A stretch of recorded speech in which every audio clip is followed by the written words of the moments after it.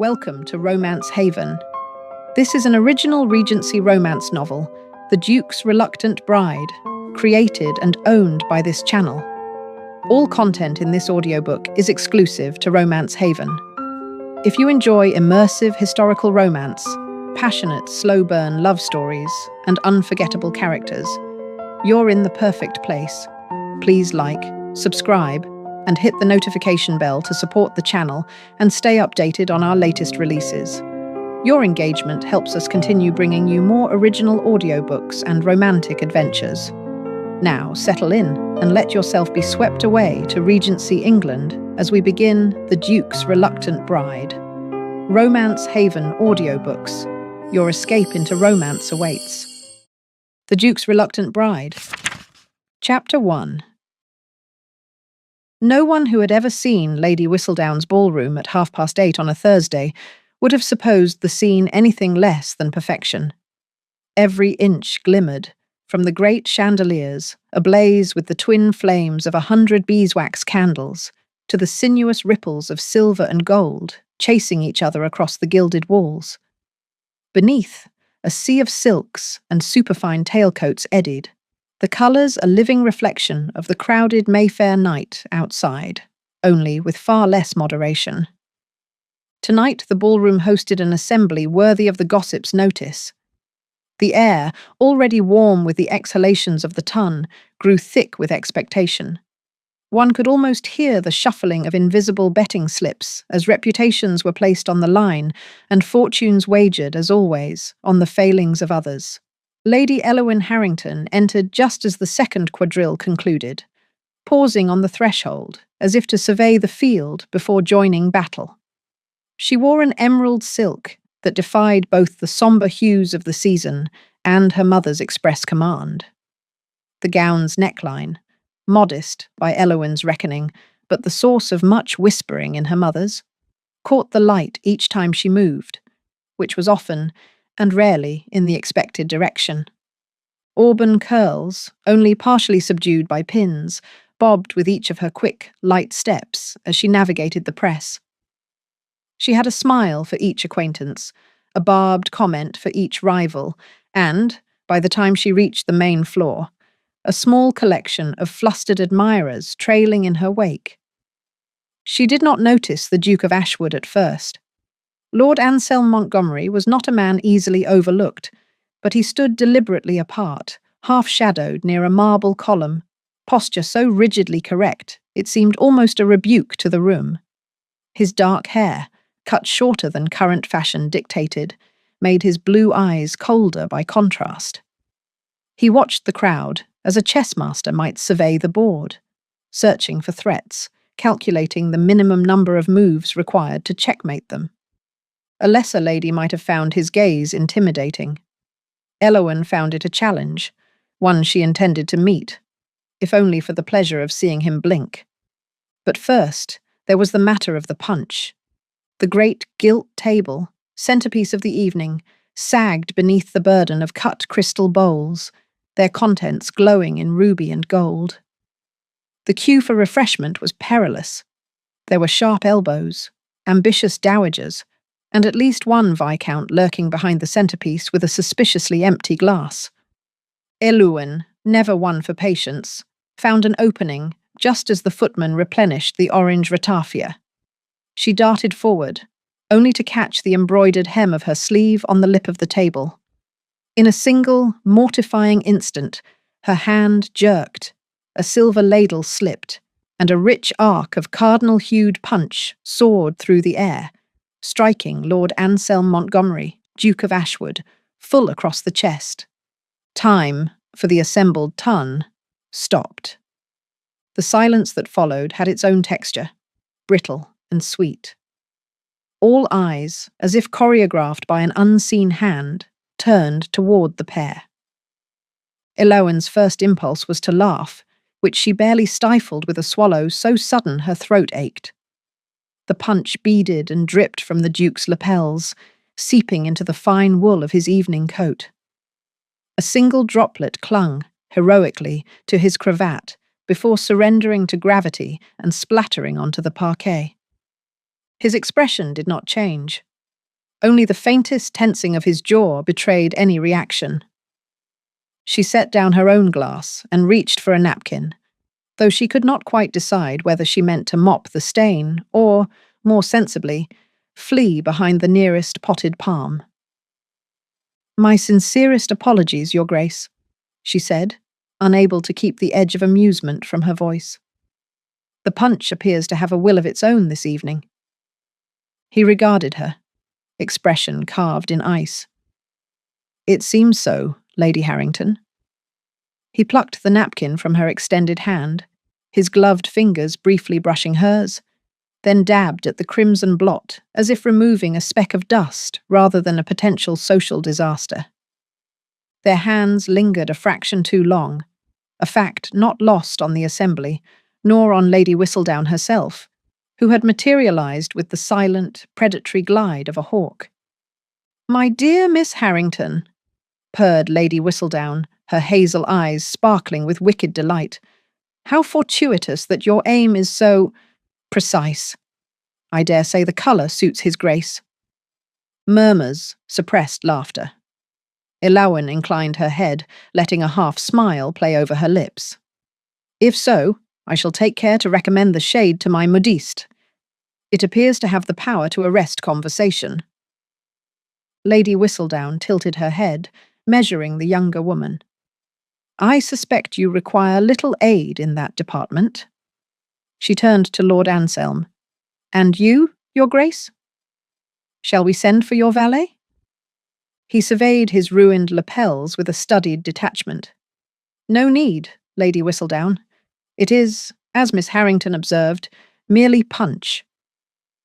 The statement held an undercurrent of disdain, or perhaps amusement. It was difficult to tell with the Duke. "Perhaps a touch less sweet than I prefer." Elowen's laugh escaped then, light and clear. "I had always heard you were immune to all things cloying, Your Grace." A ripple of amusement swept through the onlookers. Anselm's gaze lingered on her, the blue of his eyes less arctic, more assessing. "If you will excuse me," he said, inclining his head to both ladies, "I find myself in need of air." He stepped away, the crowd parting as if by command. The only trace of the incident was the line of red blossoming across his coat, and perhaps the faintest hint of a smile at the corner of his mouth. Elowen, left in the spotlight, straightened her shoulders and turned to Lady Whistledown, who seemed on the verge of laughter herself. "I trust that is the most excitement we shall endure this evening," Elowen said, brushing a stray curl behind her ear. Lady Whistledown leaned in, voice pitched for Elowen alone. "The night is young, my dear, and the tun is so very, very old." She glided away, gathering fresh tidbits of scandal as deftly as a bowerbird collects blue ribbon. The rest of the assembly, their appetite for disaster temporarily sated, returned to their previous pursuits. But the air was different now. The story, already retold in a dozen variants, would be tomorrow's principal amusement. The punch-stained Duke, the reckless Miss Harrington, and the wickedly delighted Lady Whistledown, each immortalized in rumour before the candles burned halfway down. Elowen lingered at the table, uncertain whether to refill her glass or pour the remainder over her head and flee into the night. The former seemed the less dramatic option, and so she took it, surveying the room with renewed caution. She had not expected to see the Duke again so soon, but a man of his standing could not simply vanish at a public function. He reappeared near the French doors, deep in conversation with Lady Arabella Montgomery, his sister, if rumour spoke true, and the only woman in the room whose tongue was said to be sharper than her needlework. Arabella's glance flicked to Elowen with the speed of a thrown dagger, but her smile when she turned back to her brother was all sweetness. Elowen considered retreat, but the more she thought on it, the more she resented the idea of being driven from the field by a cup of fruit juice. She squared her shoulders and wove her way toward a cluster of familiar faces. Lady Victoria Harrington, her mother, in animated discussion with Mrs. Featherstone. Lord Benedict Worthington, already surrounded by admirers and looking faintly bored by the attention, and Frederick Blake, whose habit of lingering near the refreshments betrayed his own plebeian origins more than he cared to admit. "You have made an enemy of Lady Whistledown, my dear," her mother said in a low voice, barely pausing her account of a neighbour's scandal, or at the very least, a subject of interest. "It was an accident," Elowen replied, reaching for a candied orange. "Even Lady Whistledown cannot build an empire on spilled punch." "You underestimate her, child." Mrs. Featherstone arched an eyebrow. "That woman could raise the dead with half a rumour. She certainly revives reputations or buries them as she sees fit." "I doubt my social demise can be accomplished with so slight a weapon," Elowen said, lifting her chin. "Though if I am to be assassinated, I'd prefer it be with some style." "She does have style," Benedict Worthington cut in, his tone playful. "And you, Harrington, have the right of it. No one remembers the truly dull scandals. By tomorrow, you and the Duke will be a legend, or at the very least, a cautionary tale." Elowen rolled her eyes. "Then I hope they choose a decent portraitist. I refuse to be immortalized with this hair."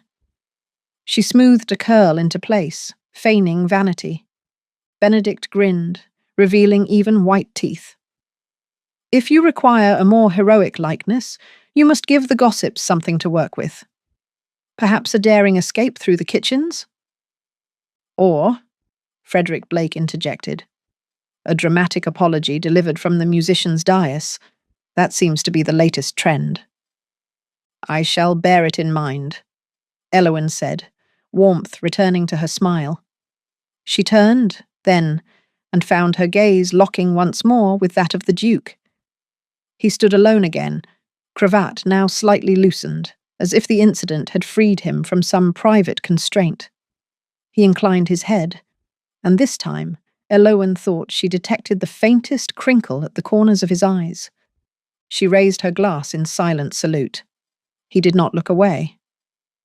The dance resumed, the floor filling with couples as the orchestra launched into a stately waltz. Elowen made no move to join them, content for the moment to let her heart slow and her cheeks cool. But as she watched the whirling pairs, she could not shake the feeling that the true dance had only just begun. As she stepped back from the table, careful this time to avoid all embroidery and glassware, she heard Lady Whistledown's voice float above the crowd. "I suppose the lesson is clear. Never underestimate a Harrington or a punch bowl." The room erupted in laughter, and Elowen, caught in its wake, found herself smiling. Not the polite, practiced smile of the ball, but something deeper, sharper, and altogether more dangerous. Whatever came next, she would not be the first to blink. Chapter 2. By the first stroke of 9, Lady Whistledown's latest offering had reached every drawing room, coffee house, and haberdashery of note from Grosvenor Square to the slums of St. Giles. There was no escaping it. The city woke, as ever, to the scent of scandal. And this morning's bouquet was of the rarest, most intoxicating vintage. In the Harrington townhouse, the day began with an eruption. The post had barely been sorted when Lady Victoria swept into the breakfast room, eyes ablaze above a violently starched ruffle. She clutched the single-page missive as if it might at any moment wriggle free and sprout venom. Elowen sat at the table, spine perfectly erect, a wedge of toast untouched before her. Her own copy of the broadsheet, unread, rested by her plate, its edges uncreased. She watched her mother's progress as one might observe a distant thunderhead, with wariness, but also, it must be said, a flicker of scientific interest. Sir Edmund Harrington, already half submerged in the financial register, looked up only long enough to mutter, "Is it always this early?" before burrowing back behind his paper. Lady Victoria did not dignify the question with an answer. She thrust the pamphlet forward, shaking it so violently a fleck of ink detached and landed in her tea. "Read," she ordered. Aloud. Elowen obligingly took the sheet and, after a moment's consideration, adopted her best elocutionary tones. No one can doubt the spirit of Lady Elowen Harrington, who last evening at Lady Whistledown's assembly electrified the ton, not only with her dazzling choice of toilette, a shade best suited to emeralds and Irishmen, but also with her astonishing aim. The Duke of Ashwood, her reputed target, was seen to receive a baptism of punch directly to his person. Whether this was accident or stratagem remains a matter for debate, but what followed shocked even the seasoned observers of London society. The pair were observed in a compromising proximity behind Lady Whistledown's famed hothouse palms, the Duke's lapels in a lamentable state, and Miss Harrington's gloves similarly stained. She looked up, meeting her mother's glare with practiced serenity. "Go on," said Lady Victoria, voice thin as a paper cut. Elowen turned back to the sheet. Sources intimate that the encounter was not, as some have charitably suggested, a bid for privacy to remedy the Duke's attire, but rather a scene of mutual intensity, one which left both parties flushed, if not yet betrothed. If this be the opening gambit of a match, it is surely the boldest in recent memory. If not, the parties involved may soon wish it had been. She set the sheet down with care. "The prose is improved over last season," she said, as if in honest critique. Lady Victoria rounded the table in 3 swift strides. "Do not trifle, child. I warned you, did I not? I cautioned you repeatedly. One may amuse, but never at the expense of reputation." Elowen folded her hands in her lap, fingers tracing the faint red bloom that still marred her glove. The colour matched the stain on the Duke's cravat precisely, a coincidence that, had she a taste for symbolism, would have caused her some alarm. "It was an accident, Mother? The Duke stepped into my path? And you could not have stepped aside?" Lady Victoria's lips thinned further, a feat Elowen had not thought possible. "Not without overturning Lady Whistledown's entire punch service, and likely a viscount or 2 besides. I chose the lesser disaster." Sir Edmund grunted from behind his barricade. "Economy of effort. Sensible." "Do not encourage her," Lady Victoria snapped. "You have no notion what this will cost us. There are whispers already. Mrs. Featherstone sent word not an hour ago. They are saying you did it on purpose, that you have designs on the Duke." Elowen's cheeks coloured, the first sign that any of this had penetrated her armour. "If I had designs on any Duke, surely I would have chosen one less—" "Less what?" her mother pressed, fanning herself in agitation, though the room was cool as a cellar. Elowen considered her options. Less invested in the aesthetics of a cravat, less inclined to glare. A beat. Sir Edmund's paper rustled, betraying a stifled laugh. Lady Victoria whirled on her husband. "This is no time for humour. We are one rung above disaster. If you will not speak to her, Edmund, I shall summon Mrs. Featherstone at once, and let her recount every ruination she has witnessed. Perhaps then you will comprehend the gravity." Sir Edmund, recognising a lost cause, retreated behind the exchange reports. Lady Victoria paced. Her footsteps, precise as a metronome, measured out her fury in quarter notes. "You must make amends, Elowen. You will call upon Lady Whistledown today. You will beg her, do you hear me? To print a retraction, or at least a clarification." Elowen eyed the pamphlet. "I doubt Lady Whistledown traffics in clarifications, Mother." "You will try, and you will wear the blue, the one with the high collar. You will look as contrite as possible, and under no circumstances will you bring up the punch." Elowen's glance flicked to the clock, then to her father. "If I am to be pilloried in the streets, may I at least have breakfast first?" "2 bites," said her mother, "and not a crumb more. We must outrun the gossips." Elowen speared a piece of toast, wondering if all condemned prisoners felt this hunger. "Will it be so very bad?" she asked quietly of her father. Sir Edmund set down his paper. "It will pass," he said, voice gentler than she expected.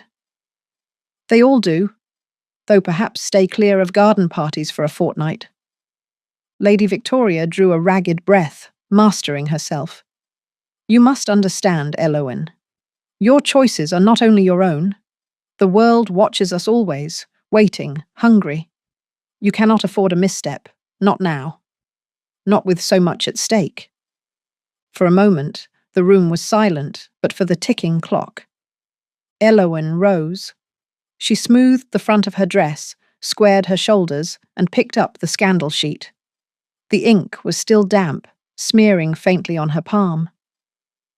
"I will do as you say, Mother," she said, the old defiance lurking just beneath her civility. "But I will not apologize for being seen." Lady Victoria closed her eyes, as if bracing for a blow. "No, I suppose you never could?" Elowen lingered in the doorway, casting a final glance back at the breakfast tableau.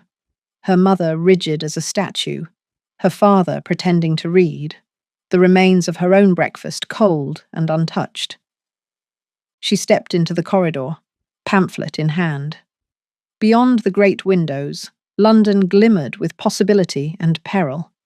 She walked toward her fate with steady tread, the scandal sheet fluttering at her side like a battle standard. Lord Anselm Montgomery, Duke of Ashwood, had always found the Montgomery family library conducive to self-discipline. It was a room constructed not for comfort, but for the imposition of order. All straight lines and sombre walnut, the volumes arranged with a geometric precision that bordered on the obsessive. Even the armchairs, ancient and upholstered in scratchy horsehair, discouraged slouching. Yet this morning, the library felt less sanctuary and more tribunal. Sunlight slashed through the tall windows, laying out bands of gold across the carpet and highlighting every floating mote of dust. The ancestral portraits that lined the walls, generations of Montgomerys, all sharp-featured and uncompromising, regarded him from their gilded frames with varying degrees of censure. He stood at parade rest before the desk, hands clasped behind his back, as Lady Arabella Montgomery gave her performance. She read the broadsheet aloud in tones of rising incredulity, each phrase delivered as if the English language itself had committed a personal affront. She reached the passage about the baptism of Punch and faltered, shooting her brother a look of mingled disgust and reluctant amusement. "This is precisely why I warned you, Anselm," she said, dropping the pamphlet onto the desk with a snap. "You have spent your entire life cultivating an image of remote infallibility, and now a single ill-placed glass of punch undoes it all." He did not respond. Instead, his gaze fixed on the offending paragraph, as though sheer force of will could erase the words. The muscles along his jaw pulsed in silent counterpoint to the grandfather clock's steady tick. Arabella pressed on, circling the desk. "You have been in London scarcely a fortnight, and already the ton is baying for your blood. I am told even the prince made mention of it at breakfast. A spectacle most entertaining, but a waste of excellent cravat." Anselm's eyes flicked up, ice blue and unamused. If the prince is so well informed, perhaps he should set up his own gossip rag. "Not necessary," Arabella replied. "Lady Whistledown's quill is swifter and more surgical." He reached up, almost unconsciously, to touch the lapel of his coat. The garment was new, a replacement for the one irreparably stained. Still, he fancied he could feel the ghost of the sticky crimson arc where it had landed. His fingers drifted to his cravat, where, despite the best efforts of the laundry, a faint mark lingered like a wound. He exhaled, slow and controlled. "It was an accident. Lady Harrington is not a predator." "She is something," Arabella retorted, "and not to be underestimated. You are the Duke of Ashwood, Anselm. Your missteps are not private matters. If you give them a single scrap, they will strip you to the bone. She leaned in, lowering her voice. If you wish to remain master of your own fate, you must act. Today. Before he could respond, a polite knock sounded at the door. Arabella composed herself, smoothing her honey-blonde hair with a flick of the wrist. Mrs. Henrietta Featherstone entered, bearing herself with the kind of dignified gravity reserved for those who have weathered their own share of disasters and come out with the upper hand. She wore a dress of sober burgundy, her grey-streaked hair impeccably arranged, and her expression as unreadable as a bank vault. "Forgive my intrusion," she said, inclining her head, "but there are developments I felt warranted immediate attention." Arabella gestured to a chair. "Please, Henrietta, we were just discussing the morning's entertainment." Mrs. Featherstone settled herself with practiced grace. "I see you have read the sheet." "Good. Then you understand the urgency. I have it on excellent authority that the story has already spread to every major house in London, and beyond." Anselm braced himself, refusing to betray the irritation prickling beneath his skin. "Let them talk. I do not answer to Whistledown, or her coterie of harpies." Mrs. Featherstone fixed him with a level gaze. "You may not answer to them, Your Grace, but society does. And society is very interested in what you intend to do about the matter." Arabella drummed her nails lightly on the desk. "In their eyes, you are as good as betrothed. Unless you mean to challenge Lady Harrington to pistols at dawn, I suggest you prepare for a formal interview with her family." The Duke considered this in silence. He had spent years navigating the politics of landed estate and peerage, but the rules of London's marriage market were infinitely more treacherous. "Lady Harrington is unorthodox," he said finally. "I doubt she wishes a union any more than I do."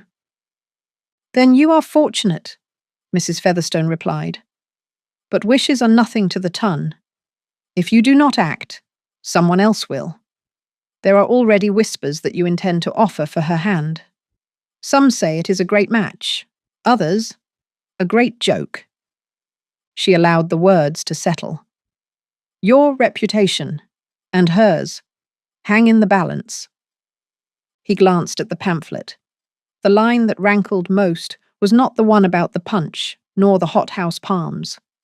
It was the suggestion that, for once, he was not in control, that a single misstep had left him exposed. He turned to the bell pull and summoned the butler, voice as cold and precise as ever. "Arrange a meeting with Sir Edmund Harrington this afternoon. I will see the family myself." Arabella looked momentarily satisfied, but then her lips twisted in sympathy. "You could have chosen a duller scandal, Anselm." He gave a small, humourless smile. "If one must be the subject of rumour, better it be for something memorable." Mrs. Featherstone rose, smoothing her skirts. "I will see to it the right people know you are taking charge. It may lessen the bloodletting." Anselm inclined his head. "Thank you, Mrs. Featherstone. As always, your discretion is appreciated." When they were alone again, Arabella stepped close, laying a hand on his sleeve. "You will see her through this, won't you?" The question surprised him. He met his sister's eyes, reading the genuine concern beneath her mask. "If I can," he said quietly. She nodded, squeezing his arm before sweeping from the room. Anselm remained, staring at the sunlight that now caught the dust motes like drifting embers. The library had done its work. He felt disciplined, resolved, ready for battle. But as he picked up the scandal sheet and read its damning lines again, he wondered if there was any arrangement, any negotiation that could restore things to their former, flawless order. He doubted it, but he would try. The carriage bearing the Duke of Ashwood arrived at the Harrington townhouse precisely at 3 minutes past the hour, a detail not lost on the household, which had spent the better part of the afternoon rehearsing for this exact moment. A footman in impeccable livery hurried to open the door. Lord Anselm Montgomery emerged, tall and composed, his every movement measured as if he feared even a misaligned cuff might compound the morning's disaster. He accepted the staff's bows with a perfunctory nod, then followed the butler through a gauntlet of marble statuary and over-polished parquet, his boots leaving no more sound than a whispered reproach. In the formal drawing-room, Elowen sat waiting, her posture textbook perfect, hands folded atop a needlepoint cushion that bore the family crest. The room was an exercise in oppression. Pale blue silk wallpaper, gold-gilded trim, and furniture so fragile that to sit upon it seemed an act of vandalism. Above the hearth hung a portrait of her late mother, the lady's expression one of such iron-clad rectitude that even in oil and canvas she appeared capable of issuing censure. Lady Victoria stood near the windows, half shadowed by the velvet drapes. She smoothed her skirt as Anselm entered, summoning a smile that never quite reached her eyes. "Your Grace," she said, curtsying with a grace born of daily practice. "What an unexpected pleasure." He returned the bow, eyes flicking to Elowen. "Lady Harrington. Lady Elowen." Elowen looked up, the green of her eyes startling in the late afternoon light. "Your Grace," she replied, tone even, as if they discussed nothing more consequential than the weather. There was a brief, brittle silence, broken only by the tick of the ormolu clock. "I am aware," Anselm said, "that our families have been thrust into—" He searched for the appropriate phrase, settling on unwelcome notoriety. Lady Victoria laughed, a note too high, then immediately regretted it. "You are gracious to call it such, Your Grace. Lady Whistledown is not known for her kindness." "No," he agreed, "but she is known for her accuracy." He let the words hang, watching Elowen for a reaction. She met his gaze without flinching. "Do you mean to accuse me of calculated scandal, Your Grace?" Her voice was soft, but beneath it ran a steel cable. He considered her for a moment, then shook his head. "I do not. Accidents happen, though rarely on so grand a scale." Lady Victoria's fan snapped open and shut with nervous velocity. "Perhaps, if we all act with decorum, this will pass quickly. The Tun is ever in search of the next diversion." Anselm inclined his head. "You are correct, Lady Harrington, but there are some matters which cannot be left to the mercies of public opinion." He turned fully to Elowen, making a show of ignoring the chaperone stationed by the tea-cart, a great-aunt whose hearing was unreliable and whose presence was largely ornamental. "I believe you understand why I've come, Lady Elowen." She lifted her chin, shoulders squared. "To propose a solution to our mutual predicament, I presume?" Anselm blinked, momentarily caught off guard by the frankness. "Indeed." Lady Victoria, sensing her cue, retreated to the window. "If you will excuse me, I must see to the tea," she lied, though the tea was not scheduled for another hour. As the door closed, the silence grew heavy. Elowen broke it first, her voice very nearly playful. "You needn't appear so grim, Your Grace. I'm not in the habit of devouring gentlemen whole. Half, perhaps." Anselm almost smiled, but contained it. He took a deliberate stance by the fireplace, positioning himself so the light fell over one shoulder. "If it were only my reputation at stake, I might let the matter drop. But my family's name, and yours, are not so easily mended." She watched him, one eyebrow arched in perfect skepticism. "And what remedy does the Duke of Ashwood recommend?" He drew a breath. "A formal engagement, swift and public. We present a united front, and in so doing, extinguish the rumours before they become permanent stain." Her lips pursed, considering. You make it sound so mechanical. He looked away, briefly. Perhaps it is. But if you prefer, we may await the endless parade of invitations from every drawing room in London. You will be the subject of speculation for months, years perhaps. She laughed, a single surprised peal. You truly believe the Tun's memory is so long? I believe it is as long as Lady Whistledown chooses to make it. For a time, neither spoke.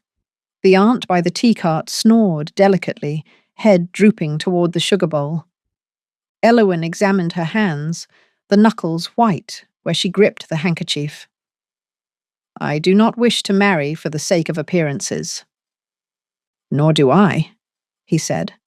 But I would prefer to marry for appearances than to be remembered for a fruit punch debacle. She grinned, unable to help herself. You know, Your Grace, you are not at all as terrifying as they say. He tilted his head, intrigued. And what do they say? That you are a man of ice and iron, that you have never once been caught out, that you would sooner die than endure public humiliation. He considered, then shrugged. 2 out of 3, perhaps. She leaned back, folding her arms. And if I say no? Then I will respect your wishes and do what I can to shield you from the worst of it. He paused. But I think you are too clever to relish martyrdom. She fell silent, and he let the pause draw out. The sun slanted across the room, gilding the blue wallpaper and casting their long shadows together on the floor. At length, she said, If I agree, what sort of marriage do you envision? Not the sort with roses and poetry, I hope. He shook his head. No roses. No poetry. I offer respect, honesty, and whatever degree of freedom you require. I do not expect you to fulfill all the traditional duties of a wife. His voice faltered, the line rehearsed, but never before spoken. Her eyes widened, then narrowed. How very generous of you, Your Grace. He inclined his head. I have always admired your candour, Lady Elowyn. I would not wish to make you unhappy. She looked at him, really looked, and something in her expression softened. It is possible, she said, that I might surprise you. He nodded, the faintest smile touching his lips. I hope so. The aunt emitted a low, rumbling snore, then jerked awake. Eh? Is it settled then? Elowyn gave her a fond look. Not quite, Auntie, but I suspect it will be. She rose from her seat, smoothing her dress. Then I accept, Your Grace, on one condition. Name it, he said. She stepped forward, voice low. When the next scandal arrives, as it surely will, you must promise not to blame the punch. He bowed, low and formal. You have my word. The clock on the mantel chimed the hour, and in that moment the agreement was made. Neither smiled, but the air between them crackled with something far more dangerous than romance.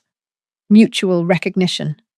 They stood in the fading light, shadows entwined on the Aubusson carpet, and awaited whatever madness society would send next. Chapter 3. Lady Elowyn had always believed herself impervious to drawing rooms. She'd grown up among them, plush, gilded, faintly stifling, with the air always slightly scented by lavender water and secrets. Yet today, as she awaited the Duke of Ashwood's arrival, she found her own family's salon curiously oppressive, as if the very plasterwork strained to contain her. The room was a masterclass in Regency taste, or at least her mother's interpretation thereof. Elegant Grecian urns perched on marble-topped consoles. The settees wore pale blue silk, piped in ivory. The Aubusson carpet below was an unending scroll of mythological figures and costly neglect. Over the mantel, the family's ancestral patriarch, surveyed the proceedings with an expression that could only be described as personally affronted. Below him, 3 vases of late narcissus attempted to mask the room's anxiety, but only succeeded in cloying the air. Elowen herself was an irritant within this composition, as always. She paced, ignoring the cold stares of furniture and portrait alike. Her emerald skirts whispered over the carpet, and each turn was punctuated by the crisp snap of her impatience. Her hair, at her mother's insistence, had been subdued into a coiffure severe enough to withstand a cannonade, though 6 rebellious curls already framed her face in defiance. Lady Victoria, her mother, architect of both the salon and Elowen's present mortification, hovered at the perimeter, hands clenched over a lace handkerchief. She eyed Elowen's orbit as one might a dangerously charged storm system, determined to intervene before property damage could occur. "Sit," her mother hissed, the command delivered through a smile so brittle it could have sliced lemon. Elowen obeyed, mostly to deprive her mother of the satisfaction of a second command. She perched on the edge of the divan, feet planted, hands folded with a grip that turned her knuckles white. "Uncross your ankles," Lady Victoria said. Elowen did so. "And your expression, if you please. You look as if you're about to bite someone." "An unfortunate side effect of being devoured by nerves," Elowen murmured. Her mother pursed her lips, and then set about smoothing invisible wrinkles from Elowen's sleeve. "If you had conducted yourself with the least degree of caution—" "Mother, we have covered this," at length. Across the room, Sir Edmund Harrington stood by the window, shoulders square against the encroaching scandal. He did not speak, but his thumb beat a rapid, silent tattoo on the mahogany frame. For all his supposed indifference, he had not so much as opened the Times since breakfast. "Is it possible," Lady Victoria said, smoothing the same patch of silk for the 3rd time, "that you might, just for this meeting, refrain from any—" She paused, searching for the word. "Flights of rhetoric." "Perfectly possible," Elowen replied, "provided I am not provoked." Her mother's nostrils flared, but before she could respond, the butler appeared in the doorway, face a mask of professional anesthesia. His Grace, the Duke of Ashwood. Time compressed to a pinpoint. Elowen felt her breath go shallow, her pulse suddenly loud in her ears. The Duke entered with military precision, every inch of him an exercise in immaculate control. His coat, deep navy, fit as if stitched onto his frame. His cravat was a marvel of geometric restraint. His dark hair, cut to a severity that verged on martial, only accentuated the ice-chip blue of his gaze. He bowed, not deeply enough for humility, but just enough to register that he had read the room. "Lady Harrington, Sir Edmund, Lady Elowen." The order of address was deliberate, a reminder that she was last in the chain of command. He accepted the proffered seat with a grace that could only have been practiced in front of a hostile audience. Silence fell, broken only by the ticking of the ormolu clock and the faint creak of Elowen's stays as she inhaled. She considered, for one mad moment, upending the entire charade with a laugh or an ill-timed question. Instead, she folded her hands tighter and waited. The Duke cleared his throat, the sound soft but carrying. "I trust your morning has been less eventful than last evening." If he intended humour, it had been lost in translation. "My daughter is most contrite," Lady Victoria said, her tone a study in maternal suffering. "As are we all?" He nodded once, then turned to Elowen. "I appreciate candour, Lady Elowen. If you have any to spare, I should be glad of it." Her mother's gasp was barely audible, but Elowen felt it keenly, like a thread yanked taut. "My only candour at present is embarrassment," Elowen said, voice steady, and a wish that the punch bowl had been aimed elsewhere. The Duke's lips twitched, but the smile did not materialize. He fixed her with a look that would have wilted most debutantes. Regrettable though it was, the incident cannot now be undone. Nor, it seems, can Lady Whistledown's account of it. Lady Victoria, sensing the approach of business, interjected. We are at your mercy, Your Grace. Whatever solution you deem fit. I propose, he interrupted, a marriage. Swiftly arranged, publicly announced, and as unremarkable in its particulars as possible. The sentence landed like a gavel. Elowen's jaw tightened. For a moment, she could not speak. Lady Victoria made an approving sound, as if a chronic illness had just been miraculously cured. Sir Edmund exhaled, all at once, and the tension in his posture slackened. Elowen was less mollified. Am I to understand, she said carefully, that this is an offer? The Duke's gaze did not waver. It is a necessity, Lady Elowen, not a proposal. She felt her cheeks heat, and was grateful for the artful blush her mother had insisted upon. What a relief, she said. I was worried you might try to seduce me. He did not flinch. I am ill-suited to seduction. Efficiency, on the other hand, is my forte. Then allow me to be efficient in return, she replied. I have no wish to marry you, but I see no alternative. Lady Victoria shot her a look of pure panic, but Elowen ignored it. She stared straight at the Duke, daring him to react. He did not. Good, he said. And in that moment, Elowen understood something crucial about him. He was a man who took solace in problems that could be solved, and people who did not require more from him than this. A solution. Her parents wasted no time. Sir Edmund summoned the butler with a flick of the wrist, and Lady Victoria began reciting a list of suitable dates and locations for the announcement. Elowen let the words wash over her, retreating into the familiar mental space she reserved for needlework and tedious sermons. She saw, with a clarity that startled her, the outlines of her future.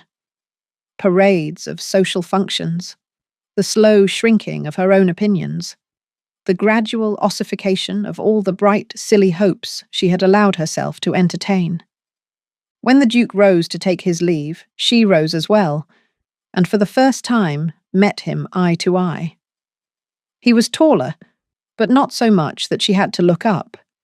There was a flicker in his gaze of something like regret, or perhaps only recognition. Thank you, Your Grace, she said, the words tasting strange and foreign. He inclined his head. Lady Elowen. And just like that, he was gone.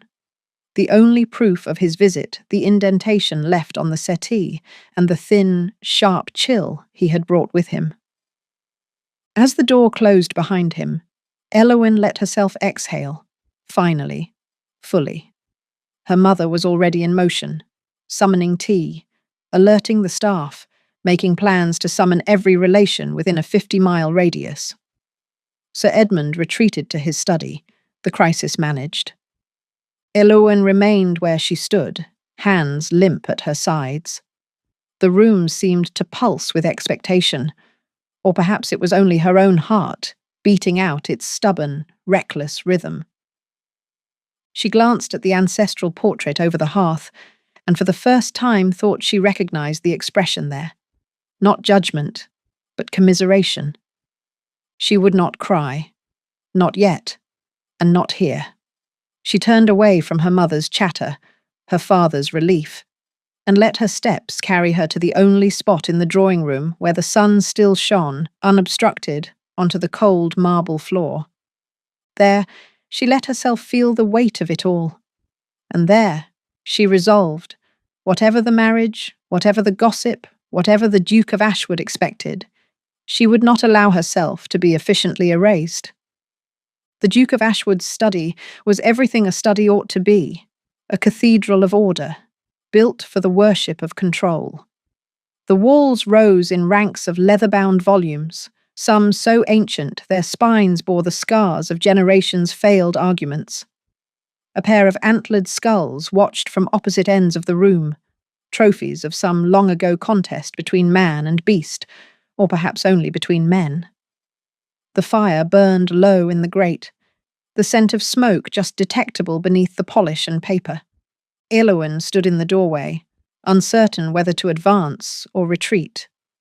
The invitation to discuss details had been couched in the most formal of terms, but the butler's face had betrayed a glimmer of private sympathy. She had, for once, followed her mother's advice and left her opinions behind in favour of an unobjectionable gown and a calm, unyielding silence.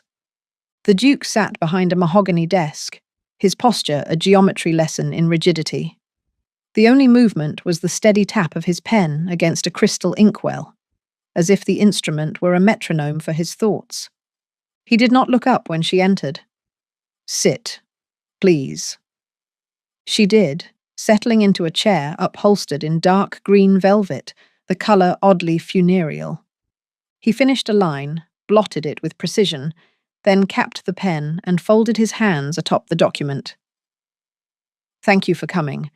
I realize these circumstances are unusual." Eowyn waited, refusing to break the silence first. He regarded her with a new severity. "I would not have you under any illusions about our arrangement." "I possess none," she said, "but I am always open to enlightenment." A faint line appeared between his brows. "Very well. I do not expect a conventional marriage. I have little use for sentiment or the performance of domestic harmony." She blinked. "You intend to keep a separate household, then?" He allowed himself a single, mirthless chuckle. "No, I expect you to preside over my household, as the title demands. But our lives will be parallel, not entwined." Eowyn studied him. The blue of his eyes was less glacial here, more akin to the hard polish of steel. "What precisely do you require of me, Your Grace?" He leaned back, crossing his arms. "Your attendance at public events, your discretion in private matters, and, of course, the production of an heir at the appropriate time." The words hung in the air, each syllable dissected and neatly pinned. Eowyn's fingers curled, nails biting into her palm. "And your presence at these events, will you be similarly present, or do you plan to send your regrets by courier?" He smiled, just barely. "If you recall, Lady Eowyn, my reputation for attendance is unimpeachable." "Yes, but so is your reputation for ice," she said. "You do not find the prospect of sharing a life, any life, with a stranger, at best, and an adversary at worst, to be somewhat bleak?" He seemed to consider this. "Life is not required to be pleasant, only tolerable." She watched him, searching for any trace of humour or warmth. "Then why not simply let the scandal fester and spare us both?"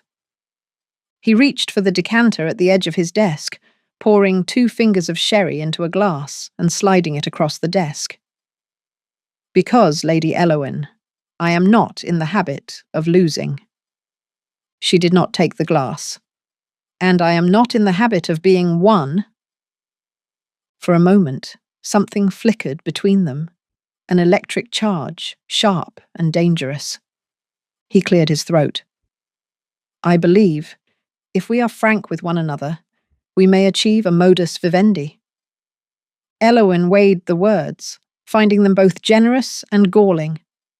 "I see." He gestured to the sherry, and when she shook her head, he sipped it himself. "You will find your life at Ashwood House well supported. You may have your own rooms, your own interests. I will not interfere, provided you do not interfere with mine." "What are your interests, precisely?" she asked, not out of curiosity but calculation.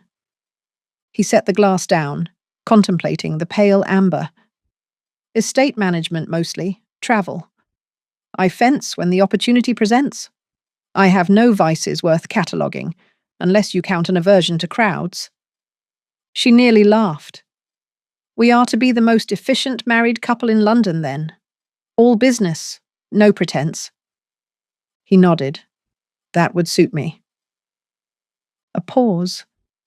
Elowen leaned forward, elbows on her knees, and fixed him with her fiercest look. I have a condition. He arched an eyebrow, as if this were a negotiation for horseflesh rather than lives. Name it. My independence, she said. I will not be watched, nor curtailed, nor paraded as a symbol of your conquest. I will do as duty requires, but I reserve the right to be myself, even, especially, if it displeases you. The corner of his mouth twitched again. That is acceptable, provided yourself does not draw further scandal. Elowen inclined her head. And if it does? Then we will manage it together, as befits our new partnership. The way he said the word made her bristle, but also, in some irrational way, reassured her. There would be no fawning, no smothering, no expectation of romantic gestures. Only the unbending line of duty, which was at least something she understood. He poured himself more sherry. Is there anything else? Yes, she said. I want the terms in writing. He laughed, a genuine sound this time, sharp as flint. Very well, Lady Elowen. I will have my solicitor draw up the particulars. She stood, feeling the power of her own legs for the first time since entering. Thank you, Your Grace. I believe we are in accord. He rose as well, the movement precise and martial. So it would seem. They regarded one another in silence, neither yielding. The trophies on the wall looked on, mute witnesses to this particular kind of bloodsport. Elowen broke the standoff with a shallow curtsy, then strode to the door. As she reached the threshold, he called after her, Lady Elowen? She turned, one hand on the dark wood panel. I look forward to seeing how you will surprise me. She nodded, neither smiling nor scowling. You will not have long to wait, Your Grace. With that, she left him to his fire, his order, and his amber consolation, feeling, strangely, as if she had won the first round after all. Montgomery House did not believe in subtlety. The grand drawing room, where the engagement was to be made public, irrevocable, and legal, was a marvel of excess. Ceiling frescoed with Olympians in a perpetual argument, chandeliers that spat sunlight in every direction and on each available surface, a regiment of urns and candelabra standing guard over centuries of accumulated dignity. The effect was less inviting than intimidating, as if the house itself meant to swallow any visitor whole. Elowen arrived with her mother in tow, the latter dressed for battle in the darkest silk she owned. The butler led them past footmen lined up like chess pieces, up a sweep of marble steps, and into a room so imposing even Lady Victoria paused before entering. Inside, the air was heavy with anticipation and the faint aroma of polished silver. Anselm awaited them, standing by the hearth. To his right was Lady Arabella, her blue eyes sharp and her gown sharper. To his left, the family solicitor unrolled a sheaf of parchment, the splay of wax seals along its margin, a threat in miniature. The Harringtons took their seats, Elowen between her parents on a sofa so hard it discouraged even the smallest slouch. Servants materialized with trays, sherry, ratafia, delicate cakes, all arranged with military efficiency. No one touched them. Lady Arabella smiled in a way that bared teeth. Welcome, Lady Harrington, Lady Elowen. Such a pleasure to have you as family. At last. Lady Victoria attempted a gracious reply, but it emerged as a strangled cough. The silence that followed was only broken when Mrs. Henrietta Featherstone arrived, trailing a scent of violets and pragmatism. She greeted both sets of parents, then swept Elowyn into a brief, gentle embrace. "My dear," she whispered, "if you survive today, you can survive anything." Elowyn felt absurdly grateful. She squeezed Mrs. Featherstone's hand before being nudged toward the table where the solicitor, with the air of a priest about to perform a sacrifice, cleared his throat. "The parties to this settlement," he intoned, "being His Grace, Lord Anselm Montgomery, and Lady Elowyn Harrington, agree as follows."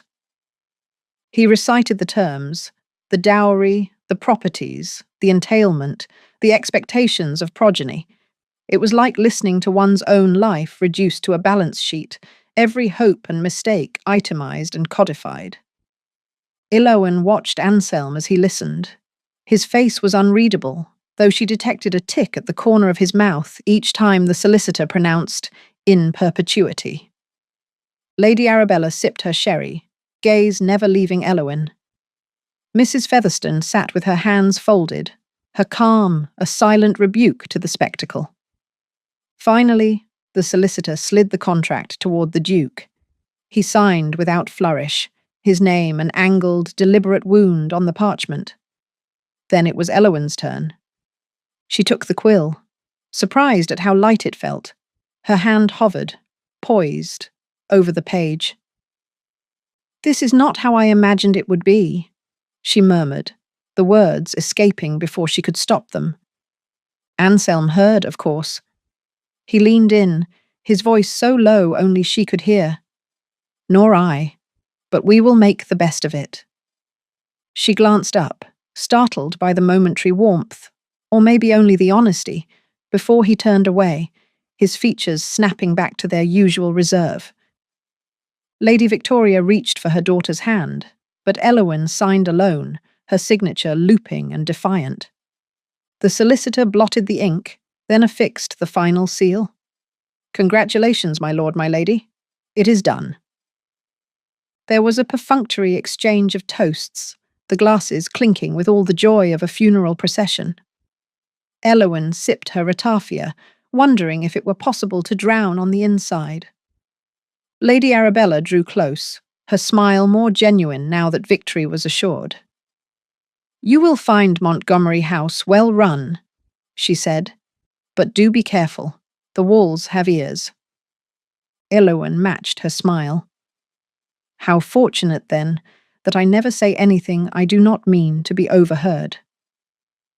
Arabella regarded her for a moment, then laughed, the sound both delighted and dangerous.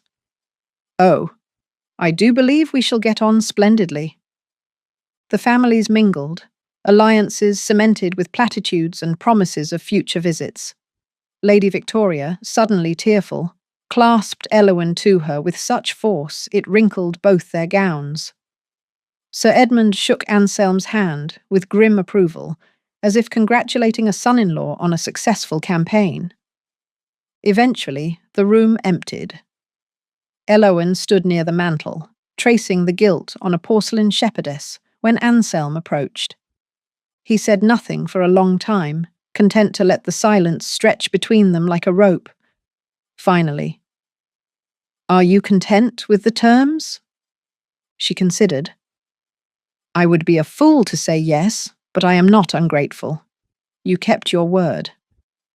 He inclined his head. "You kept yours."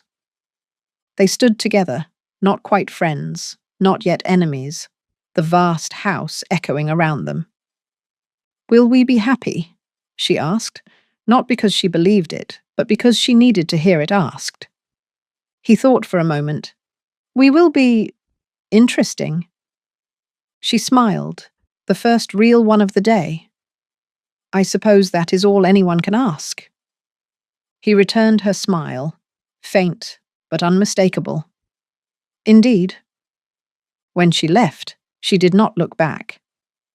She walked through the halls of Montgomery House, past the ancient urns and judging portraits, and into the pale, uncertain light of late afternoon. At the carriage, Mrs. Featherstone waited. She offered her arm, and Elowyn took it, feeling, for the first time since this began, a current of possibility. "You did well, my dear," Mrs. Featherstone said, "better than most would have in your place." Elowyn glanced up at the sky, the colour of fresh linen, and found herself laughing. "That is not saying much, Henrietta." "No," the older woman agreed, "but it is enough." Inside the carriage, as they rattled away from the house and into the city, Elowyn pressed her fingers together, remembering the feel of the quill, the way Anselm's hand had hovered over hers as they signed the contract. They had not touched, but perhaps one day they would. Chapter 4. There had been a time, not so very long ago, when Lady Elowyn Harrington would have counted herself immune to the pageantry of weddings. Years of society's endless nuptials had left her with a healthy scepticism for the institution, and a conviction that no vow, however public, could match the stubbornness of a human heart. Yet as she entered the modest stone chapel off Cavendish Square, trailing the length of her own expectation like an ill-fitted train, she found the place wholly transformed by her presence within it. The hour was early, the city still muffled in spring haze, and the pews, what few there were, harboured only the most essential witnesses. Candles flickered in competition, with the wan light filtering through the windows, their flames reflected in the small, anxious congregation. Her father, her mother, Mrs. Featherstone, a handful of silent staff, and, seated at a diplomatic remove, Lady Arabella Montgomery in a deep sapphire silk that managed to both mourn and celebrate at once. Elowyn's own attire had been the subject of a minor siege. Her mother had, for the past 3 days, maintained that it was possible to convey both humility and taste. And so the dress was white muslin, with only a whisper of lace at the cuffs and hem, a compromise between the demands of decency and the limits of the Harrington budget. No train, no veil beyond a modest length of tulle, and in lieu of a grand bouquet, a posy of violets and sweet alyssum, which she gripped as if it might otherwise float away. Sir Edmund Harrington, his arm as stiff as the starch in his collar, escorted her up the narrow aisle with the same air of grim resolve he reserved for bear markets and family funerals. Lady Victoria drifted in their wake, her lips pressed so tightly they had lost all colour. Every 3 steps she emitted a low, sibilant remark to the air. Shamefully simple. Couldn't they have managed a choir? What will the guests think, seeing so few? If the gods of matrimony heard her, they gave no sign. At the front, the vicar, an old schoolmate of Sir Edmund's, recalled from the obscurity of clerical life for just this purpose, stood waiting in a vestment that looked as though it might at any moment molt entirely. Next to him, conspicuously alone, stood Anselm, Duke of Ashwood, in a dark mourning coat tailored to the edge of severity. The cut was impeccable. The man within it, if anything, more so. For a moment, as she took her place at his side, Elowyn wondered if she had dreamed the events of the last week. It was possible, she thought, to mistake the sensation of falling for that of flying if one did not pay close enough attention to the ground. The ceremony began not with music, but with a cough from the vicar, who cleared his throat and intoned the familiar rites with a speed that implied either anxiety or indigestion. The words came and went in a blur, the forsaking all others colliding with for better, for worse, before either had time to settle. Elowyn caught herself watching her own hands, noting with perverse pride that they did not shake, though her thumb tapped a staccato on the handle of the posy. Beside her, Anselm stood so still he seemed part of the marble altar, but his gaze was fixed not on the vicar, nor the heavens, but straight ahead, as if awaiting a signal only he could perceive. Mrs. Featherstone, who had insisted on standing just behind the bride, reached out now and adjusted the set of Eloin's veil with a touch so light it was more suggestion than correction. The older woman murmured, "Head high, darling." "Give them a show," then retreated to her post, satisfaction evident in the set of her jaw. In the third row, Lady Victoria fanned herself with increasing speed, the movement so violent it threatened to generate its own weather.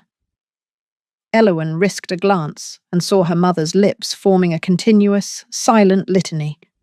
No flowers, no orchestra, no one but the help. She looked away before the weight of that disappointment could settle on her. The exchange of vows arrived with little warning. The vicar's voice, flat as a dropped coin, prompted first the groom and then the bride. Anselm's reply was immediate. "I do," delivered in the same tone he might use to accept the terms of a wager. When it was her turn, Eloin found her mouth had gone dry. She forced the words out, crisp and clear, then surprised herself by not flinching as the Duke took her gloved hand in his. The ring was a family heirloom, a narrow band of gold set with a single sapphire. He slid it onto her finger with a precision that bordered on surgical, holding her hand a beat longer than required before releasing it. The vicar's pronouncement was equally brisk. "By the power vested in me, and in accordance with the laws of God and the Crown, I pronounce you man and wife. You may—" He hesitated, eyes darting from Anselm to Eloin and back. Sensing the momentary confusion, Anselm offered a fractional bow and, with an almost imperceptible squeeze of her hand, turned to face the congregation. The applause, such as it was, came mostly from the staff. Lady Victoria dabbed at her eyes with the hem of her handkerchief, either genuine emotion or an effort to erase any memory of the morning altogether. Sir Edmund nodded once, approval or relief impossible to distinguish. As the witnesses clustered for the signing of the register, Eloin found herself momentarily adrift, the room's faces swimming in the haze of candle smoke and nerves. Mrs. Featherstone guided her to the vestry table, smoothing her hair with a pride that did not need to be spoken. The register itself was an ancient book, its pages foxed and musty. The vicar pointed to the blank line, and Eloin's hand hovered over the quill before she signed in a neat, slanting script. Her maiden name for the last time, she supposed, though the ink barely had time to dry before the Duke signed his own. All straight lines and uncompromising angles. It was done. Anselm lingered, looking down at the page as if searching for a cipher. Eloin, emboldened by the absurdity of it all, leaned close enough for only him to hear. "From scandal to matrimony in less than a fortnight. Quite efficient, Your Grace." He did not smile, not exactly, but his eyes warmed a fraction. "Efficiency is my only virtue." She considered this, then shook her head. "I suspect you have others. Time will tell if they are any more tolerable." His gaze flickered to her hand, then back to her face. "You surprise me, Lady Eloin." "I plan to make a habit of it," she replied, allowing herself the smallest of grins. The vicar coughed again, more pointedly this time, and the pair were shepherded back into the nave for the final benediction. As the candles guttered and the last of the spring sun spilled through the stained glass, Lady Eloin Montgomery stood at the threshold of her new life, her old one already dissolving behind her like sugar in tea. She squared her shoulders, tightened her grip on the posy, and prepared to face the oncoming tide.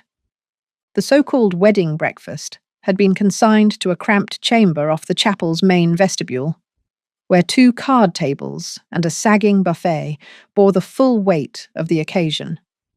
The chairs, scavenged from various offices and closets, clashed in both style and colour, and the silverware was so mismatched that Eloin half expected it to begin arguing amongst itself. Yet the effect was almost comical in its poverty of ceremony, especially when set against Lady Victoria's ceaseless campaign to restore even the appearance of grandeur. No sooner had Elowen entered the room than her mother seized upon the nearest servant. "This tablecloth, it is wrinkled, do you see? And the glasses, not a single one is proper crystal. They had better not have watered the ratafia, not after all I've endured." Sir Edmund, immune to such matters, took his seat with a sigh of relief and began fortifying himself with the first offering of sherry. "Perfectly adequate, this," he pronounced, raising his glass in the general direction of his daughter and new son-in-law. "To a practical union, then?" Anselm, who had not yet shed the rigor mortis of the ceremony, replied in kind, "Indeed." He tilted his glass, but did not drink, instead scanning the room as if hoping it might quietly disappear. The guests, such as they were, found their places. Mrs. Featherstone settled beside Elowen, her expression one of practiced encouragement.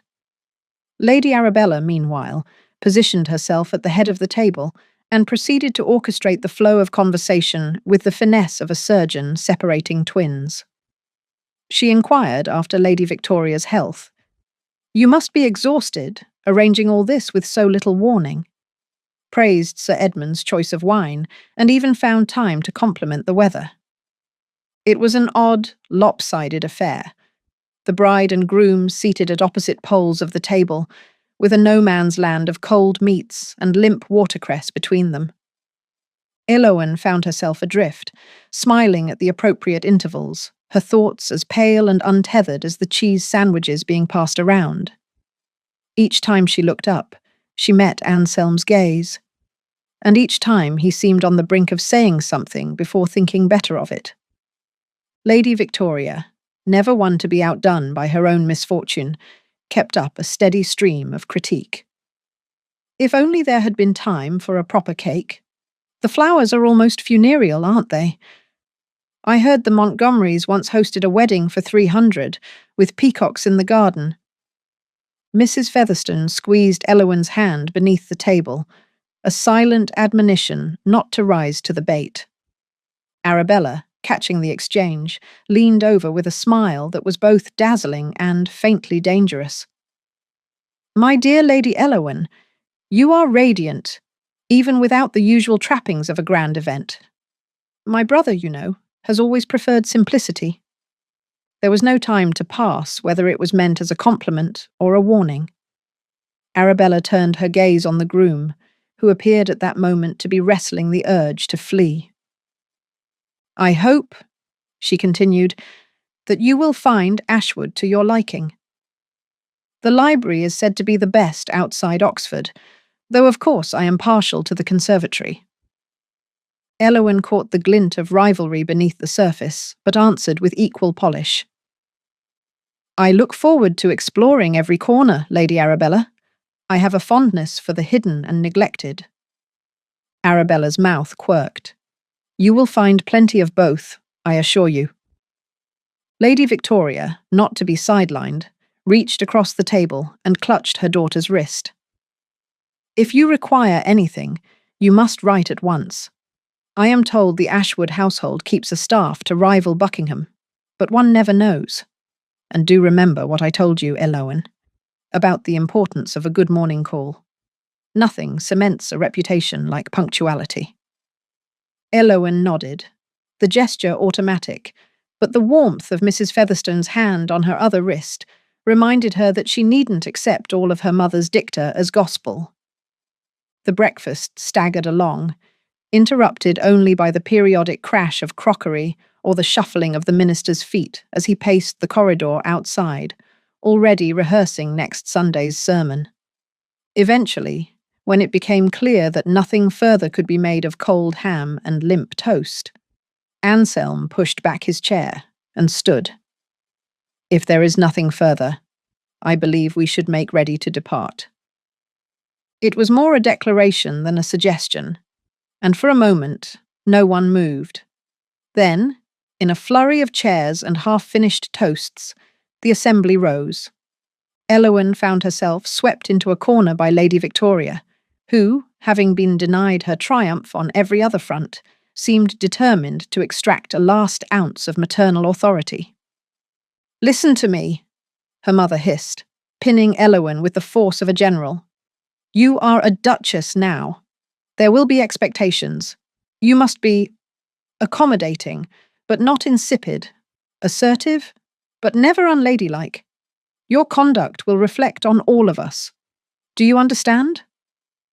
Elowen heard the desperation behind the admonition, and for a fleeting second felt a pang of sympathy for the woman who had spent her life mortaring reputation over feeling. "I understand, Mother." Lady Victoria stepped back, surveyed her handiwork, and offered a final, trembling smile. "You are very brave," she whispered, "braver than I was." Before Elowen could respond, Mrs. Featherstone appeared at her elbow, guiding her gently toward the doorway. "Ignore her, dear. She means well, but she's never been married to a duke. I have a feeling you'll outdo her yet." Elowen squeezed the older woman's hand in gratitude. At the threshold, Sir Edmund waited, hands folded behind his back. He nodded to his daughter, then to Anselm. "Congratulations. I expect to see you both at dinner next week. No excuses?" Anselm inclined his head. "Of course, Sir Edmund." Arabella, last in line, enveloped Elowen in an embrace so swift it barely registered before the older woman was halfway out the door. "Welcome to the family," she murmured, and then it was over. Elowen stood at the top of the chapel steps, the wind catching at her skirts, and watched as Anselm summoned the waiting carriage. He turned to her, offering his arm, and for a moment she hesitated, thinking, perhaps, of all that had not been said, all that might never be said between them. But then she set her shoulders, accepted his arm, and stepped forward into the street, feeling the press of expectation like a crown and a manacle all at once. The city, indifferent and eternal, watched them go. The carriage waited, glossy black and liveried, a mute reminder of the family's new standing in the world.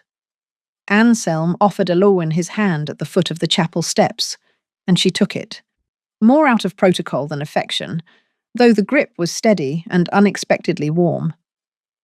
Behind them, the wedding party lingered in a ragged line of leave-taking. Lady Victoria produced a monogrammed handkerchief, and with a final gasp, pressed it to her eyes. Sir Edmund merely inclined his head, the gesture conveying more paternal pride than his entire previous existence. Arabella watched from the shade of the portico, her farewell a precise, two-fingered salute that somehow managed to be both ironic and affectionate. Once inside the carriage, Elowen found herself deposited on the far side of the upholstered seat. Anselm took his place opposite, folding his hands atop a leather-bound folio and staring out the window as if counting each passing lamp-post. For several minutes, the city was all there was. The clatter of wheels over cobbles, the dull echo of distant bells, the fleeting glimpses of other people's lives refracted through the glass. Elowen studied her new husband's profile, the sharpness of his features softened only by the morning's fatigue. The silence, a living thing, grew until it could not be borne. "Well," she ventured, "that was precisely as festive as a funeral." Anselm's eyes flicked to hers, a glimmer of amusement breaking the composure. "I believe funerals typically have more flowers."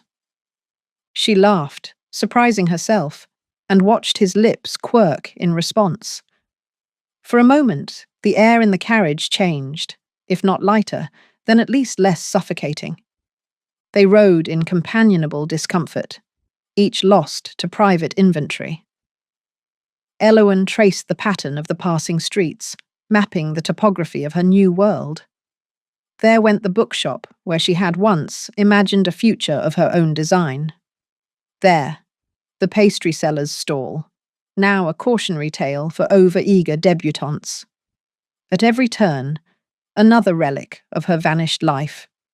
She wondered what landmarks Anselm counted as the carriage rolled on, what he measured as loss, and what he considered gain.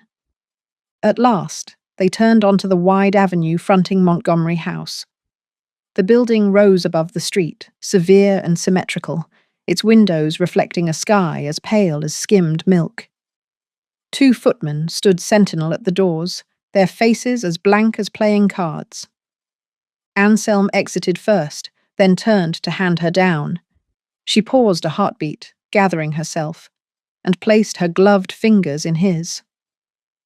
"Welcome to Montgomery House, Duchess," he said, the title falling between them with an audible thud. She nodded, accepting the weight of it. They ascended the steps together, neither leading nor following, and passed through the open doors into a vestibule of stone and shadow. The air inside was cool and faintly redolent of beeswax and old wood. The staff lined the corridor in silent greeting. Mrs. Featherstone stood at the end, her hands clasped and eyes shining with a pride that made Eloin's throat catch. For a brief moment, time seemed to slow. The house, the city, the world outside faded, and there was only the quiet rhythm of 2 sets of footsteps echoing in tandem across the marble floor. Eloin straightened her spine, squared her shoulders, and met the gaze of every onlooker as she passed. Whatever else the day had taken from her, she would not surrender the right to her own story. Not yet. Not ever. As the great doors swung shut behind them, sealing away the remnants of the morning and the tattered expectations of both families, she glanced at Anselm. He was watching her, one eyebrow raised in polite inquiry. "Ready?" he asked, so softly she was not certain she had heard it. She smiled, small but indomitable. "As I'll ever be, Your Grace." And together, they disappeared into the heart of the house, leaving the city and its endless, hungry speculation far behind. Chapter 5. The journey from Montgomery House to the Ashwood Summer Lodge unfolded in silence so dense it had a gravity all its own. Eloin felt it pressing down, rooting her to the carriage seat in a way even the best millinery could not offset. The Duke of Ashwood sat opposite her, every inch the perfect silhouette of a husband for hire. Gloved hands neatly folded, gaze fixed on the blurred, spring-bright countryside as it unspooled beyond the glass. If not for the occasional twitch of his jaw, she might have believed him cut from the same stone as the family estate. She occupied herself tracing the embroidery on her travelling dress, the pad of her thumb worrying at a single unruly thread. The small carriage, though built for comfort, offered no distractions. Even the windows felt tight-lipped. The world beyond them slipped from the prim, hedged order of London's outer rings to the untidy exuberance of open fields. Clouds of blackthorn bloomed along the verge. Somewhere in the distance, a lark unspooled its song, but the glass kept its notes at bay. Every so often, Eloin glanced up, searching for some sign of her companion's inner weather. She found only that stoic profile, the sharp line of his cheek catching the morning light. Once, when the carriage jolted over a rut, their knees touched. His gaze flickered to her, an electric blue, then returned to the landscape as if she were an afterthought. When the silence finally cracked, it was with the abruptness of shattering ice. "We shall arrive in 30 minutes, Anselm said, consulting the watch pinned to his lapel. "You may wish to rest before dinner. The lodge is not large, but it can be fatiguing to those unaccustomed." He spoke as if warning her of altitude sickness. Eloin considered replying with a jest. Something about perilous guest beds or wild badgers in the walls, but the impulse withered before it reached her tongue. Instead, she nodded, tucking her hands beneath her knees. "I thank you for the warning, Your Grace," she said, keeping her voice even. "Is there to be anyone else in attendance?" "No," he said, too quickly. "Only us. And the staff, of course." There are certain matters I prefer to conduct in privacy." This, at least, was honest, and she gave him credit for it. She turned her attention back to the window, watching as the last hedgerows yielded to rough meadow and copse. The road narrowed, then vanished altogether in favour of a rutted track through a spinney of birch. Sunlight flashed through the branches in dizzying, strobe-lit pulses. Elowen closed her eyes, letting the carriage sway her until all sense of time and distance was lost. It was the sudden stillness that roused her. The carriage had stopped, and with it, the world seemed to hold its breath. "Lady Elowen," Anselm said, already halfway out the door, "may I assist you?" She gathered her skirts, noting the steadiness of her own hand as she took his. His touch was businesslike, but she detected a trace of warmth, or perhaps it was only the difference in blood and air temperature. She stepped down onto packed gravel and took in the view. The Ashwood Summer Lodge was nothing like its name suggested. There was no gingerbread, no ornamental flourishes, none of the architectural frippery that characterized the retreats of the idle rich. Instead, it squatted at the edge of the woods. A 2-story stone cottage, its windows squared and severe, the front door painted a dark, uncompromising blue. The grounds were equally unadorned, a sweep of wild grass, the beginnings of a kitchen garden, and a rickety fence that failed to keep out either rabbits or the idea of disorder. A pair of servants, one female, one male, both with the unflappable air of the long time employed, waited at the threshold. The footman bowed. The housekeeper, a tall, thin woman with a mouth like a buttonhole, dropped the barest of curtsies. "Welcome to Ashwood Lodge, your graces," the housekeeper intoned. "I am Mrs. Cray. We have prepared the principal rooms and hope you will find them satisfactory." Anselm nodded, then turned to Elowen as if passing a parcel. "If you will accompany me, I shall show you to your chambers." They entered together, the air inside cool and faintly scented with beeswax and something else. Juniper, maybe? Or the ghost of a winter fire. The entrance hall was narrow, its walls lined with hooks for riding crops and mud-spattered greatcoats. Beyond, a short corridor led to the main rooms. Elowen's first impression was of unexpected elegance. The sitting room to the left boasted a battered settee upholstered in faded damask, its cushions plumped beyond reason, and an ancient piano that bore the scars of long and enthusiastic use. Bookshelves lined the far wall, real books, not just the dusty relics one found in formal libraries, but a motley of recent volumes, pamphlets, and dog-eared papers. She glimpsed a small clockwork automaton perched on the mantel, half dismantled, its innards glinting in the weak light. "Your bedchamber is here," Anselm said, gesturing up the tight, curving staircase. "The east room. You may arrange it as you like. I have taken the west." She followed him up, her hand grazing the banister. At the landing, he paused and opened a door onto a room both inviting and absurdly neat. A single bed, crisply made, a writing desk, a window that overlooked the tangle of orchard and field below. The wallpaper was a faded pattern of bluebells, charming rather than ostentatious. On the mantel, someone had set a small vase of the same flowers, as if to remind the room what it ought to aspire to. "If you require anything," Anselm said, lingering in the doorway, "Mrs. Cray is at your disposal. Meals are taken at 7 and 1. There is a morning tray for tea, should you prefer it in your rooms. I generally work in the study, but you will not disturb me." He was already turning to go, but she stopped him. "Your Grace?" He looked back, eyes unreadable. "Yes?" She hesitated, choosing her words with care. "Thank you. I know this is not ideal for either of us." For a moment, she thought he might offer something in return, an acknowledgement, a commiseration, even a quip. but the pause stretched, then snapped. "I have no expectations," he said, and left her alone. The rest of the afternoon passed in a kind of suspended animation.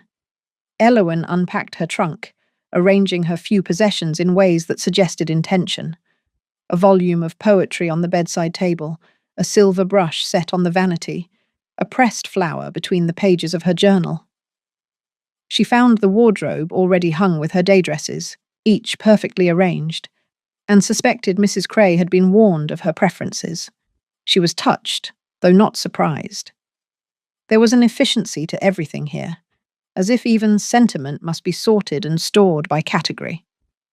In the late afternoon, she ventured downstairs, drawn by the faint clatter of cutlery and the scent of something roasting in the kitchen. The study, just off the main hall, stood with its door ajar. She lingered in the corridor, peering in. Anselm was there, bent over a sheaf of papers.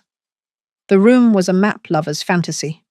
Charts of every imaginable kind adorned the walls, some recent and crisp, others browned at the edges.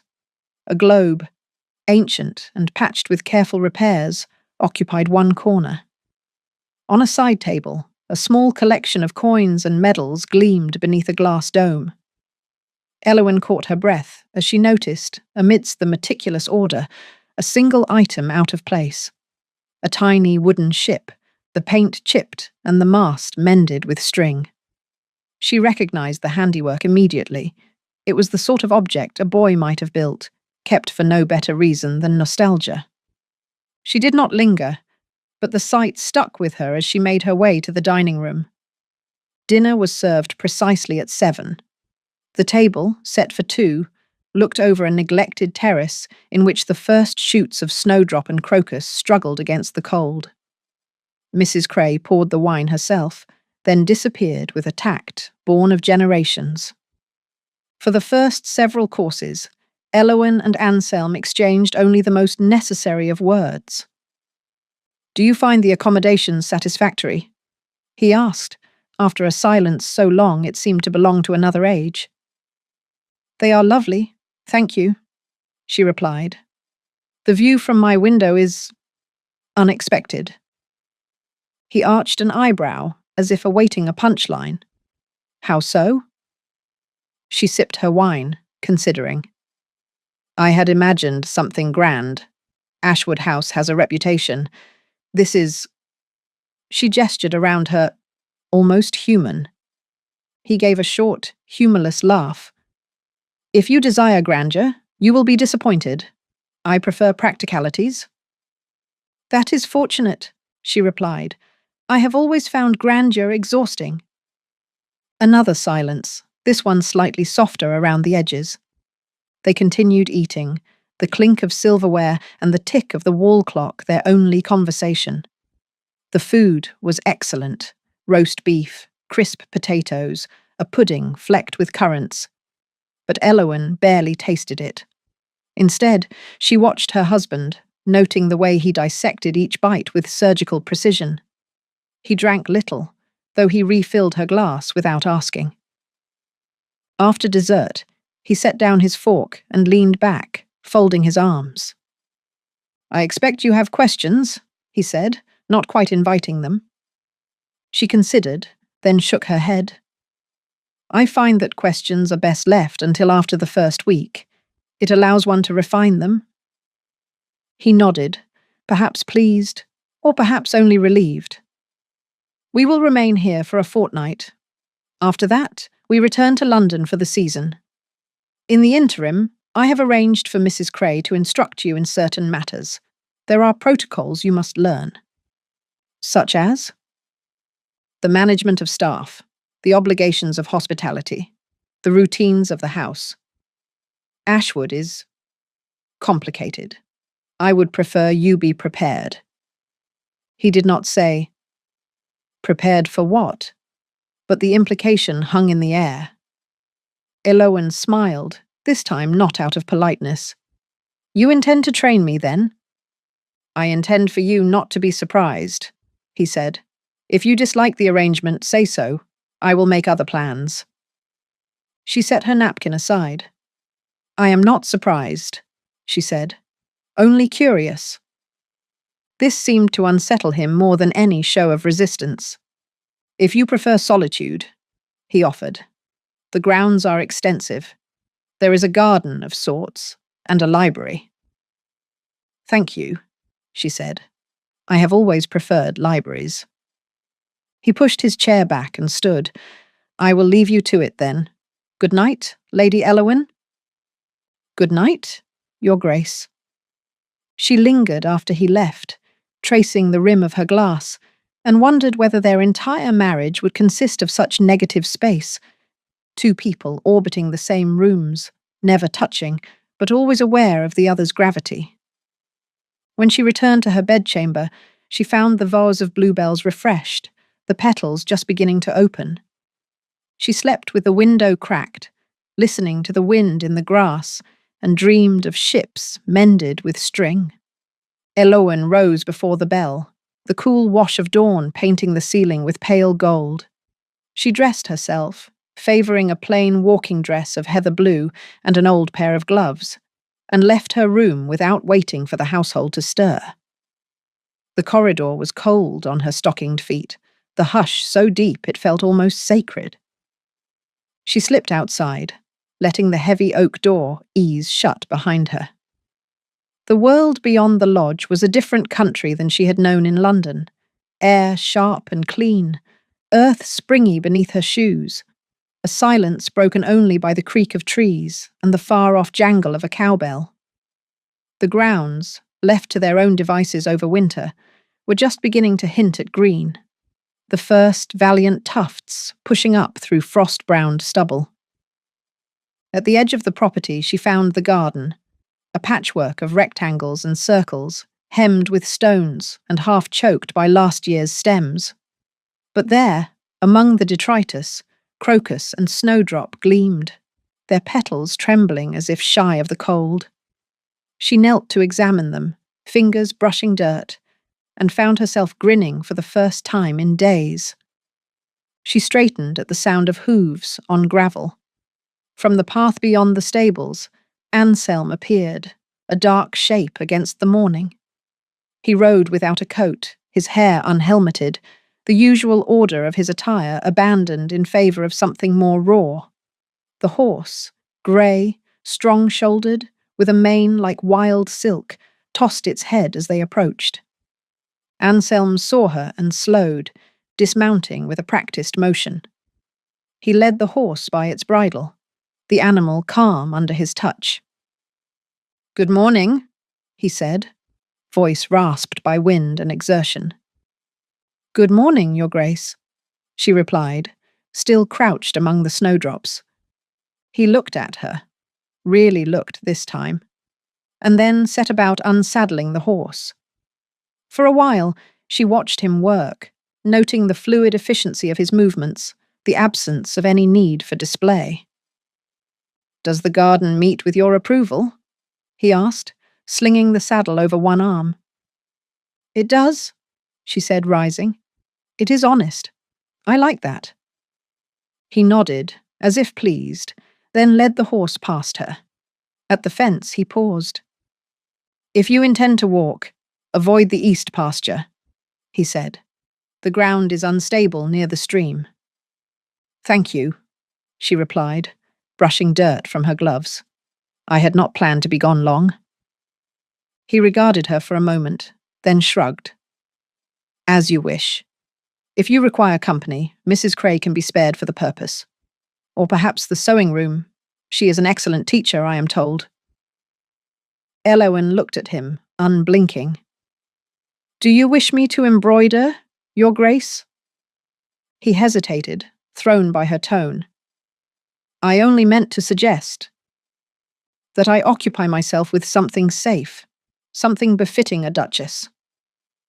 The faintest flush crept up his neck. "If you prefer walking, that is your right." She smiled, not kindly. "I prefer honesty. I dislike being managed, even by experts."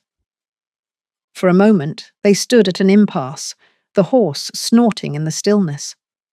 Anselm's jaw worked, the muscle clenching and releasing as he measured his reply. "Very well," he said, voice clipped. "Do as you like." "I intend to," she said, more lightly than she felt. He turned away, leading the horse toward the stables. Elowen watched him go, something like triumph mixing with guilt in her chest. She had wanted a reaction, and she had received one, but it tasted less sweet than she imagined. She lingered in the garden a while longer, then began a slow circuit of the property. The air was bracing. She let it scour the last of her temper. By the time she returned to the lodge, her cheeks stung, and her lungs felt twice their usual size. Inside, the household had come alive. The scent of coffee and fresh bread drifted from the kitchen. She found Mrs. Cray in the corridor, bearing a tray of correspondence and the morning's paper. "His Grace asked that you be given your letters with breakfast, ma'am," the housekeeper said. "And there is one for you, from London." Elowen took the envelope. The handwriting was unmistakable, a brisk, looping scrawl, the sort that had graced her notes since school days. Lady Whistledown's society report. She laughed, despite herself, and broke the seal. The news was as expected. Their marriage had not gone unnoticed. In fact, it occupied the better part of 2 columns, sandwiched between a minor embassy scandal and the announcement of a new opera. The account was less cruel than it might have been, but the barbs were there, carefully planted. "It seems the coldest of the season's alliances has at last thawed sufficiently to produce a Montgomery heir. One wonders what warmth, if any, exists behind the doors of Ashwood Lodge." Elowen set the sheet aside, unsure whether to be wounded or amused. She took her breakfast in the sitting room, sunlight pouring in through the east-facing windows. The lodge, so forbidding at night, was transformed by day. The battered settee looked inviting. The piano's scars became badges of memory. And even the clockwork automaton on the mantel seemed to wink conspiratorially at her. She had just begun to pour herself a second cup when Anselm entered, his hair still damp from a hurried wash. He wore a fresh cravat, but his eyes were bloodshot at the corners, and his hands bore faint traces of saddle soap. "Good morning, Lady Elowen," he said, polite but not warm. "Good morning, Your Grace," she replied. "Coffee?" He nodded, and she poured for him, watching as he wrapped both hands around the cup. "There is news," she said, nudging the society report toward him. He picked it up, scanned the relevant lines, and set it down with care. Only then did she see his fingers, white-knuckled, crushing the handle of the cup. "I had hoped," he said, voice flat, "that being out of London might delay this." She shrugged. "Lady Whistledown is very resourceful." A silence grew between them, one that felt less like a void and more like a contested territory. At last, he spoke. "If you wish to return to London sooner, say so. I would not keep you here against your will." Elowen considered this, then shook her head. "I would rather face the jackals with a strategy in place, not as some half-baked legend." He seemed to relax, just a fraction. "That is sensible." She sipped her coffee, letting the silence settle again, but this time it was softer, like a blanket laid over a wound. Anselm looked down at the paper, smoothing the creases with his thumb. "We are not what they say," he said, almost to himself. Elowen met his eyes. "No, but we could be better, if we tried." He did not answer, but the corners of his mouth ticked upward, very slightly. She finished her breakfast, then stood. "I think I'll walk again, if you do not object." "Not at all," he said. "Just mind the east pasture." She smiled, this time kindly. "I will." As she left, She heard him unfold the society report again, the sound like the turning of a page. She wondered what he saw there, himself reflected through the funhouse mirror of London's opinion, or something else entirely. Outside, the snowdrops had opened fully, petals bright against the mud. Elowen knelt, ungloved this time, and pressed a finger to one perfect bloom. It bent, but did not break. She straightened, smoothed her skirt, and walked on, toward the horizon, or at least toward whatever would come next. Dinner that night had the texture of penance. Elowen entered the dining room at precisely 7, her hair smoothed and her lips pressed into a determined line. Anselm was already seated, hands clasped on the table, as if in anticipation of trial. The meal was exquisite, some effort of Mrs. Cray's that involved 3 separate sauces and an architecture of pastry, but it went untouched by either party beyond the ritual minimum. They exchanged the required pleasantries: weather, household matters, a report on the progress of the kitchen garden. Each topic began with a flicker of interest and died, unwatered, before it could sprout into conversation. The only moment of animation came when Elowen, in a fit of rebellion, asked whether she might one day be permitted to ride the grey horse she had seen that morning. "I do not ride," she said, "but I am not opposed to learning, provided the horse has more patience than the average man." Anselm's mouth quirked, a shadow of surprise passing over his features. "Artemis is reliable, but he does not suffer fools. I can ask the groom to prepare him, if you like." She nodded, suppressing a smile. It was, she thought, the first honest exchange they had managed since leaving London. The rest of the meal passed without incident. When the pudding was cleared, Anselm stood. "If you would join me in the study," he said, not quite a request. Elowen followed, her pulse quickening. The house was different by night, the corridors deep with shadow, the rooms reduced to small islands of lamplight. Rain lashed at the windows, and the wind drove it against the stone with a sound like distant artillery. Anselm ushered her into the study, gesturing toward the fireplace. The flames threw restless gold across the hearthrug, and the air was thick with the scent of peat and old paper. He went to the sideboard, poured a measure of brandy, then turned to her. "Would you like one?" She shook her head. "I prefer to keep my wits about me." He nodded, almost approvingly, and took a sip before setting the glass aside. For a long moment, neither spoke. Elowen busied herself with the shelves, trailing a fingertip over the spines of books and charts, but she felt the weight of his gaze. At last, he spoke. "I believe we should discuss the terms of our arrangement more clearly." She turned to face him, chin lifted. "You mean the boundaries of our marriage of convenience?" He hesitated, then nodded. "If you wish to call it that." She crossed to the hearth, the fire catching in her eyes. "You made it quite clear on our wedding day that you have no interest in sentiment. What, then, do you expect of me? Beyond managing the staff and appearing at your side when the occasion requires?" He opened his mouth, closed it. When he spoke, his voice was quiet, but unyielding. "I do not expect you to fulfill certain duties, not unless you wish to." The air between them snapped like a drawn wire. "And if I did wish to?" Elowen asked, too quickly. Anselm looked away, colour rising in his face. "I would not refuse you, but I will not demand what you are unwilling to give."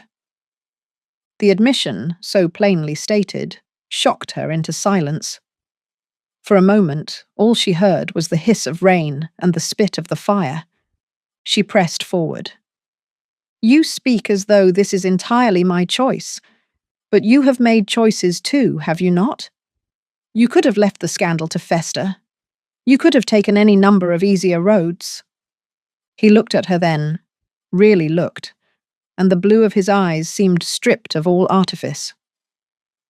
"I did not want to be the cause of your unhappiness," he said. "It seemed to me a lesser cruelty to marry you than to let you be ruined by the ton. That is all." She studied him, the lines of strain at his mouth, the way his hands trembled just slightly as he gripped the mantle. There was a vulnerability there, so at odds with his usual composure that she felt a sudden, irrational urge to comfort him.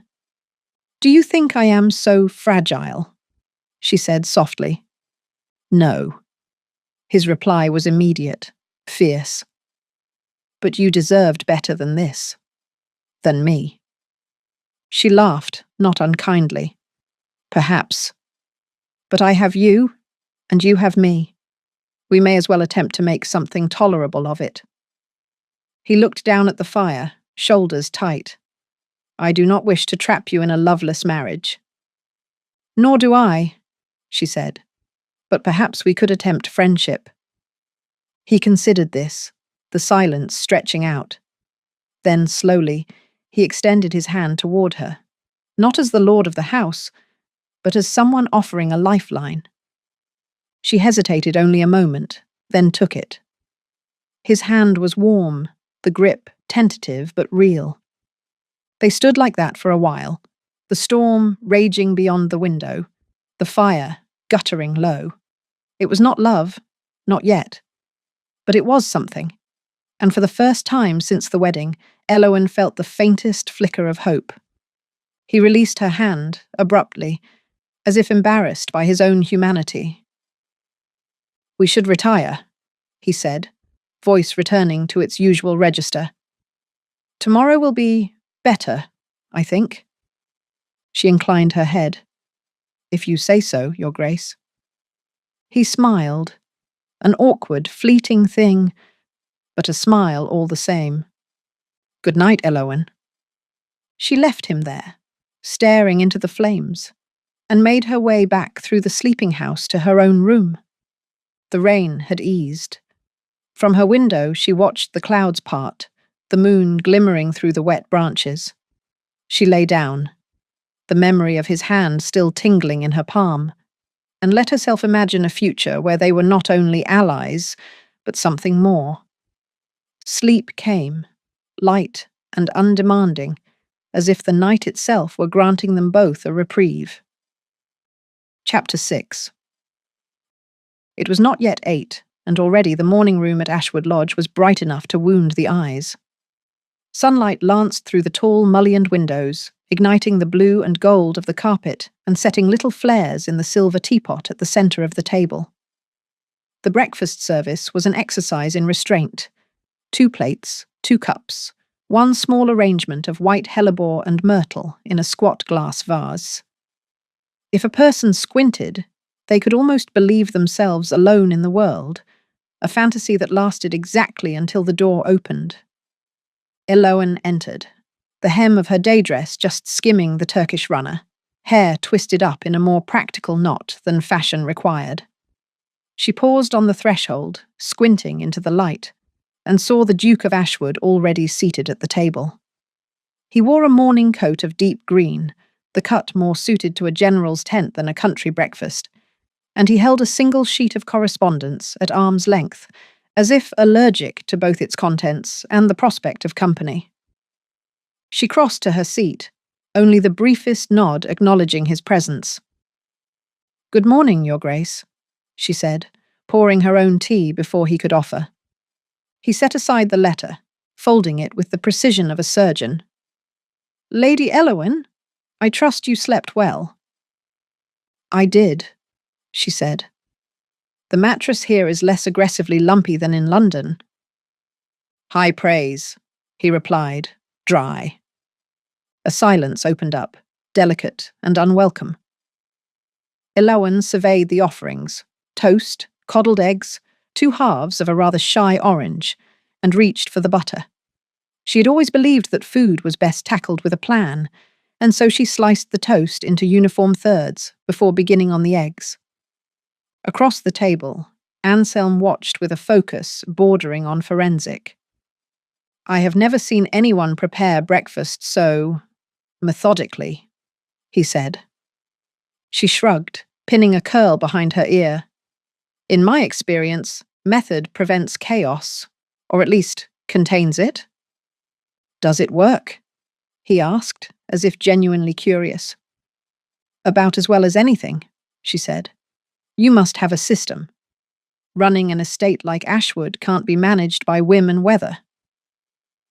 He gave a short nod, as if this confirmed some private hypothesis. My father believed systems existed only to fail, that the best plan was always to improvise. And do you agree? She met his gaze, chin tilted in challenge. He considered. I think plans are a comfort, if not a solution. I keep them, the way one keeps an umbrella. She liked that. And if it never rains? Then at least you have not lost the umbrella, he replied. The smallest smile tugged at her lips, unbidden. You're funnier than they say, Your Grace. He looked up sharply, as if she'd accused him of murder. Is that so? Elowen, she corrected, quietly, not quite meeting his eyes. We're the only two people here, unless you count Mrs. Cray's talent for materializing at the worst possible moment. You may call me Elowen. He set down his cup with deliberate care. Very well. Elowen. The word hovered between them, intimate and strange. She wondered if she should have withheld the invitation, if it would give him too much ground. But it pleased her, perversely, to see him unsettled. They returned to their food, the silence less brittle now, though not quite comfortable. Outside, a blackbird landed on the sill and began its morning aria, the notes crisp and insistent. Elowen watched its glossy wings for a moment, then said, May I ask you a question? He inclined his head. You dislike London, that much is obvious, but you lived there for years, Eton, Oxford, Parliament, even the season. Why persist, if you hate it? He looked away, fingers drumming on the linen napkin. I do not hate London. I hate what I become in London. She waited. In town, he went on, every movement is an advertisement, every word, a signal. You can never tell which is true and which is for effect. Here. He gestured at the windows, the pale green world beyond. The only eyes that watch you belong to birds, and perhaps the occasional gardener. You do not trust people, she said, not accusing but simply observing. His laugh was soft, without mirth. Would you, in my position? I think, she said, I would have liked to try. He regarded her a moment longer, as if passing her for false notes, then seemed to come to some decision. Would you care to see the library after breakfast? He asked, the words so sudden she almost missed them. It was the first time he had volunteered anything beyond the minimum. Elowen brightened, and did not bother to hide it. Very much. He finished his coffee and stood, the chair scraping back just so. I will meet you in the corridor at the quarter hour. Take your time. She did not require the time, but used it anyway, dabbed her mouth, re-knotted a stubborn button on her cuff, and took a moment at the window to steel herself. The blackbird was gone, but she felt, inexplicably, that she'd won a point in a game she did not fully understand. She found Anselm waiting for her in the corridor, hands clasped behind his back, shoulders squared in military readiness. He gestured down the hall. After you, he said, tone formal, but not unkind. The passage was cool, the walls lined with oil portraits of Montgomery's past. She could feel his gaze as she walked ahead, not appraising, exactly, but taking her measure all the same. The library occupied an entire wing, though from the outside, the house gave no sign of such extravagance. Anselm opened the door, and the scent of old paper and walnut hit her in a rush. The light here was softer, filtered through gold velvet curtains, and dust motes hung like a secret mist. She paused just inside, taking it in. The shelves rose from floor to ceiling, interrupted only by the occasional bust or globe. A ladder ran on brass rails, and several volumes lay open on the long central table, their spines supple from use. "Is this all yours?" she asked, moving closer.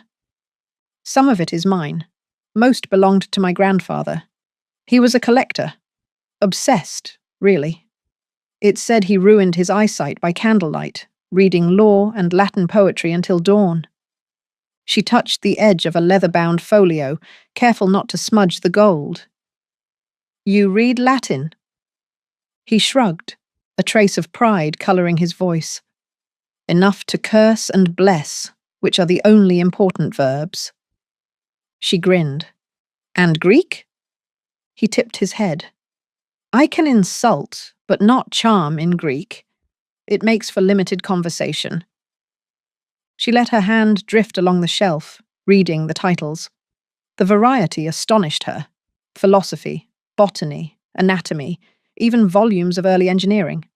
She saw, here and there, delicate marginalia in a spiky, hurried script. Anselm's, she guessed, or perhaps the grandfather's. She paused at a slim, blue-backed book. "Is this—" she began, surprised. "You have Cowper's complete poems?" Anselm joined her, standing just close enough to share her shadow. "He was my mother's favourite. I found it comforting after she died." There was no tremor in his voice, but the words came slower now. "I used to steal my father's brandy and read the task aloud in the garden," he said, gaze fixed on a distant point in memory. "I thought it would make me less alone." She turned to him, wanting, absurdly, dangerously, to touch his arm, or at least to say something that would unspool the tension in his shoulders. "May I?" she asked, gesturing at the book. "Of course," he said, and took it down for her, hands deft and careful. She opened to a random page, and there, in faded brown ink, was a penciled line. "God made the country, and man made the town." She read it aloud, softly, and saw Anselm's lips move in silent accompaniment. For a moment, the room was a capsule, just the two of them, and the soft, resinous air. "I never met anyone else who liked Cowper," she confessed. He looked at her, a new light behind his eyes. "You are full of surprises, Elowen." She blushed, annoyed at herself. "I'm only slightly less predictable than Mrs. Cray's bread pudding." He laughed, genuinely this time, and she realized she wanted to hear that sound again. Anselm replaced the book on the shelf. "If you wish, you may take any volume you like. The house is yours now." She considered, then shook her head. "No, I like them best here, where they're properly admired. Some things ought to be left undisturbed." He nodded, but his hand lingered on the book, thumb tracing the edge as if reluctant to let it go. She studied him, struck by the change. In this room, he was not the glacial, implacable Duke of Ashwood, but simply a man who loved words and carried his own wounds like bookmarks. A clock somewhere chimed the half-hour, and the spell broke. Anselm cleared his throat, stepping back into the role of host. "Would you care to see the grounds?" he asked. "I find a walk helps digest the morning's news." She agreed, and together they left the library, the door swinging shut with a quiet, deliberate click. As they walked back through the corridors, Elowen risked a sidelong glance at her husband. His posture was subtly changed, less rigid, more open, as if the library's atmosphere lingered on his skin. She wondered what else she might discover, given time, and whether she was prepared for any of it. They stepped into the garden, the world outside even brighter than before, and for the first time since her arrival, Elowen felt almost at home. The garden at Ashwood Lodge bore only the faintest resemblance to its city cousin. Here, order yielded grudgingly to nature. The boxwood hedges were lopsided and hungry, the kitchen beds smothered with an enthusiasm only spring can muster. Dead stalks stood in soldierly ranks between eruptions of blue speedwell and the sharp yellow of dandelion. A few resolute tulips punched up through the leaf litter, their petals improbably clean. Anselm gestured to the main path, which wound in indecisive curves between a row of espaliered pears and what must once have been an herb parterre. "The previous gardener retired at Michaelmas," he said. "I am told he left in a fit of principle, or possibly drink." Elowen snorted. The best departures always combine the two. He cast her a sidelong look, clearly unused to such irreverence, but did not rebuke her. Instead, he pointed to a lattice overrun by the last year's vines. "That arbour was meant to support roses. Now it mostly supports the aspirations of local sparrows." She squinted up at the tangle. "They seem a determined species. Have you considered putting them to work on the thistles?" He allowed himself a small smile. "I have not, but I'll put it to the next gardener, if one can be tempted to return." They walked on, past a cluster of currant bushes bristling with tiny buds. "You know more about plants than I'd have guessed," she said. "Did they teach that at Eton, or is it the result of self-defense?" He shrugged. "The land is my responsibility. I prefer to know what's dying under my watch." The path narrowed near the back of the house, forcing them into an awkward proximity. Elowen tucked her arms behind her, careful not to brush against his sleeve. They walked single file for a dozen paces, before the path widened again. He stopped beside a tree so gnarled it looked carved. "Medlar," he said, tapping the trunk. "My grandfather tried to graft pear onto it without success. Now it's a monument to his stubbornness." She bent for a closer look at the ground beneath the branches. "Was he the one who started the orchard?" Anselm nodded. "Most of these trees are his doing. There was a fashion for exotic fruits once. We have an apricot that's survived 3 decades of English weather by sheer spite." "I should like to meet it," she said. "It sounds like a kindred spirit." He led her along a gravel spur, and there, leaning at a heroic angle, stood the apricot. Its branches held the promise of blossoms, though it seemed to put more energy into leaning than flowering. Elowen regarded it fondly. "I had an aunt like this, fiercely productive, but never in the way anyone hoped." He barked a laugh, then caught himself, a faint line of embarrassment tightening his mouth. "You remind me of her, I think." She took that as the compliment it was. The orchard sloped down toward a half-collapsed stone wall.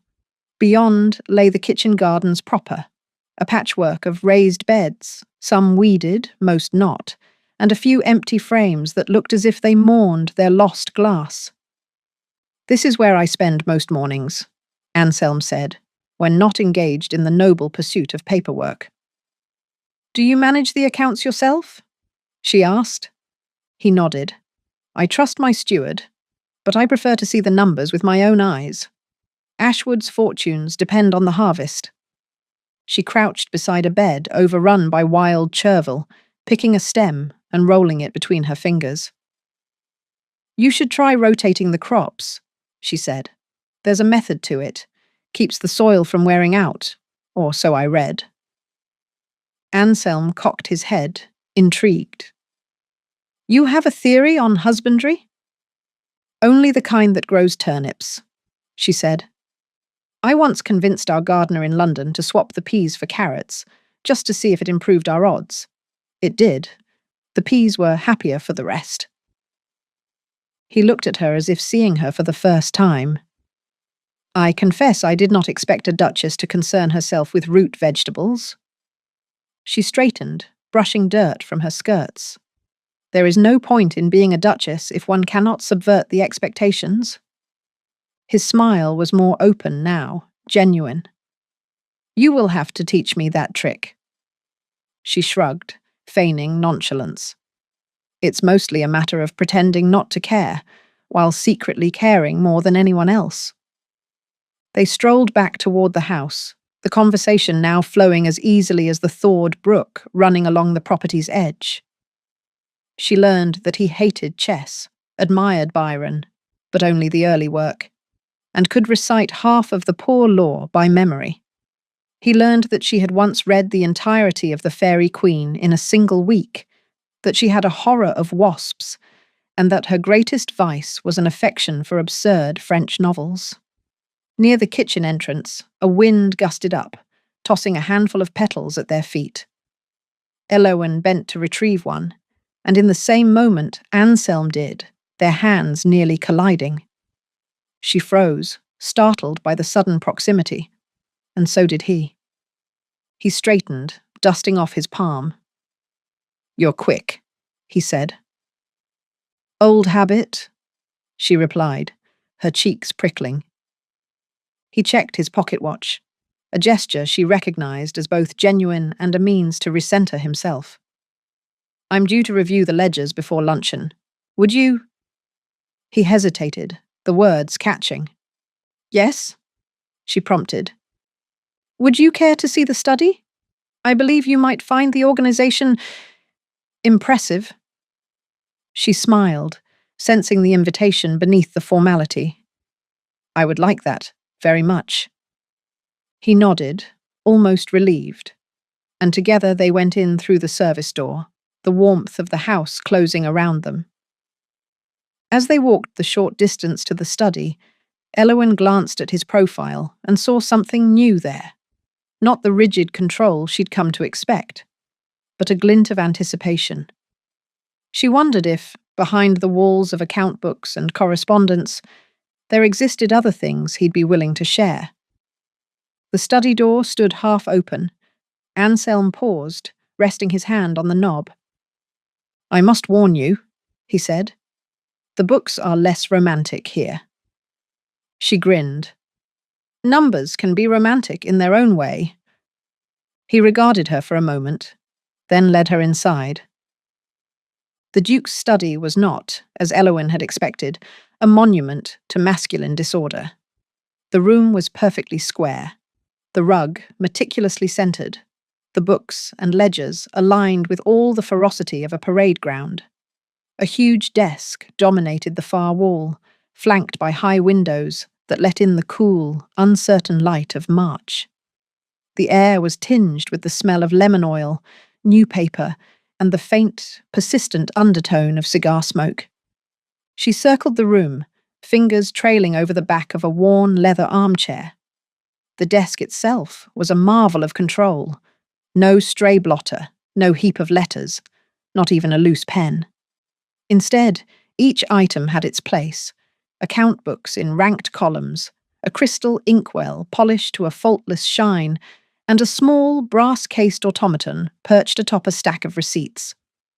The automaton, a mechanical bird with inlaid mother-of-pearl wings, winked at her, its beak open in a silent cry. "You're very quiet," said Anselm, taking his seat behind the desk.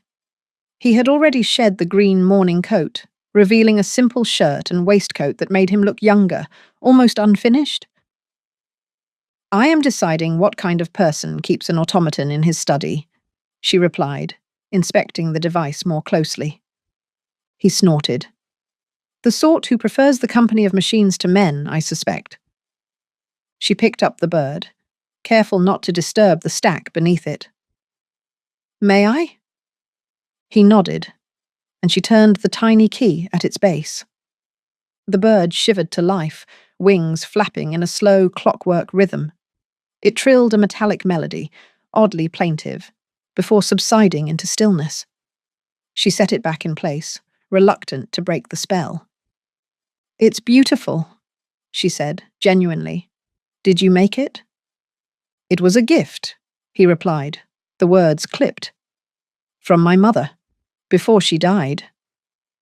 There was a pause, dense but not uncomfortable.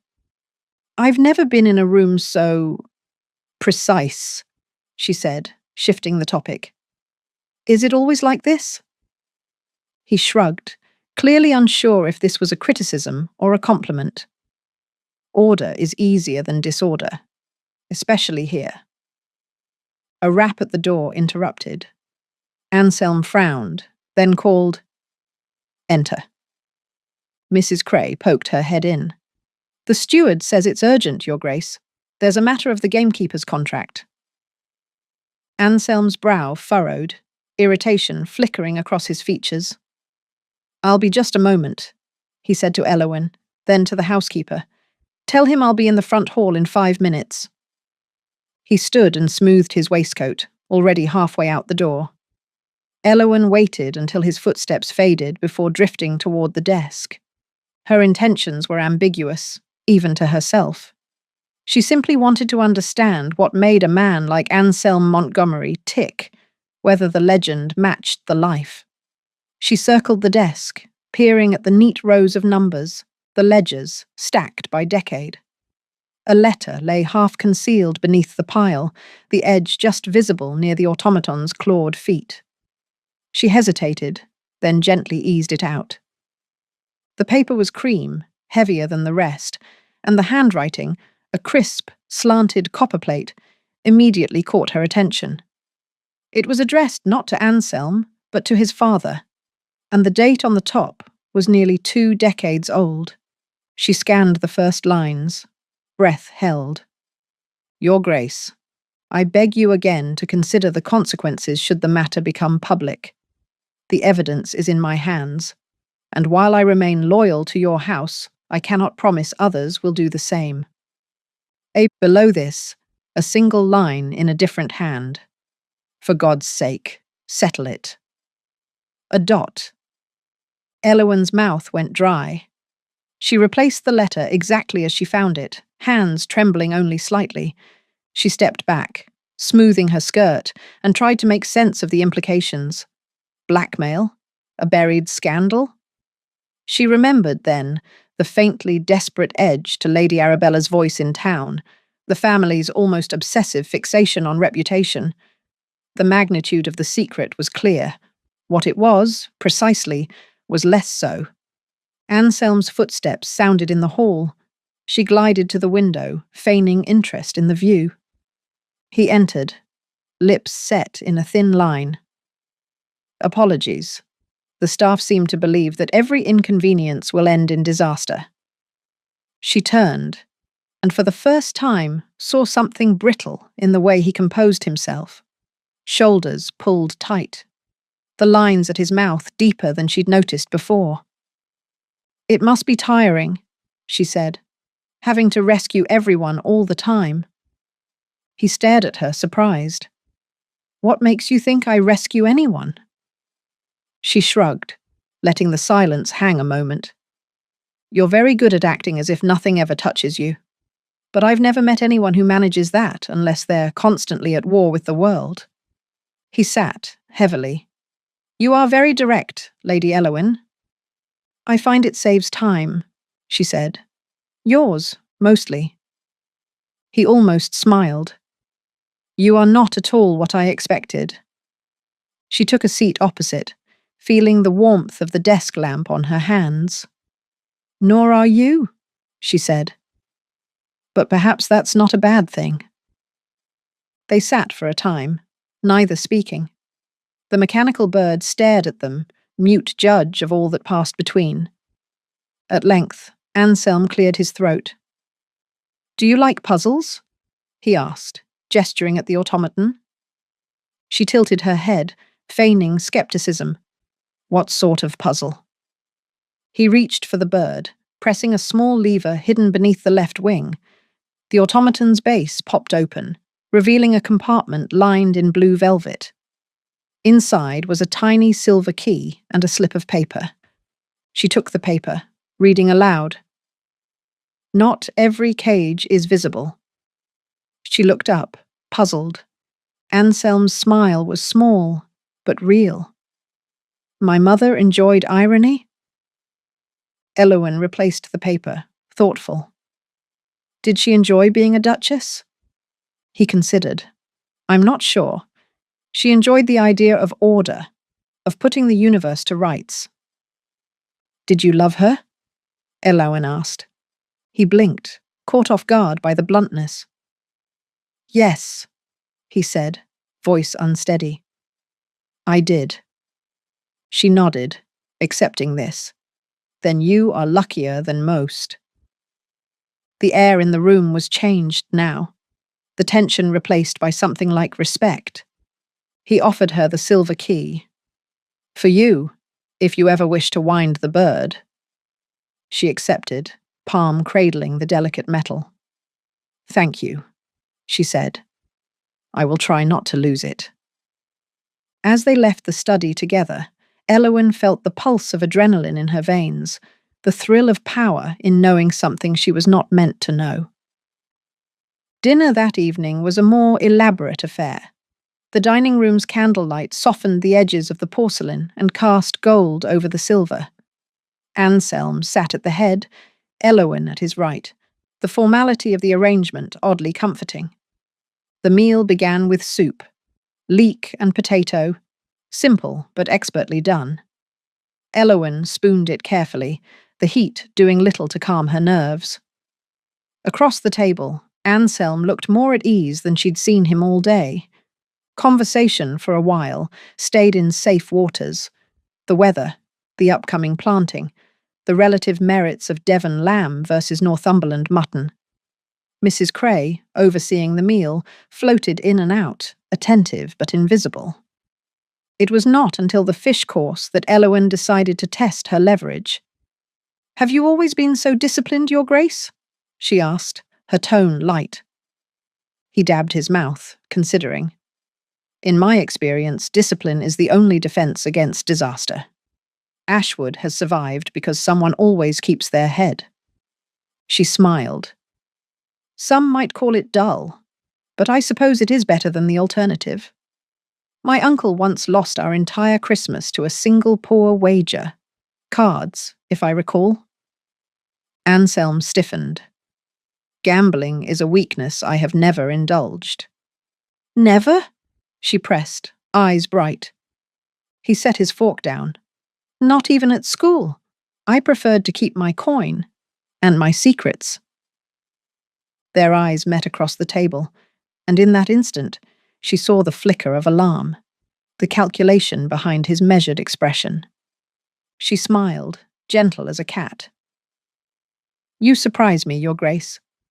Most men find it difficult to resist a little risk, now and then. He held her gaze, the blue of his eyes hardening. I am not most men. She sipped her wine, allowing the silence to settle. I suppose that's true.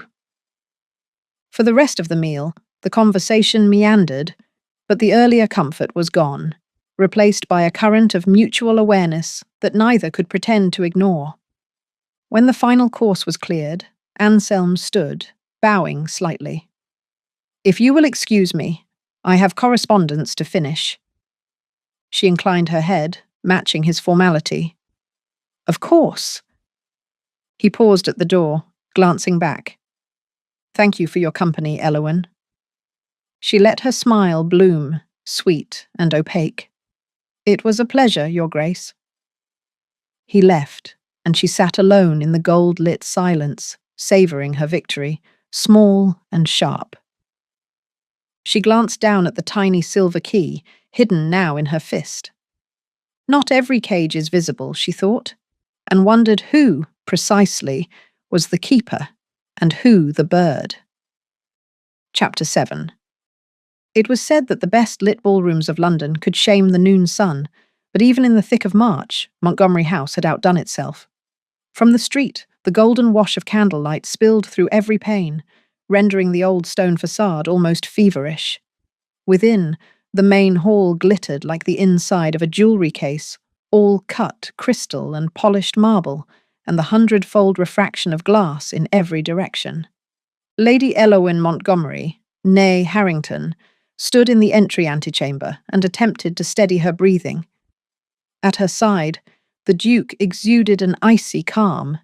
His uniform, if it could be called that, was tailored to the limits of military restraint, dark blue trimmed in a sober silver.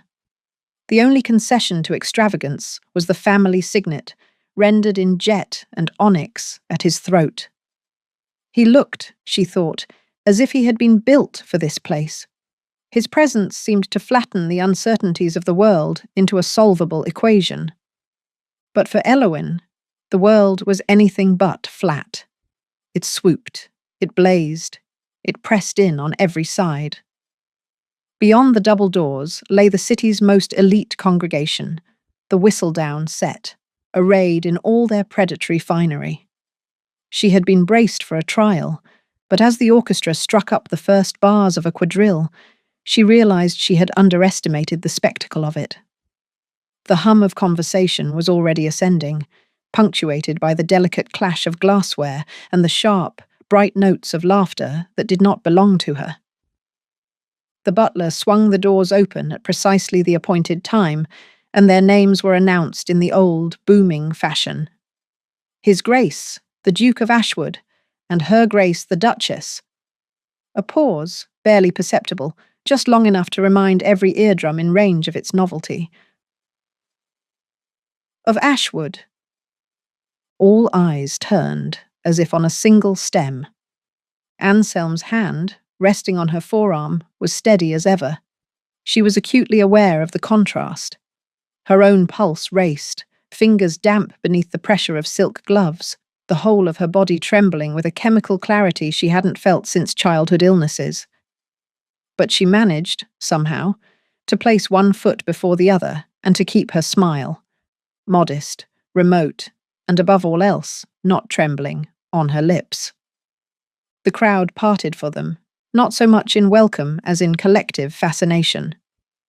Whispers chased their progress across the marble, a burble of commentary that tickled the edge of hearing. So young. Did you see the lace? He hasn't brought her out in public before now. Rumour says she has no dowry at all, only a library of unreadable verse. But look at the embroidery, so provincial. And the hair, my God, I would not have believed it. It was the hair, of course, that set her apart. No amount of pomatum or pins could completely subdue the auburn, and it caught the light in a way that was almost flagrant.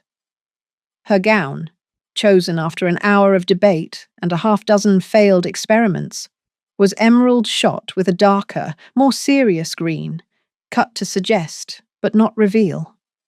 Its lines were simple, the bodice demure. But the embroidery, hand-worked narcissus and bluebells, proclaimed an origin somewhere north of Covent Garden. No one could mistake it for Paris. They made their way to the foot of the staircase, where a coterie of matriarchs lay in wait like sharks in a reef. Lady Pembroke led the charge. Her feathers trembled with suppressed excitement, and her bosom swelled like a declaration of war. "My dear Duchess," she trilled, advancing with both hands extended, bracelets jangling. "How elegant you look. Positively radiant despite the exigencies of the season. I cannot recall when last the ton was so utterly enchanted by a debut." "Thank you, Lady Pembroke," Elowyn replied, the etiquette flowing from her tongue like an old nursery rhyme. "Your own ensemble is exquisite. I envy the colour, if not the architecture." The laughter was genuine, or at least well faked, and Lady Pembroke squeezed her fingers with alarming strength. "You are clever, too. Oh, she is clever, isn't she, Lady Sutherland?" The Countess of Sutherland stepped forward, her gown a confection of pearl and mauve, her smile shaped by years of careful indifference. Indeed, the talk of London, and such a whirlwind courtship. We were all positively agog to see how you would comport yourself. Elowyn dipped her chin, letting the moment lengthen just enough to suggest deliberation. "I find the company most instructive. There is so much to be learned in a single evening." "Quite," murmured the Countess, and in that one syllable conveyed a dissertation's worth of scepticism. The circle tightened, a new wave of matrons joining the fray. Elowen saw at once that this was not merely conversation. It was the old dance, the siege and defence of social status. The compliments were arrows wrapped in velvet, everyone carrying a payload of expectation. "Your accent is so refreshing," cooed one lady, whose name escaped Elowen, but whose teeth gleamed like a threat. "One does grow weary of the same old drawl." So rare to see natural charm prevail over— Another began, but caught herself. "Over more conventional attributes. I hope you will permit me to call upon you. We must gather all the newlyweds for tea. It is almost a tradition." Elowen parried each with a smile, feeling the blood rise in her cheeks. She remembered, then, the trick her father had taught her. Count the seconds of silence after every volley, and if you reach 3 before anyone speaks, the last remark has drawn blood. She was counting now, and the tally was alarming. Her hands would not stop shaking. She kept them locked at her waist, crushing the little silver reticule until she feared she would leave imprints on the mesh. She tried to steady herself with a breath, but the air was thick with perfume, civet and amber, rose and something spiced, and the heat of so many bodies pressed together left her dizzy. The orchestra played on, undisturbed. The dance floor was a shimmer of jewels and white gloves, every movement choreographed to suggest effortlessness. But there was nothing effortless in this room.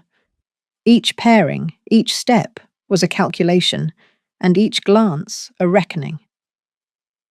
"Do you dance, Lady Ashwood?" asked one of the younger set, her smile sugar-sweet and lethal. "I do," Elowen replied, "when the music recommends itself." "Oh, but this orchestra is the finest in London," the girl shot back, lips pursed. "His Grace never settles for anything less." A second ripple of laughter, this one sharper. Elowen sensed the trap, but stepped into it anyway. Even the best musicians require an appreciative audience. Perhaps tonight they will find one. The girl's eyes narrowed, but she held her tongue.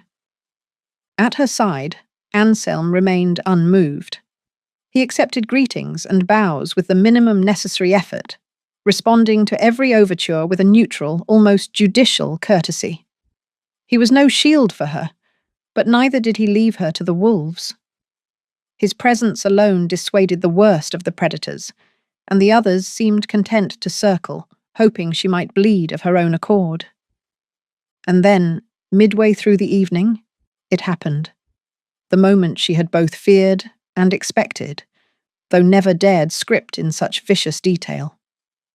The Countess of Stanhope, a legend even among legends, her fortunes and malice equally bottomless, approached. She wore imperial violet and a choker of jet, her hair a coiffed citadel. She paused not 2 paces from Elowen and surveyed her with a gaze that could have filed diamonds. "So," the Countess intoned, "this is the new Duchess. I confess I have never seen such a rapid transition. One hopes the arrangement will prove durable, for all our sakes." The silence that followed was so total it seemed to vibrate. Elowen saw Lady Pembroke's eyes widen, and Lady Sutherland's fan drooped a full inch. Even the orchestra, by some shared instinct, softened to a whisper. Elowen drew herself up, fingers biting into the silk at her sides. She heard the blood in her ears, the raw animal panic of humiliation. But she would not, could not, let it be seen. She opened her mouth, searching for a reply. But before she could speak, the Countess executed the coup de grace. With a turn as elegant as it was merciless, she pivoted on her heel, presented Elowen with the flawless architecture of her back, and bowed to Lady Arabella Montgomery, who stood not 3 paces away. It was the most deliberate snub Elowen had ever witnessed. The air left her lungs in a rush. She saw, without meaning to, the faces of a dozen onlookers, some shocked, some hungry for the next turn, most simply pleased to have been present at the kill. Her cheeks flamed. The Countess glided on, her work complete, and the crowd reabsorbed her, leaving Elowyn to stand, blinking, in the center of a vacuum. The conversation resumed at once, but it flowed around her now, a river parting for a stone. Anselm leaned in, his voice low. "You need not remain," he said, almost kindly, "if you wish to retire." "No," she said, the word sharper than she intended. She could not, would not, retreat. She summoned every bit of poise she had ever pretended to possess and forced her chin up. "I believe I should like a glass of punch." His lips twitched, but he did not contradict her. She made her way to the refreshment table, the journey long and fraught. Each step was a dare. She poured herself a glass, aware that her hand trembled so violently the liquid nearly slopped over the rim. She steadied it against her chest, willing the shaking to subside. "Lady Ashwood," a voice said behind her. Lady Arabella, eyes full of a private, predatory amusement.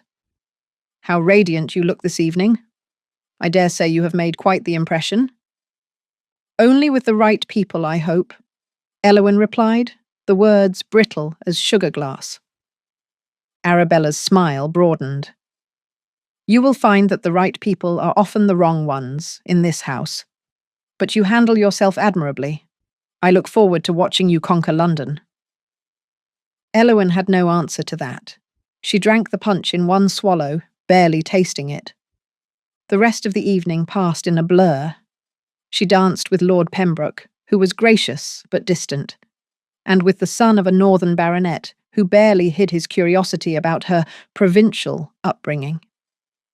She endured a dozen more veiled barbs, some sly, some overt, and by the end of the third set, she could hardly remember which foot to put forward. But she survived. She did not cry, not even when the heat and the humiliation threatened to spill over. She smiled, she nodded, she made the correct faces at the correct times. When at last the carriages were called and the ballroom emptied, Elowyn slipped into the cold, blessed darkness outside. She stood beneath the portico, gulping the night air, the taste of candle wax and censure still sharp on her tongue. She waited, letting her pulse slow before following the footman to the carriage.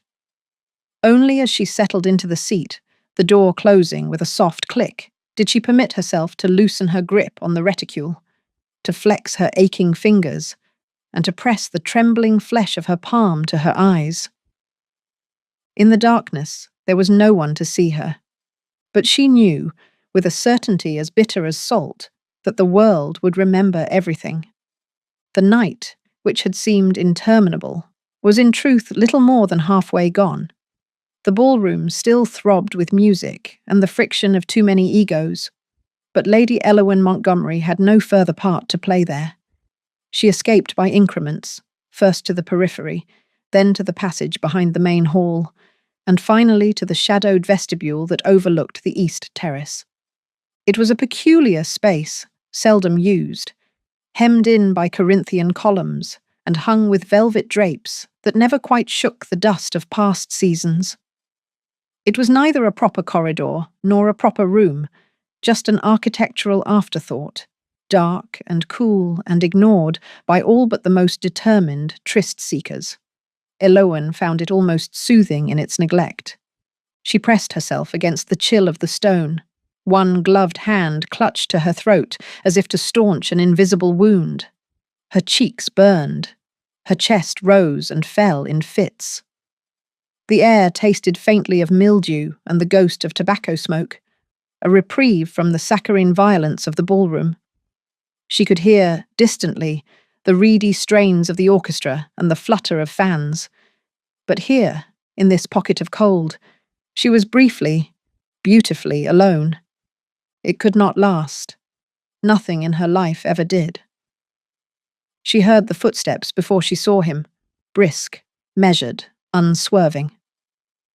Anselm stepped into the archway, his face a study in shadow and restraint. For a moment, he simply looked at her, his expression unreadable. "Elowyn." The name was a statement, not a summons. She did not answer, afraid her voice would betray her. He moved closer, the precision of his stride at odds with the raggedness she felt inside. You left too soon? They will talk. They always talk, she managed, hating the tremor in her voice. He studied her, and she wondered if he saw the hot, humiliating tracks of her tears. He didn't comment on them. Instead, he said, "You held your ground." "It didn't matter," she said, pressing her head back against the marble, feeling the ache in her scalp. "They were ready. Nothing I could have done, nothing, would have changed their opinion." His silence was a comfort. For once, she was grateful for the absence of platitude. "They're vultures," he said quietly. "They pick at the first trace of blood. If it hadn't been you, it would have been the next new wife, or the next unfashionable guest. You were simply the most interesting thing in the room." She laughed, though it hurt. "How lucky for me." He took another step, and now he was so close that she could see the fine lines at the corners of his eyes, the way the candlelight from the hall cast crescents under his cheekbones. "You are not to blame for the Countess's cruelty," he said. Eowyn let the words settle, their sincerity unexpected. She unclenched her fist and let her hand drop to her side. "I wish I were stronger," she said. "I wish I could behave as if it were nothing. But it isn't. It's everything. Every time I enter a room, I hear the laughter before it begins." He reached for her hand, his movements gentle, careful. Their fingers twined, his grip warm and steady. "You endured more tonight than most of them could in a year." She swallowed, hard. "But it wasn't enough. I embarrassed you, "Stop," he said, and she did. She couldn't have spoken over the force of his gaze if she tried. "You did not embarrass me. You did not embarrass yourself. You were brave, even when you should not have had to be." His thumb moved, slow and deliberate, across the back of her hand. She found herself trembling again, but for a different reason. "It's not only tonight," she admitted. "I don't belong here. I never will. They all know it, and they'll never forget the way I blushed, or the way my voice shook, or the way I had to run from the room like a child." He shook his head. "They will forget. Their memory is a sieve. They only remember what is reinforced by repetition. Survive the next few weeks, and there will be a new scandal, a new target. You have my word." She looked at him, searching for mockery, but found only the blunt, practical kindness of a man who understood the economy of pain. "I don't want to be a liability," she said softly. "Not for you." "You are not," he said. "And if anyone suggests otherwise, they will answer to me." There was a silence then, thick but not unpleasant. She became aware of the heat radiating from his palm, the steadiness of his breathing, the closeness of his body. She was not accustomed to being comforted, least of all by him.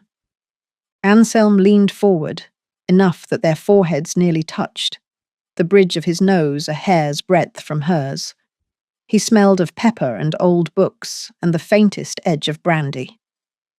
"I hate these gatherings," he confessed, voice barely above a whisper.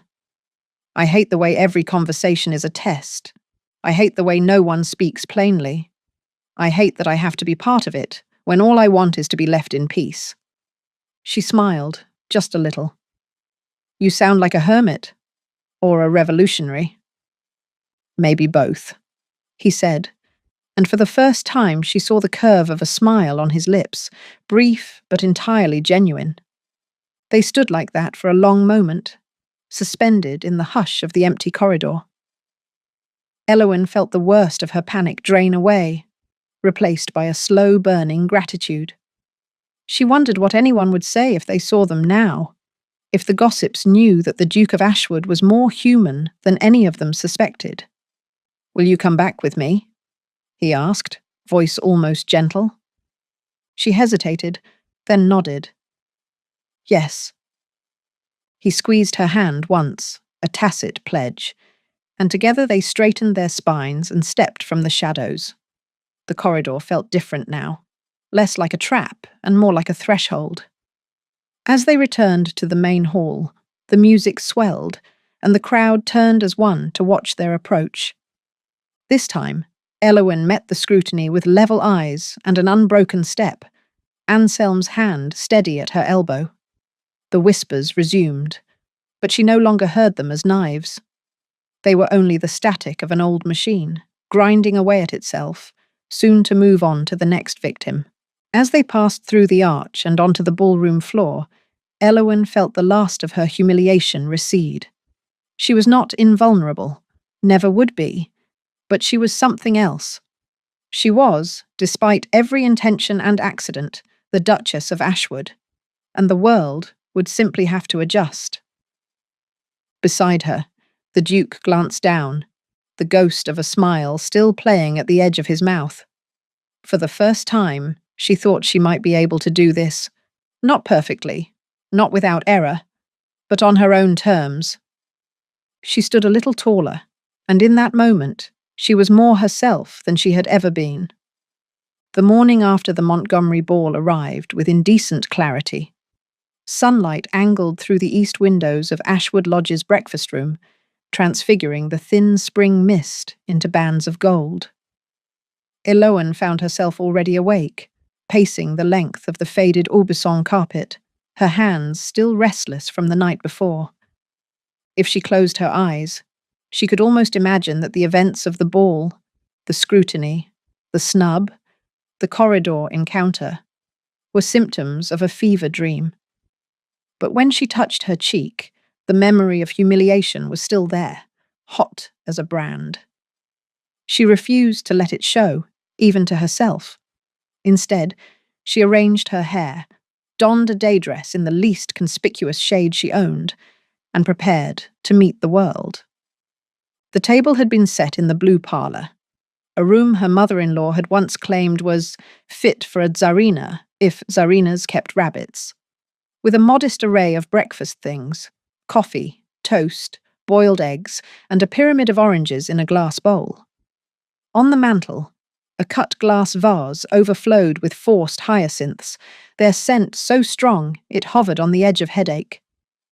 Elowyn sat, hands folded, and tried to breathe in only as much as would not suffocate her.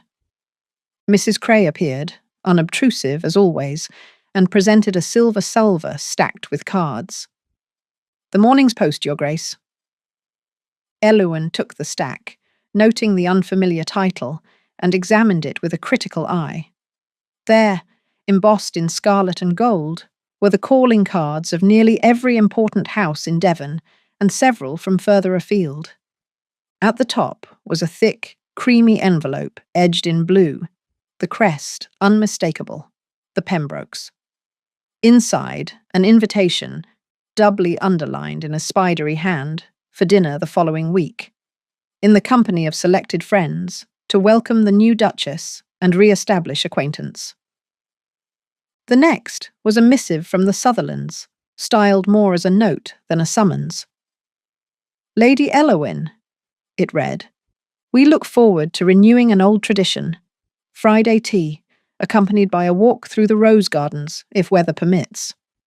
It was signed by both the Earl and Countess, a rarity, and the postscript, in the Countess's own hand, expressed admiration for your composure amid so formidable a gathering. At the bottom of the pile, thin, nearly colourless, with an acid bite to the ink, was a card from the Countess of Stanhope. Elowyn turned it over, expecting little. Instead, she found a line in the tightest script. "Your resilience was noted." The word "noted" was underlined, and beneath, an address for the Stanhope townhouse, along with the hours she was to be received. It was, Elowyn thought, as close to a truce as one could expect from a predator. She was still turning the card between her fingers when Anselm entered. He was less formal this morning, his hair still damp from a hasty wash, the cut of his clothes softer than usual. He poured himself a cup of coffee and sat at the opposite end of the table, as if to observe her from a safe distance. "Any casualties among the invitations?" he asked, voice dry. She slid the Pembroke envelope across to him. They wasted no time. He read it, then smiled, an almost imperceptible lift of the lips. "Lady Pembroke is nothing if not strategic. You will find her useful." "And the Sutherlands?" He took the card, scanned it. "They hold sway over half the county. If you wish to cement your standing, cultivate them. The Earl is a bore, but the Countess is sharper than she lets on." Elowen jotted notes in a little leather-bound planner, a gift from Mrs. Featherstone. She made columns: household, inclination, risk. "Will they come?" she asked. "Or is this a formality?" He considered, then nodded. "They will come. They have no choice now. Stanhope's move last night set the stage. She only snubs those she respects." "Or fears," Elowen finished, and was rewarded with another glint of amusement from her husband. She regarded the Stanhope card, then set it down, careful not to crumple the edge. "Why would she bother inviting me at all, after that performance?" He shrugged. "Because it is the next move. She signalled your place. Now she tests your ability to hold it. If you decline, you are finished. If you accept—" "I enter the lion's den willingly," Elowen said, and this time she did not flinch at the prospect. He watched her, eyes narrowed. "You do not have to play by their rules." She closed the planner with a snap. "I don't know any other rules." "You are learning quickly," he said, and though he spoke as if observing weather, she felt the compliment settle somewhere deeper. She poured herself more coffee, hand steady at last. "What else should I know?" He leaned back, the early sunlight catching the sharp planes of his face. "Pembroke and Sutherland are allies. If you win one, you have both. But tread lightly. Pembroke despises pretense, while Sutherland is all artifice. They will both expect you to stumble. I won't give them the satisfaction." A moment of silence, then. "Stanhope will never be your friend. But if she is your enemy, she will not rest until you are ruined. She admires only resilience." Elowen looked at the stack of cards, at the neat columns in her planner. "And what do you admire?" He met her gaze, unexpectedly candid. "The same." She felt herself flush, but did not look away. "I'm not certain I can survive a season of this." "I am," he replied, and for the first time there was an edge of warmth in his tone. Mrs. Cray entered again, this time with a tray of fresh scones and a dish of honey. Elowen took one, broke it in half, and spread the honey with the back of her spoon. She watched the slow drip, thought of the way every word and gesture at last night's ball had been calculated to ensnare or expose. She would not let it happen again. "Will you attend the Pembrokes with me?" she asked, unsure if that was the protocol. "Of course," he said, as if surprised she'd had to ask. "You are never expected to go alone, unless you wish to." She shook her head. "I'd rather have you at my side, even if it means enduring another of Lady Pembroke's after-dinner debates." He smiled, more openly this time. "I believe we are well matched, Lady Elowen." The words hung between them, brighter than the sunlight. She found she rather liked the sound of it. They finished their breakfast in companionable silence, Elowen occasionally scribbling in her planner, Anselm reading over the edge of the newspaper, their knees occasionally bumping beneath the table. When the clock chimed the hour, he stood and offered her his arm. She took it, as if it were the most natural thing in the world. Together, they stepped out into the new day, The cards and the memory of the ballroom left behind, at least for now. And though she knew there would be fresh battles, new humiliations, and endless games ahead, Elowen felt, for the first time, a sharp and eager pleasure in the fight. She was the Duchess of Ashwood, after all, and she was ready. Chapter 8. The library at Ashwood House was rarely silent after sunset. Its high coffered ceiling amplified the hush of turning pages and the faintly competitive tick of the long case clock. Lady Elowen entered, slippered and silent, pausing just inside the threshold, as if to take the measure of the night's audience. She was dressed for comfort rather than conquest. A dressing gown of deep violet, a shawl the colour of fresh snow, her hair in a twist that had by now lost all discipline. Her eyes took a moment to adjust to the warmth. Every sconce lit, the chandelier's beeswax candles melting honey down their sides. And, at the far side of the room, Anselm seated at his desk, as immobile as a chess king left standing at the end of a losing game. He did not look up at once, but Elowen saw his hand hover over the ledger, as if a new variable had entered the equation. She made no effort at stealth, crossing to the shelves with the insouciant tread of a woman who knew herself both outnumbered and unafraid. The scent in the room was one of aged leather, warmed by the fire and underscored by the faint citrus of lemon oil. She let her fingertips drift over the spines, some brittle, some so supple they seemed to breathe under her hand. "If you are looking for diversion," Anselm said, voice pitched not to startle. "The second shelf has a rather infamous French translation, hidden behind Blackstone's commentaries." Elowen turned, surprised. "Is it quite as wicked as advertised?" He regarded her with a faint, appraising lift of the brow. "More tedious, in my experience. The French have an infinite capacity for outrage, but a finite one for narrative structure." She smiled, letting the conversation thread out. "I prefer my scandals brief, then, like a good epigram, or a duel." He closed the ledger with a precise motion, blotting the ink before setting the pen aside. "If you are in need of an adversary, Lady Elowen, you have only to ask." She allowed herself a short laugh and continued her survey, extracting a volume at random, a blue-bound folio, its edges gold-tipped and only slightly foxed. "If you had not already made a project of me, Your Grace, I might believe that." She returned the book and slid another from the shelf, weighing its heft before speaking again. "What is it you read tonight? Crops and Cattle, or the latest account of my mortification in the London sheets?" His mouth twitched. "Both, as it happens, though only one can be remedied by a second planting." She slid the blue folio back into its slot and approached, her attention fixed not on him, but on the papers arrayed before him like fallen leaves. "Will the Ashwood tenants survive the spring?" "Better than most," he replied.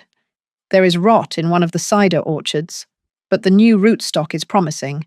The men grumble, as they always do, but the rents are holding. I cannot complain." She reached his side, not quite standing over him, but with a presence that filled the space between lamp and desk. And what of the other matter? He gathered the ledgers into a single stack, squared them, and set them aside. "It is what it is. I cannot invent a past for you that will suit them, nor one for myself." She folded her arms, fingers tucking into the crook of each elbow. "Is it really so dire? To be known for a lack of shame?"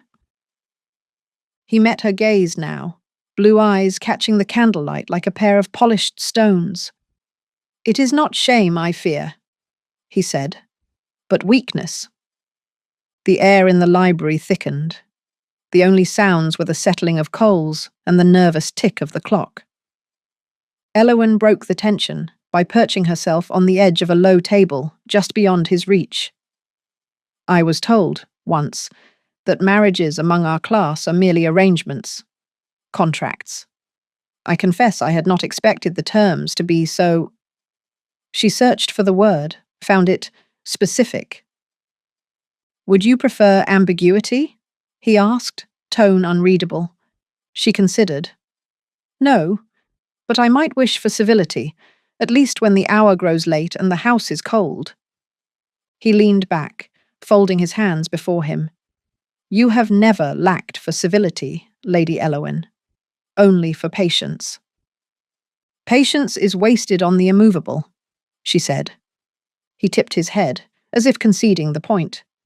And yet, you are here. She looked at him, really looked, as she had done the day of their signing. You fascinate me, she said.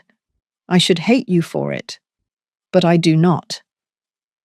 He said nothing, but his eyes did not leave her. After a silence that felt like a game of chicken, she stood and crossed to the fire. The blue folio was still in her hand. She opened it and riffled the pages, reading nothing. The invitations have begun, she said at last. Lady Pembroke wishes to see us at dinner. The Sutherlands have offered tea. And the Stanhopes. She smiled. They wish to make a public display of my humiliation, no doubt. He watched her, silent. She set the book aside and turned, arms crossed. I have never understood the appeal of being seen when all they do is look for cracks. Then you misunderstand your role, he said, rising with the movement of a man trained to command from behind the barricade. You are not meant to be seen. You are meant to be envied. Elowen's laughter was sharp. That is a comfort. He regarded her for a moment, then crossed to the sideboard and poured himself a finger of brandy. You may, if you wish, refuse the invitations. I will not force you. She shook her head. I will not be cowed. But I see no reason to make it easy for them. He sipped the brandy, the glass catching the firelight. What do you propose? Unpredictability, she said, the word crisp. If they expect a retiring wife, I shall be a lion. If they expect hauteur, I shall be witless. I refuse to be a specimen in their cabinet. He studied her, then set the glass aside. You have thought this through. I have nothing but time, she replied. He paced to the window, hands behind his back. This is your home now, Elowen. Do as you wish. She tilted her chin, voice low. Is it truly so simple?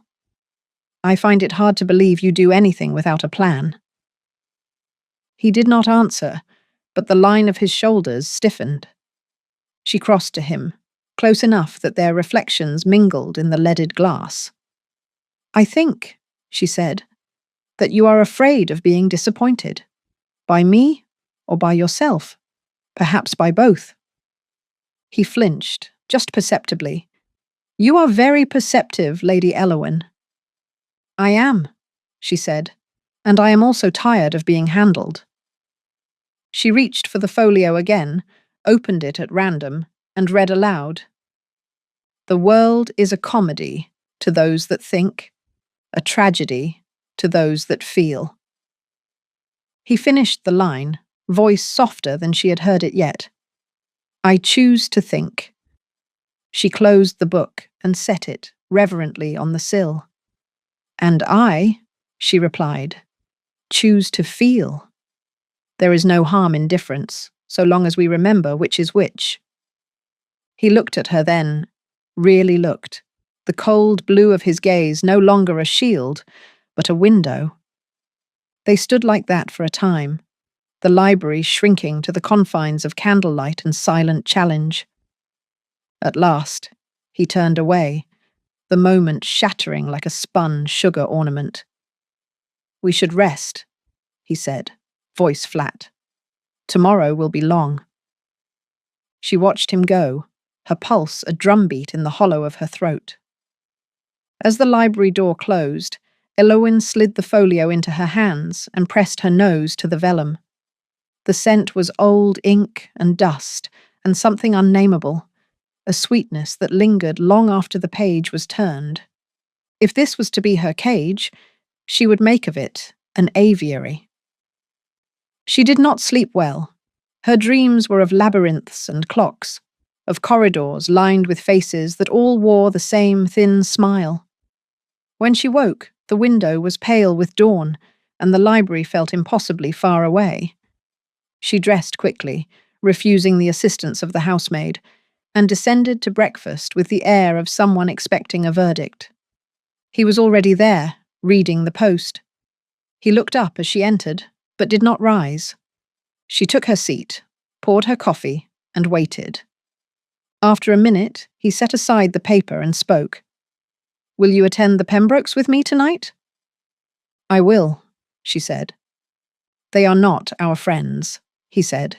"You will be tested." She lifted her chin. "I would expect nothing less." He watched her, eyes narrowed. "You do not need to prove yourself, Elowen." Her lips curled. "That is the first lie you have told me." He exhaled, a long, slow breath. "Perhaps." She buttered her toast with unnecessary care. "Perhaps you will let me manage myself, Your Grace?" He did not smile, but there was a new respect in his voice. "Perhaps I will." They ate in silence, but the air between them was changed, charged, not with hostility, but with the possibility of something neither yet understood. She wondered if all marriages were like this, two creatures circling, each searching for the seam in the other's armor. After breakfast, she watched from the window as he mounted his horse and rode out across the pasture, the wind catching his coat, turning him into a blue shadow against the new grass. She traced his progress with her finger, then let her hand drop, the glass cool beneath her palm. There was a world outside this house, and inside it too, if she cared to claim it. She intended to do just that. The day of the Pembroke dinner arrived in the manner of all significant occasions, with a sequence of inconveniences unremarkable until amassed. The weather oscillated between wind and drizzle, complicating travel. The cook developed a crisis of confidence and underseasoned the soup. One of the horses lost a shoe. Elowen met each disruption with a shrug or a brisk command. But by the time she was called to the front hall, she was acutely aware of her own nerves. She found Anselm in the vestibule, deep in conversation with the steward over some minor household drama. He dismissed the man with a clipped, "See to it," then turned to her, eyes sweeping from the hem of her new gown to the stubborn set of her jaw. "You're early," he said, not quite a compliment. She smoothed a non-existent wrinkle from her skirt. "I dislike being rushed." "Shall we?" he asked, offering his arm. She accepted, ignoring the prickle of awareness that ran up her sleeve where their fabric met. The carriage ride was brief, but the silence inside it was cavernous. Elowen stared out the window, tracking the rain as it stippled the glass. Beside her, Anselm reviewed a sheaf of correspondence, the rustle of paper as regular as a heartbeat. As they turned up the Pembroke Drive, he folded the letters and said, "You know what to expect." "Yes," she replied, "but I refuse to enjoy it." He did not smile. They entered the house to a riot of scent, clove and tallow and a surfeit of hothouse lilies, layered over the shrill of conversation from the drawing room. Lady Pembroke, resplendent in a peacock blue silk, swooped to receive them. "Duke, Duchess, how splendid you look. Positively radiant." The compliment was delivered with such force it bordered on aggression. "Everyone is simply dying to speak with you, Lady Elowen. Come, come." Elowen was drawn into the current of the evening. Conversation eddied around her, quick and bright as the gaslight overhead. She endured the usual probes, her opinions of London, her impressions of Devon, the precise shade of her hair, with a politeness that left no purchase for gossip. The Pembroke sun, a well-groomed cipher, escorted her to dinner. Anselm took his seat at the head, unassailable. The meal was a study in performance. Elawan spoke with grace, listened with care, and matched each subtle insult with an even subtler riposte. She could feel Anselm's gaze on her at intervals, the flicker of his attention as persistent as a tick in the clock. It was during the game course, as she complimented the cook on the richness of the sauce, that Lady Sutherland turned the conversation toward the subject of marriage. "My dear," said the Countess, fingers light on the stem of her glass, "I understand you are quite the independent spirit. How does the Duke manage you? Or does he simply let you run wild?" The table laughed, too hard. Elowen smiled, resting her fork with deliberate precision. "We have an understanding. I am to behave as I like, provided I don't embarrass him more than once per fortnight." General laughter, but Anselm's hand tightened on his glass. "And does the arrangement suit?" asked the Countess, voice syrupy. Elowen met the older woman's eyes. "It suits me, but I cannot answer for the Duke." The question volleyed to Anselm, who, after a heartbeat's pause, replied, "I find that efficiency recommends itself in all things, including matrimony." The guests tittered, but a chill passed under the words. The remainder of the dinner passed without incident, but by the time dessert arrived, the air between Elowen and Anselm was strung taut. As the ladies retired to the parlour, Lady Pembroke detained her with a beringed hand on her wrist. "My dear, I do hope you are not finding Devon too dull. You must come for tea, just us ladies. There are 1,000 things I wish to ask, out of earshot of the men." She squeezed Elowen's hand, leaving the distinct impression of claws beneath the velvet. "I would like that," Elowen said, truthfully. When they returned to Ashwood, the house was dark and quiet, the lamps extinguished, the staff invisible. They entered the library by mutual, unspoken agreement. The fire had burned to embers, casting the room in a light that was more shadow than glow. Anselm crossed to the drinks cabinet, poured himself a brandy, and did not offer her one. Elowen moved to the window, watching the sky. For a long time, neither spoke. At last, she said, "You disapprove?" He set the glass down with care. "Of what?" She turned. "Of me, or perhaps just of my performance this evening." He regarded her, posture rigid. "You did as you said you would. You made an impression." She stepped closer, voice taut. "You didn't expect me to succeed." He took a long breath, the line of his jaw hard in the half-light. "I didn't expect you to care." She laughed, sharp and low. "Why shouldn't I care? It's my life, too."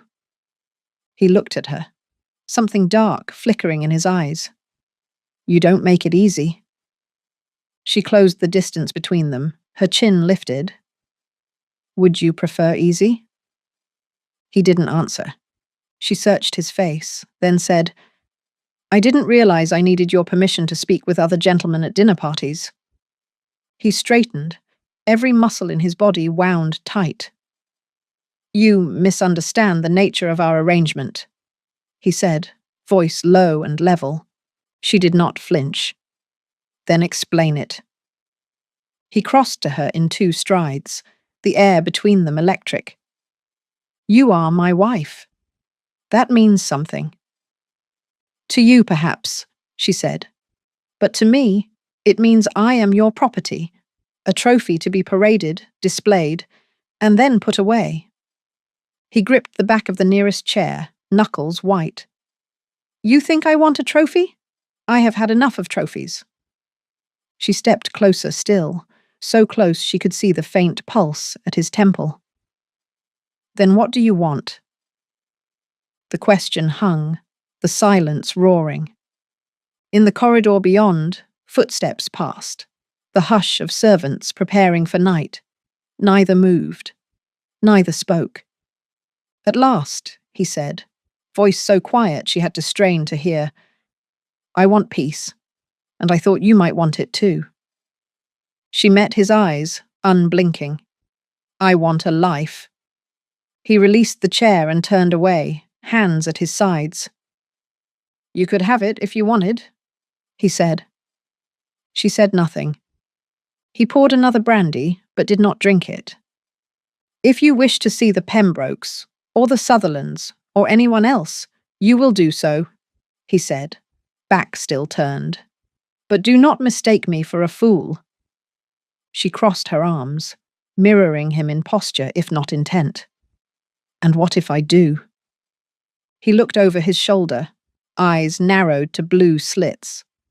"Then I will not be responsible for what follows." She smiled, though her throat was tight. Threats are the last resort of men who cannot persuade. He turned fully, and in 3 steps was standing before her, close enough that she could see the stubble along his jaw, the unevenness of his breath. "I do not threaten," he said, voice raw. "I promise." Their standoff was interrupted only by the distant clang of the clock, marking the half-hour. Elowen drew herself up, the defiance in her bones holding her upright. "I will not be a prisoner in my own home," she said. He studied her, gaze searching, then stepped back. "Nor will I," he said, and left her there, the taste of smoke and oranges lingering in the air.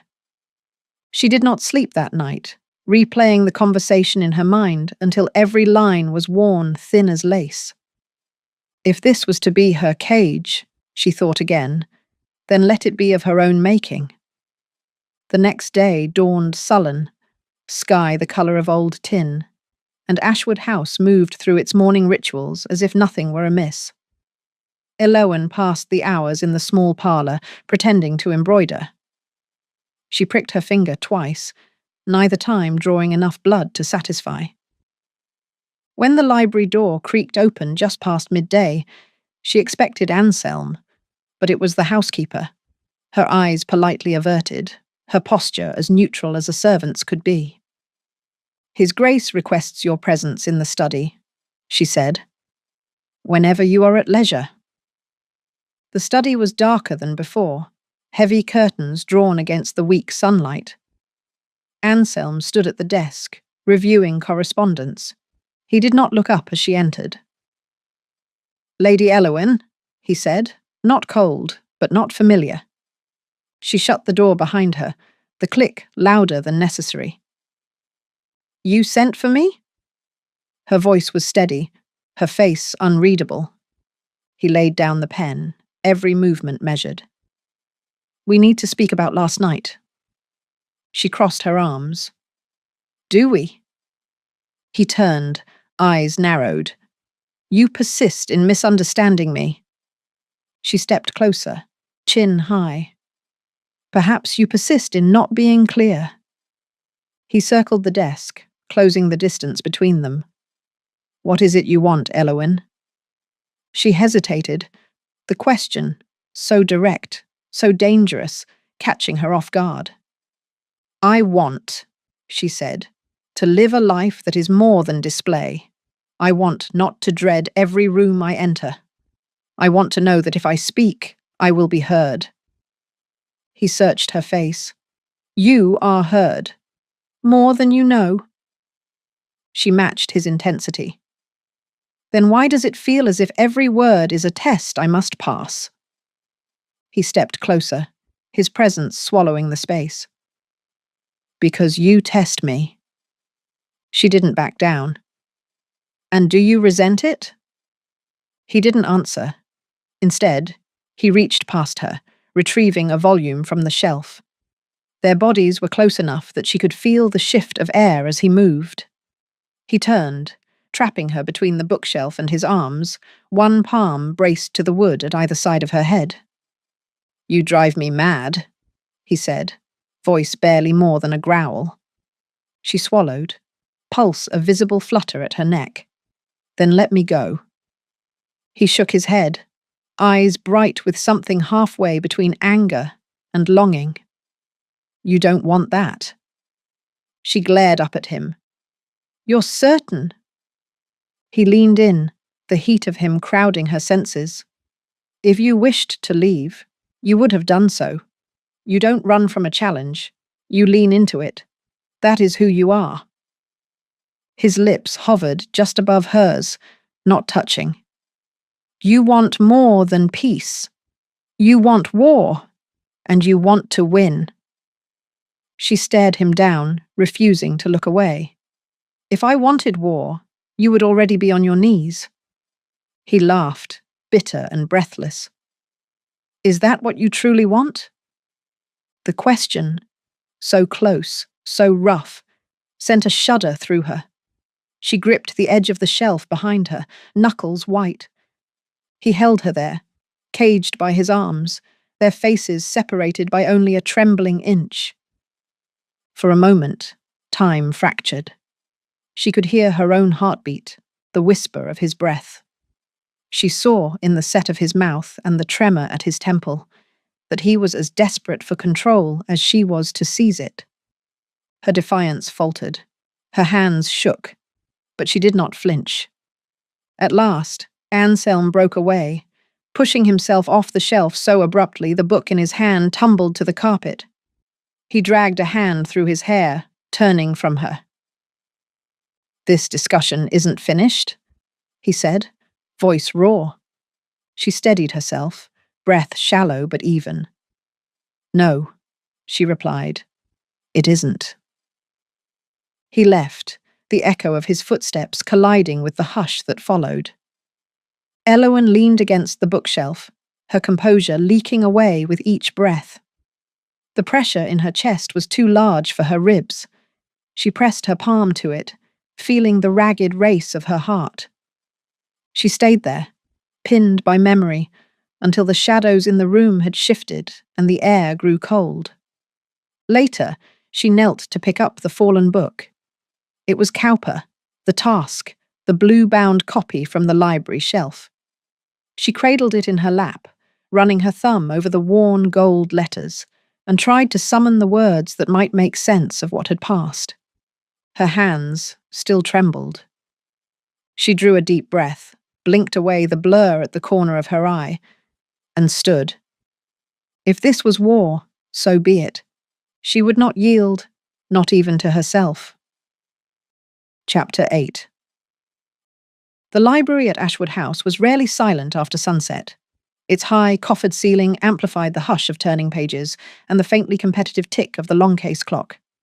Lady Elowen entered, slippered and silent, pausing just inside the threshold, as if to take the measure of the night's audience.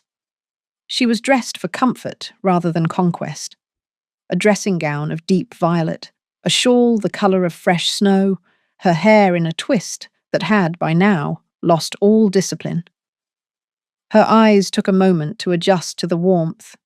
Every sconce lit, the chandelier's beeswax candles melting honey down their sides.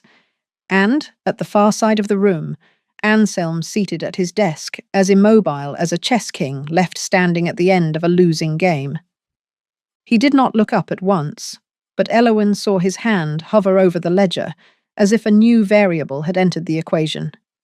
She made no effort at stealth, crossing to the shelves with the insouciant tread of a woman who knew herself both outnumbered and unafraid. The scent in the room was one of aged leather, warmed by the fire and underscored by the faint citrus of lemon oil. She let her fingertips drift over the spines, some brittle, some so supple they seemed to breathe under her hand. "If you are looking for diversion," Anselm said, voice pitched not to startle, "the second shelf has a rather infamous French translation, hidden behind Blackstone's commentaries." Elowen turned, surprised. "Is it quite as wicked as advertised?" He regarded her with a faint, appraising lift of the brow. "More tedious, in my experience. The French have an infinite capacity for outrage, but a finite one for narrative structure." She smiled, letting the conversation thread out. I prefer my scandals brief, then, like a good epigram, or a duel.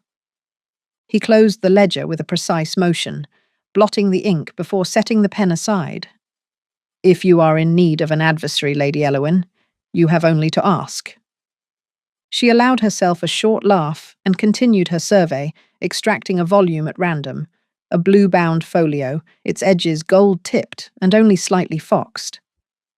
If you had not already made a project of me, Your Grace, I might believe that. She returned the book and slid another from the shelf, weighing its heft before speaking again. What is it you read tonight? Crops and cattle, or the latest account of my mortification in the London sheets? His mouth twitched. Both, as it happens, though only one can be remedied by a second planting. She slid the blue folio back into its slot and approached, her attention fixed not on him, but on the papers arrayed before him like fallen leaves. Will the Ashwood tenants survive the spring? Better than most, he replied. There is rot in one of the cider orchards, but the new rootstock is promising. The men grumble, as they always do, but the rents are holding. I cannot complain. She reached his side, not quite standing over him, but with a presence that filled the space between lamp and desk. And what of the other matter? He gathered the ledgers into a single stack, squared them, and set them aside. It is what it is. I cannot invent a past for you that will suit them, nor one for myself. She folded her arms, fingers tucking into the crook of each elbow. Is it really so dire to be known for a lack of shame? He met her gaze now, blue eyes catching the candlelight like a pair of polished stones. It is not shame I fear, he said, but weakness. The air in the library thickened. The only sounds were the settling of coals and the nervous tick of the clock. Elowin broke the tension by perching herself on the edge of a low table just beyond his reach. I was told once that marriages among our class are merely arrangements, contracts. I confess I had not expected the terms to be so... She searched for the word, found it specific. Would you prefer ambiguity? He asked, tone unreadable. She considered. No, but I might wish for civility, at least when the hour grows late and the house is cold. He leaned back, folding his hands before him. You have never lacked for civility, Lady Elowin. Only for patience? Patience is wasted on the immovable, she said. He tipped his head, as if conceding the point. And yet, you are here.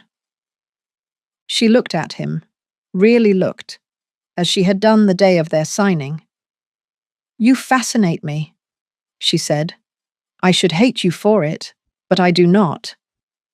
He said nothing, but his eyes did not leave her. After a silence that felt like a game of chicken, she stood and crossed to the fire. The blue folio was still in her hand. She opened it and riffled the pages, reading nothing.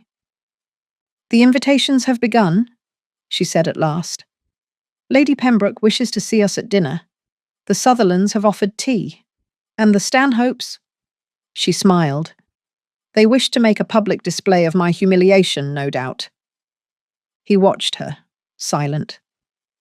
She set the book aside and turned, arms crossed. I have never understood the appeal of being seen when all they do is look for cracks. Then you misunderstand your role, he said, rising with the movement of a man trained to command from behind the barricade. You are not meant to be seen. You are meant to be envied. Elowin's laughter was sharp. That is a comfort.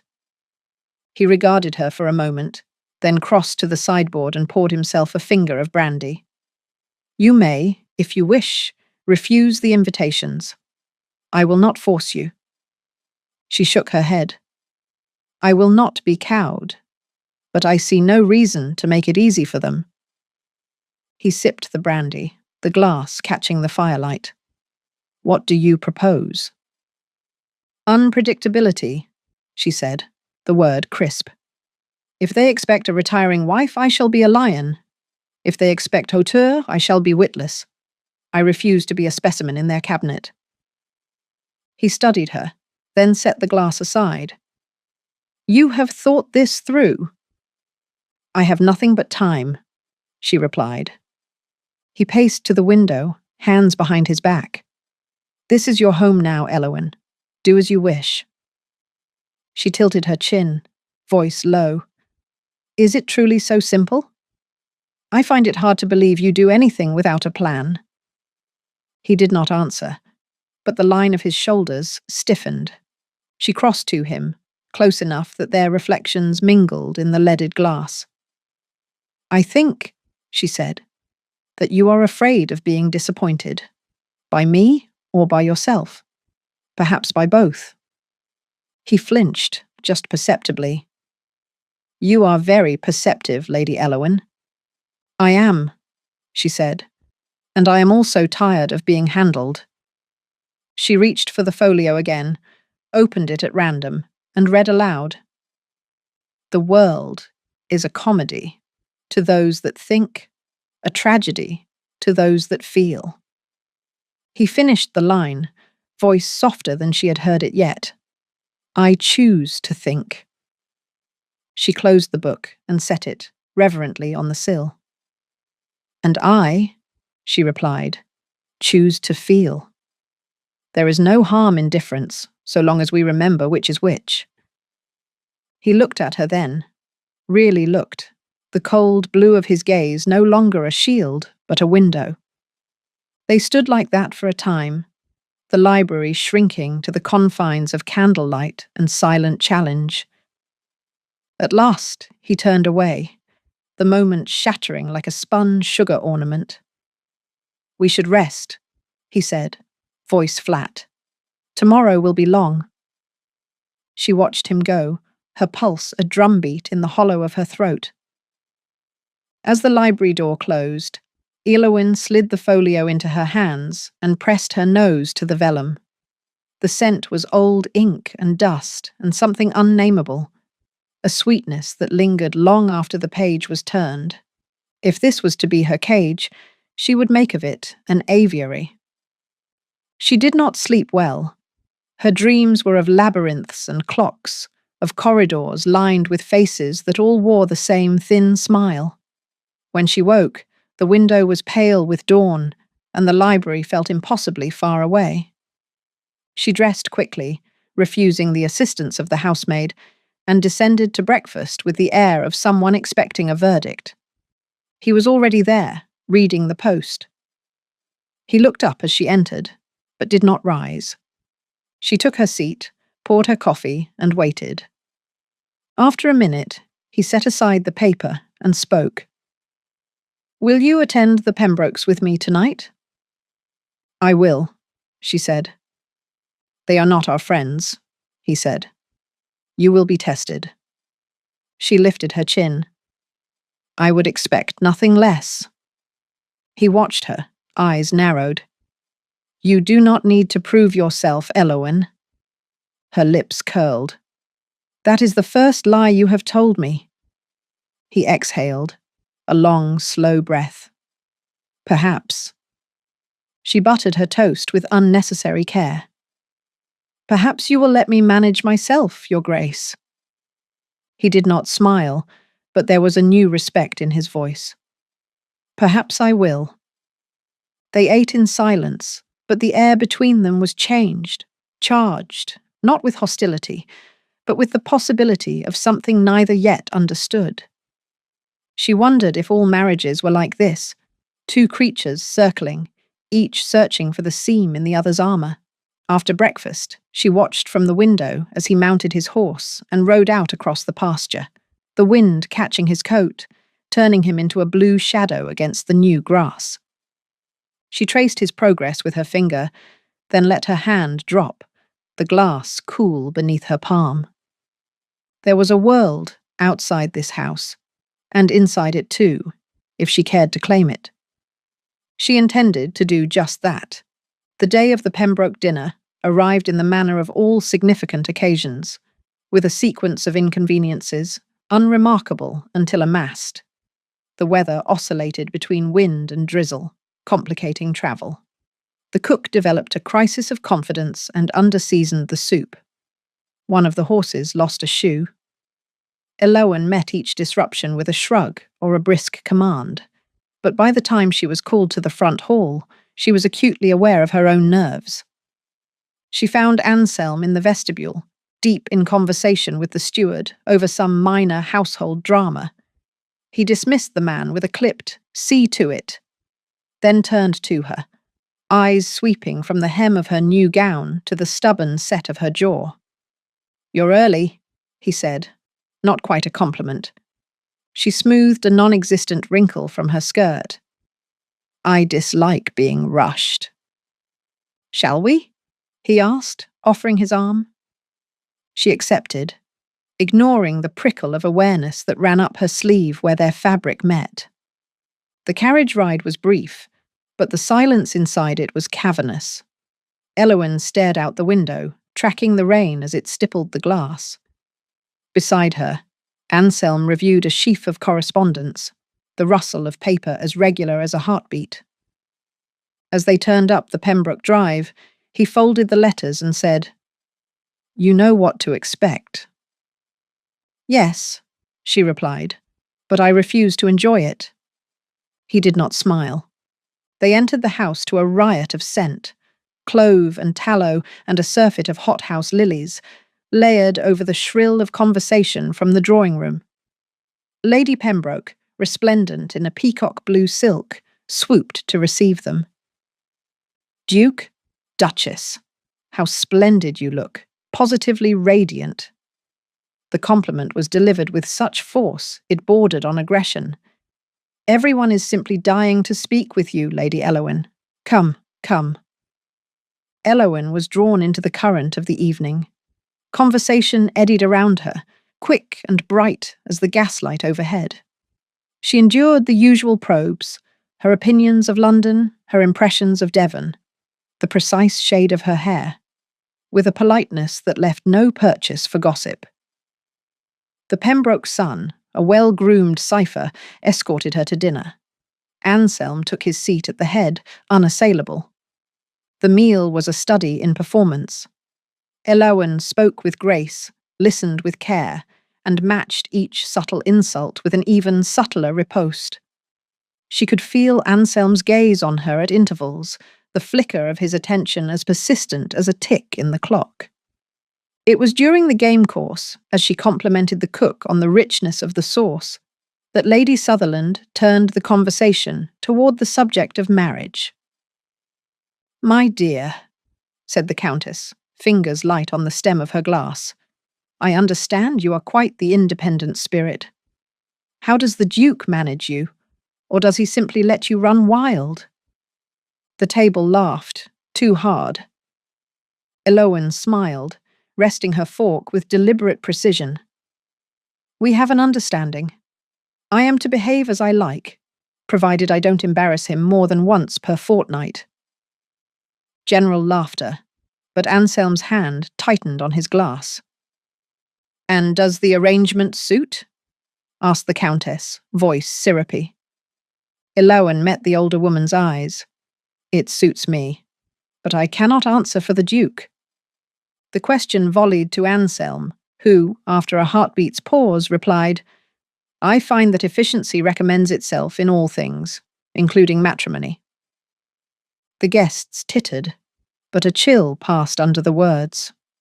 The remainder of the dinner passed without incident, but by the time dessert arrived, the air between Elowen and Anselm was strung taut. As the ladies retired to the parlour, Lady Pembroke detained her with a beringed hand on her wrist. "My dear, I do hope you are not finding Devon too dull. You must come for tea. Just us ladies. There are 1,000 things I wish to ask, out of earshot of the men." She squeezed Elowen's hand, leaving the distinct impression of claws beneath the velvet. "I would like that," Elowen said, truthfully. When they returned to Ashwood, the house was dark and quiet, the lamps extinguished, The staff invisible.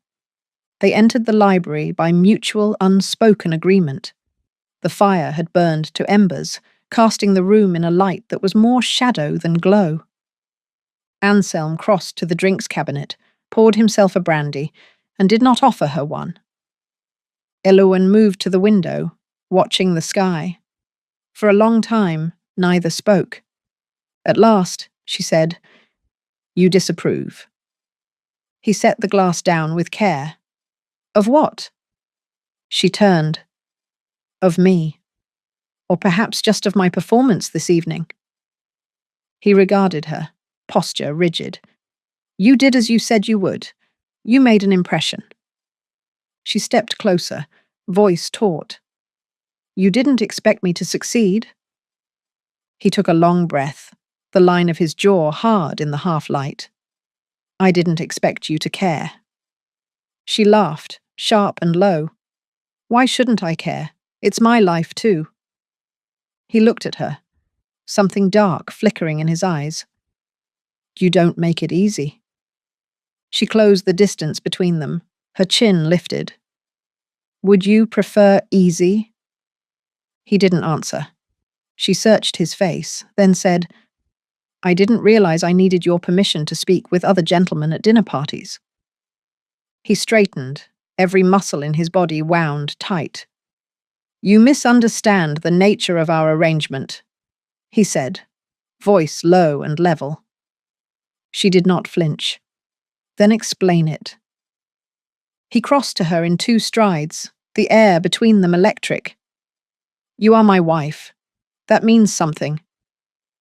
"To you, perhaps," she said. "But to me, it means I am your property, a trophy to be paraded, displayed, and then put away." He gripped the back of the nearest chair, knuckles white. "You think I want a trophy? I have had enough of trophies." She stepped closer still, so close she could see the faint pulse at his temple. "Then what do you want?" The question hung, the silence roaring. In the corridor beyond, footsteps passed, the hush of servants preparing for night. Neither moved, neither spoke. At last, he said, voice so quiet she had to strain to hear, "I want peace. And I thought you might want it too." She met his eyes, unblinking. "I want a life." He released the chair and turned away, hands at his sides. "You could have it, if you wanted," he said. She said nothing. He poured another brandy, but did not drink it. "If you wish to see the Pembrokes, or the Sutherlands, or anyone else, you will do so," he said, back still turned. "But do not mistake me for a fool." She crossed her arms, mirroring him in posture if not intent. "And what if I do?" He looked over his shoulder, eyes narrowed to blue slits. "Then I will not be responsible for what follows." She smiled, though her throat was tight. Threats are the last resort of men who cannot persuade. He turned fully, and in 3 steps was standing before her, close enough that she could see the stubble along his jaw, the unevenness of his breath. "I do not threaten," he said, voice raw. "I promise." Their standoff was interrupted only by the distant clang of the clock, marking the half-hour. Elowen drew herself up, the defiance in her bones holding her upright. "I will not be a prisoner in my own home," she said. He studied her, gaze searching, then stepped back. "Nor will I," he said, and left her there, the taste of smoke and oranges lingering in the air. She did not sleep that night, replaying the conversation in her mind until every line was worn thin as lace. If this was to be her cage, she thought again, then let it be of her own making. The next day dawned sullen, sky the colour of old tin, and Ashwood House moved through its morning rituals as if nothing were amiss. Elowen passed the hours in the small parlour, pretending to embroider. She pricked her finger twice, neither time drawing enough blood to satisfy. When the library door creaked open just past midday, she expected Anselm, but it was the housekeeper, her eyes politely averted, her posture as neutral as a servant's could be. "His Grace requests your presence in the study," she said. "Whenever you are at leisure." The study was darker than before, heavy curtains drawn against the weak sunlight. Anselm stood at the desk, reviewing correspondence. He did not look up as she entered. "Lady Elowyn," he said, not cold, but not familiar. She shut the door behind her, the click louder than necessary.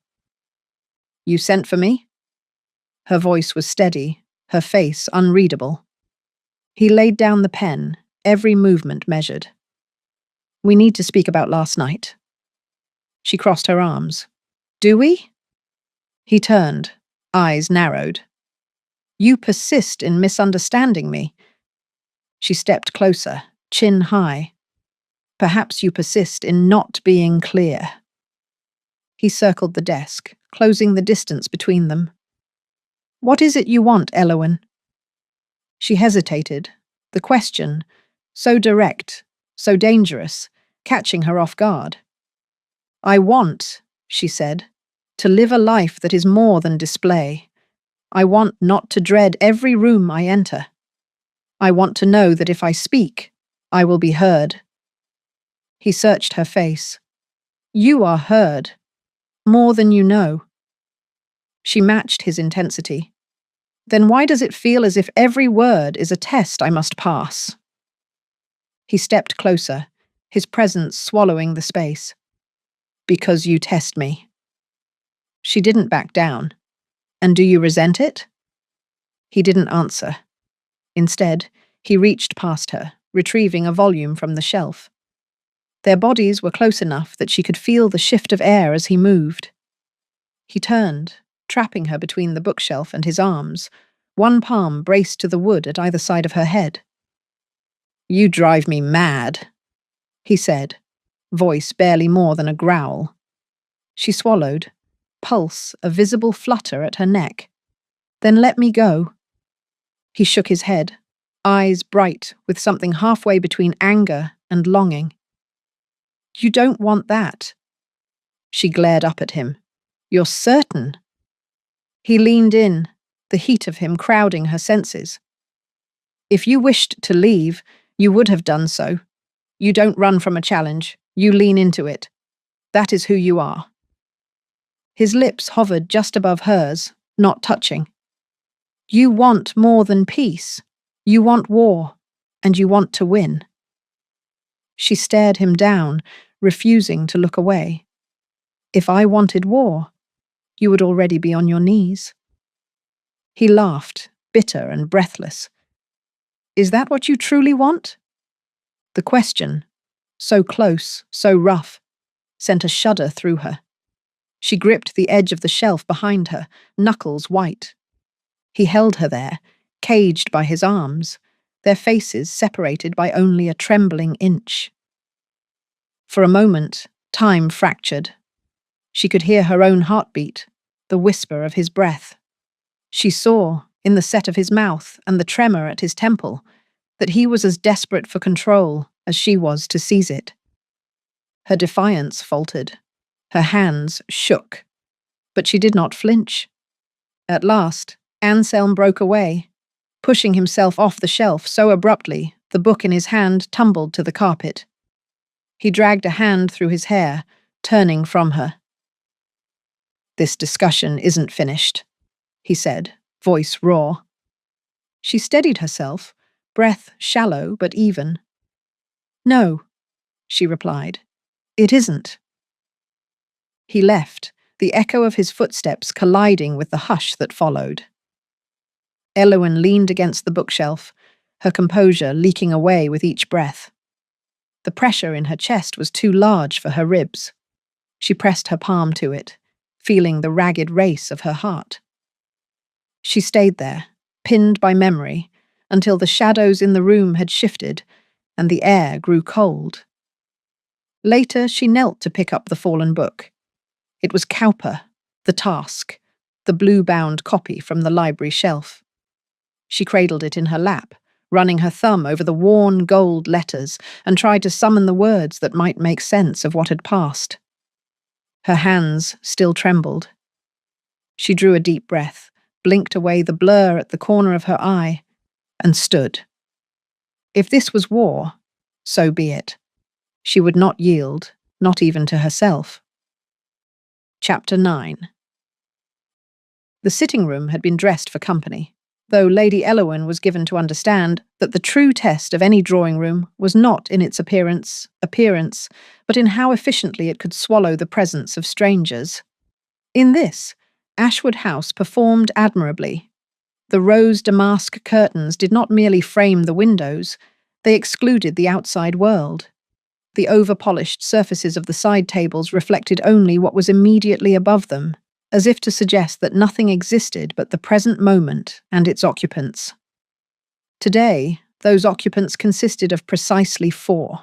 Lady Sutherland, iron grey, unsparing, and armed with a fan like a weapon, had arrived first, with her protégée, a younger woman whose name Elowen had already lost, but whose dress she envied. Anselm had appeared promptly at the appointed hour, as always, and then promptly disappeared into the library, as was his custom when social obligations threatened his equilibrium.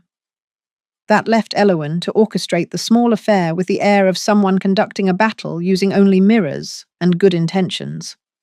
She was doing tolerably well, making polite inquiries about the Sutherland hounds, commiserating over the sad state of Devon's spring weather, when the butler entered, bearing a card on a silver tray. Elowen accepted it, more out of instinct than need.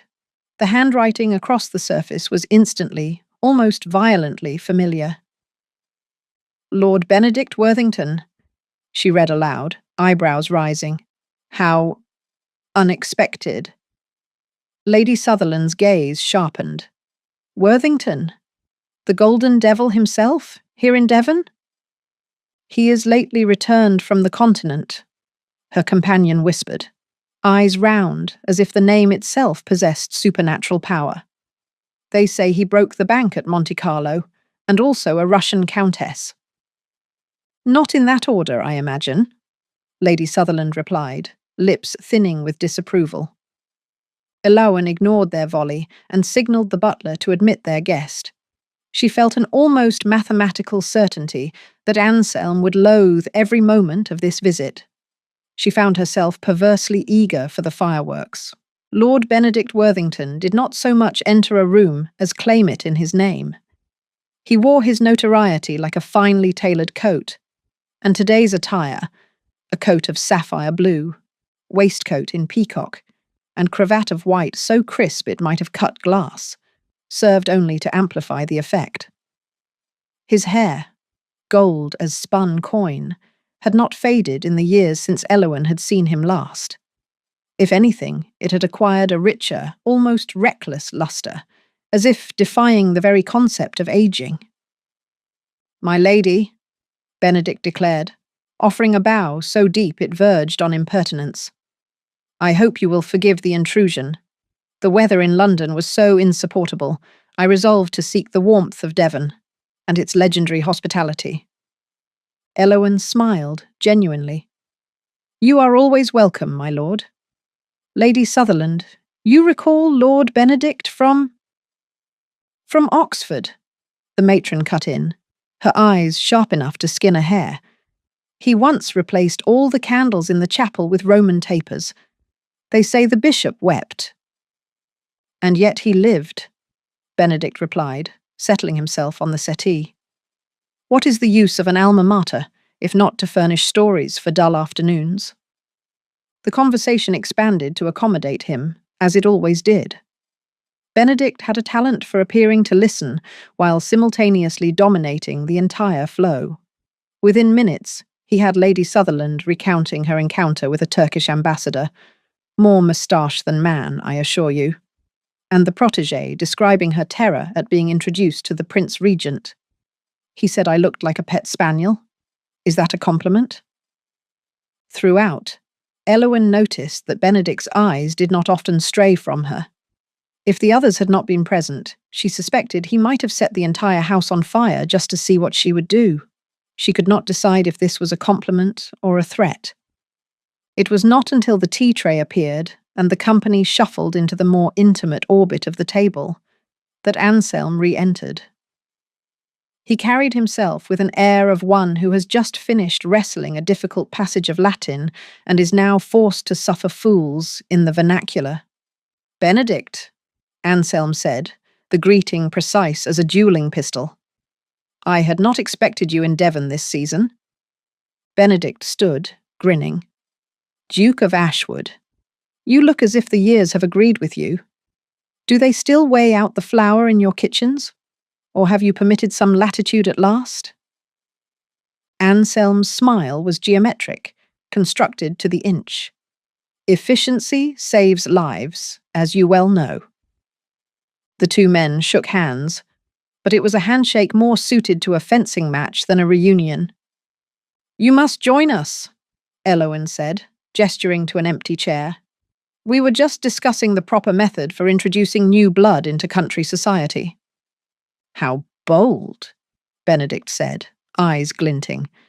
"And how like you, Lady Ashwood, to manage even the most recalcitrant of us." Anselm accepted his cup of tea, but his posture had acquired a fractional rigidity. The line of his jaw was set, the knuckles white against the porcelain. They fell into the rhythms of polite society, but the true conversation, if one knew how to listen, was all subtext. Benedict let his remarks slither between topics: politics, travel, mutual acquaintances. Every few sentences, he injected a story from university days, always with a twist that landed on Anselm like a slap to the back of the neck. "Do you remember, Ashwood, the Michaelmas fete?" Benedict asked, voice buttery with nostalgia. "The year they caught that unfortunate Don in the still room with, well, perhaps it is better left to the imagination."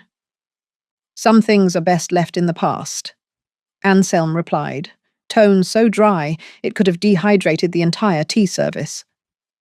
Benedict only laughed. "Nonsense. The past is never as far away as one thinks." He leaned in, lowering his voice to a confidential register.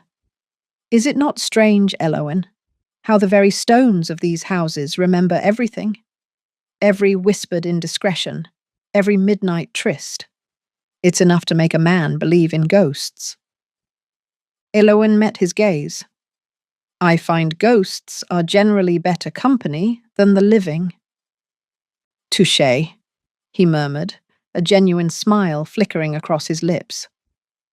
When Lady Sutherland excused herself to visit the retiring room, escorted by her protégé, who appeared increasingly desperate for escape, Benedict seized the opportunity to shift the tone. "Forgive me," he said, turning to Elowen, "but it is so rare to see you in such splendid command. I do not recall you being so—" He paused, searching for the word. "Radiant. In London." "It is amazing what can be accomplished when one is left in peace," Elowen replied. "But are you?" Benedict asked, the question wrapped in velvet but containing a needle. Elowen opened her mouth to reply, but Anselm interjected. "We are very happy here," he said. "The country air is restorative." Benedict's eyes lingered on Elowen a heartbeat too long. "So, I see." He sipped his tea, then leaned closer to Anselm, voice dropping until Elowen could barely make out the words. "Have you told her?" he whispered.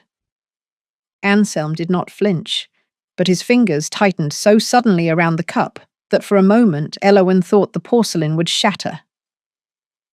"Told me what?" Elowen asked, keeping her voice light. Anselm set down his cup with surgical precision. "That Benedict is incapable of a straightforward question? Yes, I am well aware." Benedict flashed a grin, but the humour had turned to ice. "Oh, I can be direct. Sometimes one must be, when the circumstances demand it. The pause that followed was enormous. "I confess I was surprised by your marriage, Lady Ashwood," Benedict said, turning his attention fully to her. "Not that the Duke is unworthy, but the speed of it. One hardly had time to wager on the outcome." "Perhaps that is the only way to outwit the bookmakers," she replied. "Perhaps," Benedict echoed. "But I suspect the odds are not always in one's favour." She felt the conversation folding in on itself, layering implication over implication until she could hardly breathe for the weight of it. "You must tell me, my lady," Benedict went on. "What convinced you to accept such a sudden proposal? Was it the title, the house, or—" His smile twisted. "Did you find yourself unable to resist the Duke's legendary charm?" Anselm's face did not move, but his eyes burned a cold, hard blue. Elowen met Benedict's stare, refusing to look away. "Why do you ask, my lord?" He shrugged, the movement too casual. "I have always been curious about what compels people to bind themselves to a fate, whether it's love or duty or something darker." "Darker?" Elowen asked. Benedict's gaze flickered to Anselm, then back to her. "Secrets have a gravity all their own, Lady Ashwood. They pull us in, and sometimes, if we are not careful, they crush us." The tension in the room was palpable. Elowen realized she was holding her breath. Benedict set down his cup and steepled his fingers. "Did you know, Elowen, that the Duke and I once vied for the same prize at Oxford? A contest of wits and will. It was said that the loser would leave, the winner would stay." He smiled, shark-like. "Of course, in the end, neither of us won. The true victor was a woman, Sophia Blackwood. Do you recall her, Ashwood?" Anselm stood so abruptly that the tea tray rattled. "Excuse me," he said, voice carved from iron. "I have business in the Westfield." He was gone before Elowen could rise to follow. Benedict watched him go, then turned back to her, his face a perfect mask of regret. "I did not mean to unsettle him. I forget, sometimes, that the past has such sharp edges." Elowen regarded him, searching for the line between performance and sincerity. "Is there something I should know?" she asked. Benedict's smile softened, genuinely sad for once. "Only that the Duke has made a habit of surviving. Not everyone is so fortunate." The conversation dissolved, then, as the other guests returned and the polite fictions resumed. But the air in the room had changed, charged with electricity and the threat of storm. Later, as she walked Benedict to the door, he paused on the threshold. "If you ever tire of these country intrigues, Lady Ashwood," he said, "London would welcome you with open arms." She looked him in the eye, unflinching. "I have no use for open arms, my lord, only honest ones." He laughed, low and genuine. "Then perhaps you are better suited to the country after all."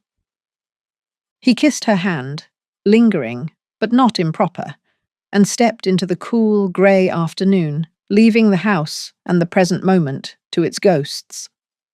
Alone in the foyer, Elowen found herself trembling. She realized, with a clarity that was almost relief, that she had never been more awake. That night, the house felt hollow. Every clock ticked, as if the mechanism beneath were counting down not to midnight, but to detonation. Elowen dined alone.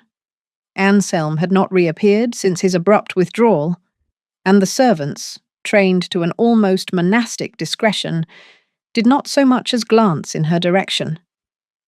The silence was not peace. It was a siege. When she could no longer bear the empty pretense of the dining room, Elowen retreated to the library. She had not expected Anselm would be there, He was the sort to nurse his wounds in privacy, not in sight of the scene of battle. But she found herself drawn by the possibility nonetheless. The lamps burned low, lending the air an old gold tint. His desk, usually kept with a general's precision, showed the debris of an interrupted campaign, a stack of correspondence at odds with itself, one drawer pulled out further than the rest, as if someone had opened it in haste and then thought better of it.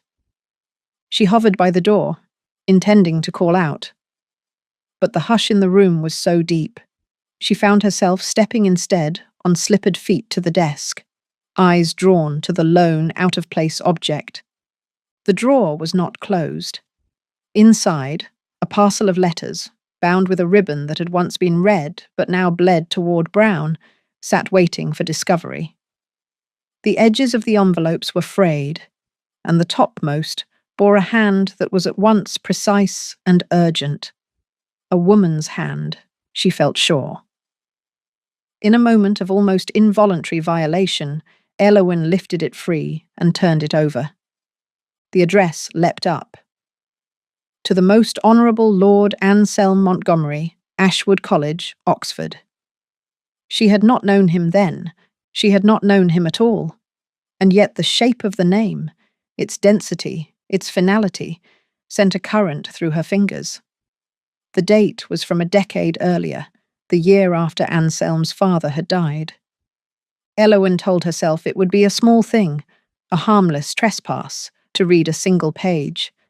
She was not so naive as to believe it, but the lie was comforting. She broke the seal. Anselm, I dreamed of you again last night. You stood at the lectern, rigid as always, and recited your proofs as if they were scripture. When you looked at me, I felt I might catch fire. Why do you persist in punishing yourself for sins you never committed? I wish you could see the man the rest of us see, brilliant, kind, incapable of cruelty. If you cannot believe it from me, then believe it from her. All my love, SB. The initials quivered in her mind.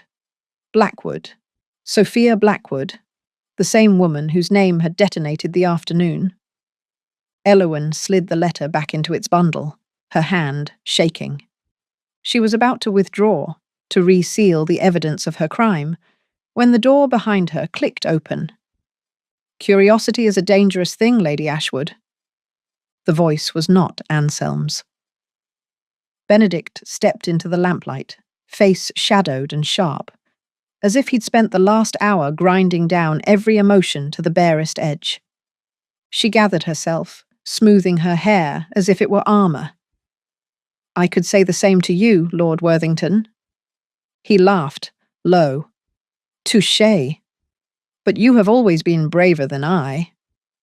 She let the silence build, hoping it would press him back into the corridor. It did not. How well do you know your husband? Benedict asked, voice light but carrying the threat of a scalpel. I mean, truly know him. Not the Duke, but the man inside the stone. She returned the letter to the drawer, careful to hide the trembling in her fingers. I know he has more patience than most, and less tolerance for deception. Benedict's smile twitched at the edge. He does have a certain dedication to truth. It is what made him so easy to bait, in the old days. Elowyn sat in the chair nearest the fire, crossing her arms. Is that why you came to Devon, Lord Worthington? To see if you could still bait him after all these years? His gaze flickered across the desk, lingering a moment on the exposed ribbon before he answered. I came because there are debts which cannot be paid off with distance. Or time. She waited. He wandered to the sideboard, poured himself a finger of brandy without asking, and stared into the glass as if hoping to find a better answer there. Did he ever tell you about Sophia? Elowyn shook her head, once. No, and neither did you, until today. Benedict's lips thinned. She was extraordinary, clever, fearless. She could have made the world bend, If only it had given her half a chance. She loved him, you know. Anselm. Eloan felt the words like a stone dropped into a still pond.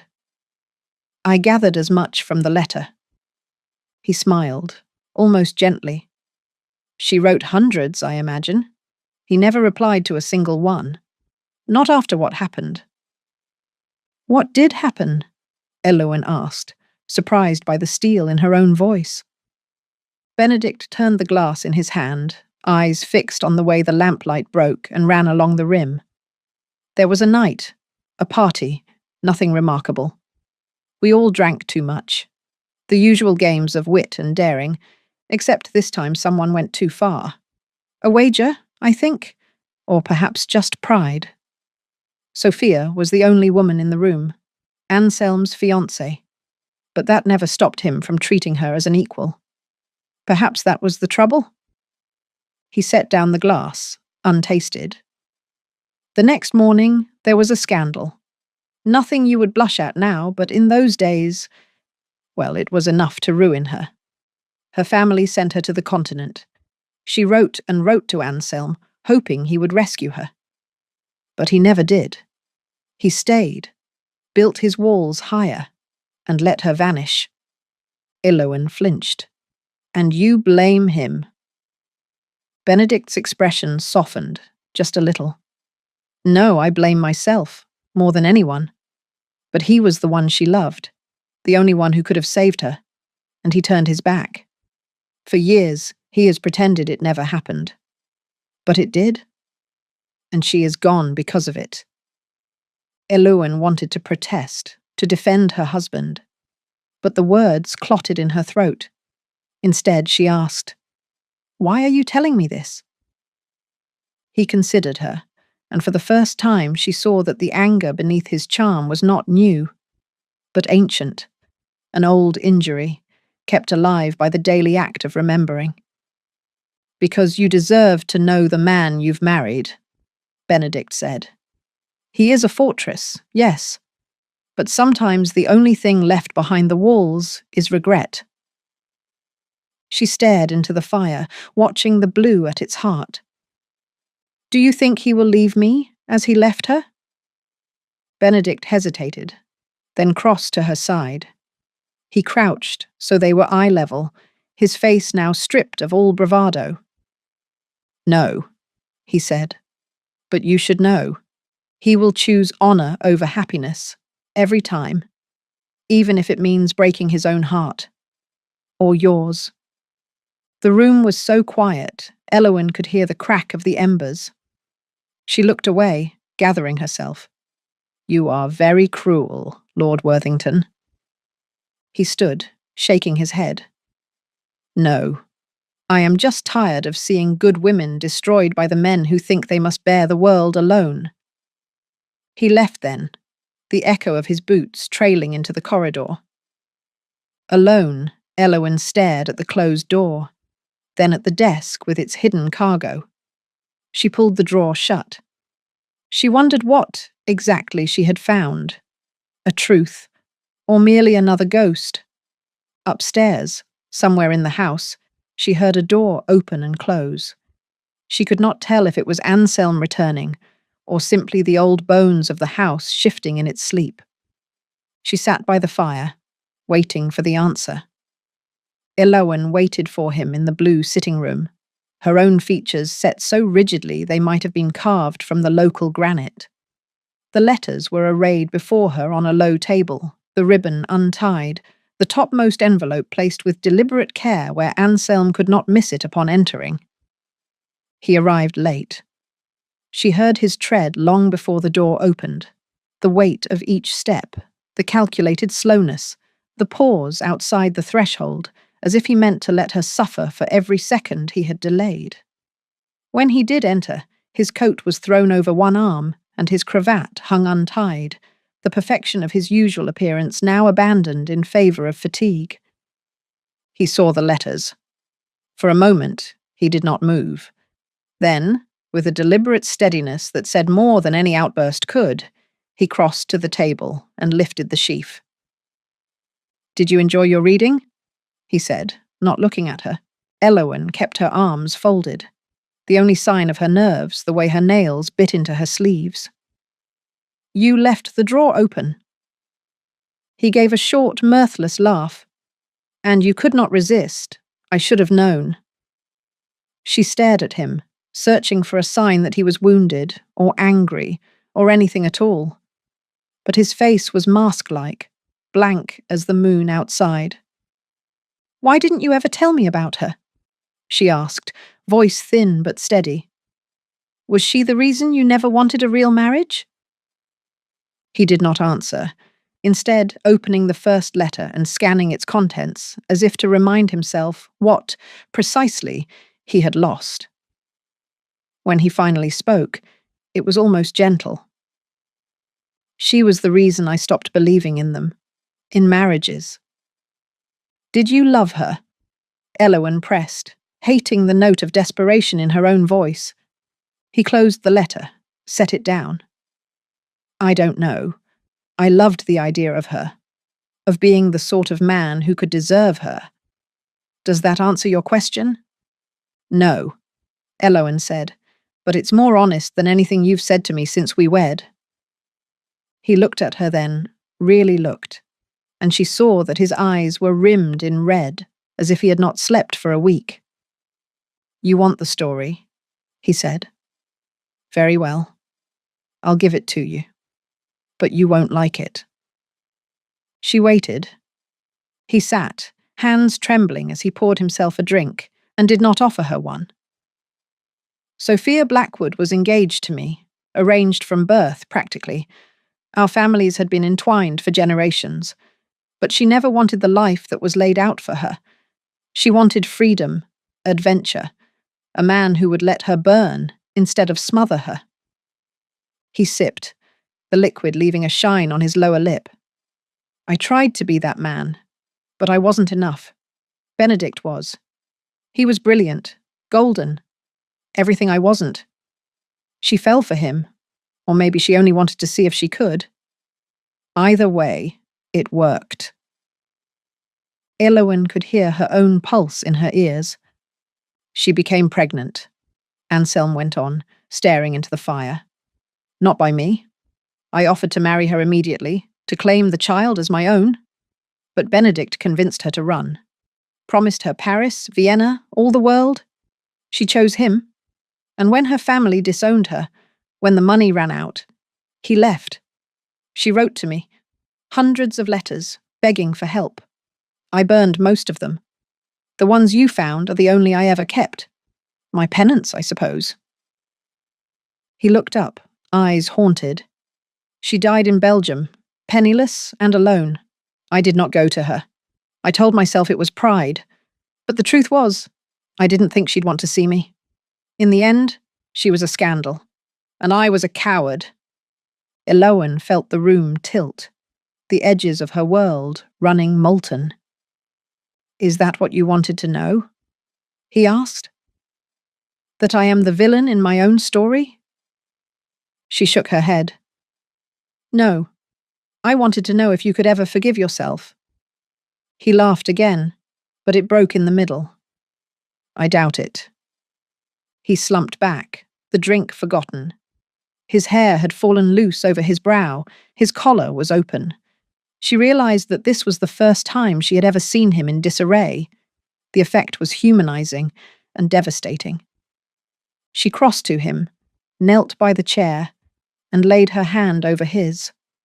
For a moment, he did not move. Then slowly, he turned his palm to clasp hers. You don't have to be alone anymore, she said, voice barely a whisper. He closed his eyes. It's all I know how to be. She rested her head against his knee, and they remained like that, unmoving, while the fire shrank to embers. It was the knock at the door that shattered the spell. A servant entered, eyes averted, and proffered a folded card on a tray. For His Grace. It is urgent. Anselm took the card, opened it. His face, as he read, became a study in controlled catastrophe. What is it? Elowen asked. He handed her the note. The handwriting was Benedict's. Tomorrow, 10 o'clock in the morning at the club. Bring your honour. It shall be required. Should you fail to present yourself, I shall have no alternative but to inform your new wife of the remainder of the tale, perhaps with less leniency, or more fittingly, I might allow society to render its own judgment. The decision rests with you, dear friend. Benedict Worthington. Elowen's hands shook as she passed the note back. He means to force your hand, she said. Anselm nodded, jaw set. He always does. Outside, the wind rose, battering the window panes with cold, hard fingers. Elowen met his gaze, and for the first time, there was no distance in it. Then give him nothing, she said. Let him rage against the wall, but do not let him inside. He smiled, weak but real. You are better at this than I am. She smiled in return, the expression costing her more than she would ever admit. They sat in silence, side by side, as the storm began in earnest. In the morning, the world would come for them. But for tonight, at least, they would face it together.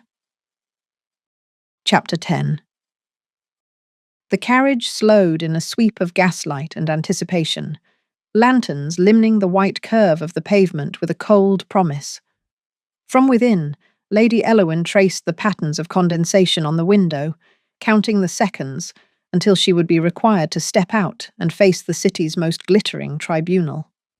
Covent Garden's facade rose before her, like a palace constructed entirely of hubris and illuminated expectation.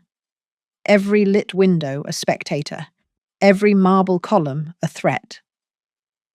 The footman's gloved hand awaited her, and she took it with a studied nonchalance.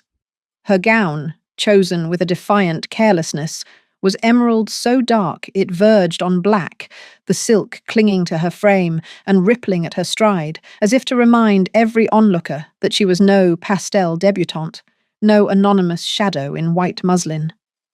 Tonight, she would not vanish. She would not, could not, be made invisible, however much London might wish it. Anselm followed, his presence as formidable as the rumours that surrounded him. He wore the full regalia of expectation, evening coat in the deepest midnight, every button and fold precisely calibrated, the shirt front a flawless white that drew the eye up to the high, unsmiling angle of his jaw. At his side, she felt less like a wife than a co-conspirator summoned to answer for some beautiful, unpardonable crime. The Opera House foyer was a thunderclap of sound and movement. Chandeliers, each an ironclad garrison of cut crystal, rained golden light onto the crowds below, where men and women in all degrees of beauty and calculation glittered and gathered, resplendent as their own reflections. Marble soared in vaults and colonnades, the very air tense with the friction of so much money and ambition pressed cheek to jowl. The scent was thick, a cordite blend of musk, beeswax, and the breathless overture of flowers imported for the occasion. For a moment, as they crossed the threshold, the world froze. Heads turned. Not a graceful, unconscious tilt, but a pivot sharp enough to unsettle the molecules of the room. Names were whispered. She heard her own not 3 steps inside the door. Some greeted her with forced, toothy civility. Others looked past her entirely, as if by refusing to acknowledge the interloper they might erase her from the page. But the gown did its work. Elowen felt every eye. She wore their attention as one might wear a heavy necklace, each bead a different variety of venom. The Duchess has never feared spectacle. She heard a young woman murmur to her mother, as if Elowen were a specimen in a gallery. That colour, how extraordinary. Is it not a touch forward? Her Grace was always noted for her eccentricities, the mother replied, fan fluttering. But she has Anselm to steady her now, or so one hopes. From behind, Anselm placed his hand at the small of her back, the gesture not possessive but grounding, a signal, perhaps, that they would face this circus together. His grip was light, but she felt the strain in it, as if he had to remind himself not to crack the veneer of civility with the force of his own conviction. They made their way toward the grand staircase, but the crowd conspired to detain them. Lady Pembroke, who had not aged a day since last season, and who wore her coral gown like the exoskeleton of some predatory sea creature, materialized at their path. "Your Grace," Lady Pembroke exclaimed, sweeping a curtsy so elaborate it hovered just above mockery. "How well you look, and how daring." Her gaze took in Elowyn's dress, then returned to her face, flicking once to Anselm with a knowing brightness. "Green is the colour of hope, is it not? Or was it envy? I can never recall." Elowyn smiled, letting the line stretch a beat beyond comfort. "Hope, I believe, unless one finds oneself too easily unsettled?" "Quite so." Pembroke's lips thinned, but she pressed on, ever the master of layered intent. "And how fares Devon? We have all been simply dying for news from the country. So many changes in your household these past months, it must be quite exhausting." "We thrive on exhaustion," Anselm replied, his voice a blade honed to the edge of politeness. "Keeps the blood sharp." A titter rose from the circle of onlookers that had spontaneously grown around them, as if drawn by the scent of coming violence. Lady Pembroke's eyes narrowed, but she executed a feint worthy of a champion. Of course. And you, Lady Elowyn, are you settling in? The transition from Harrington to Ashwood must be a daunting one."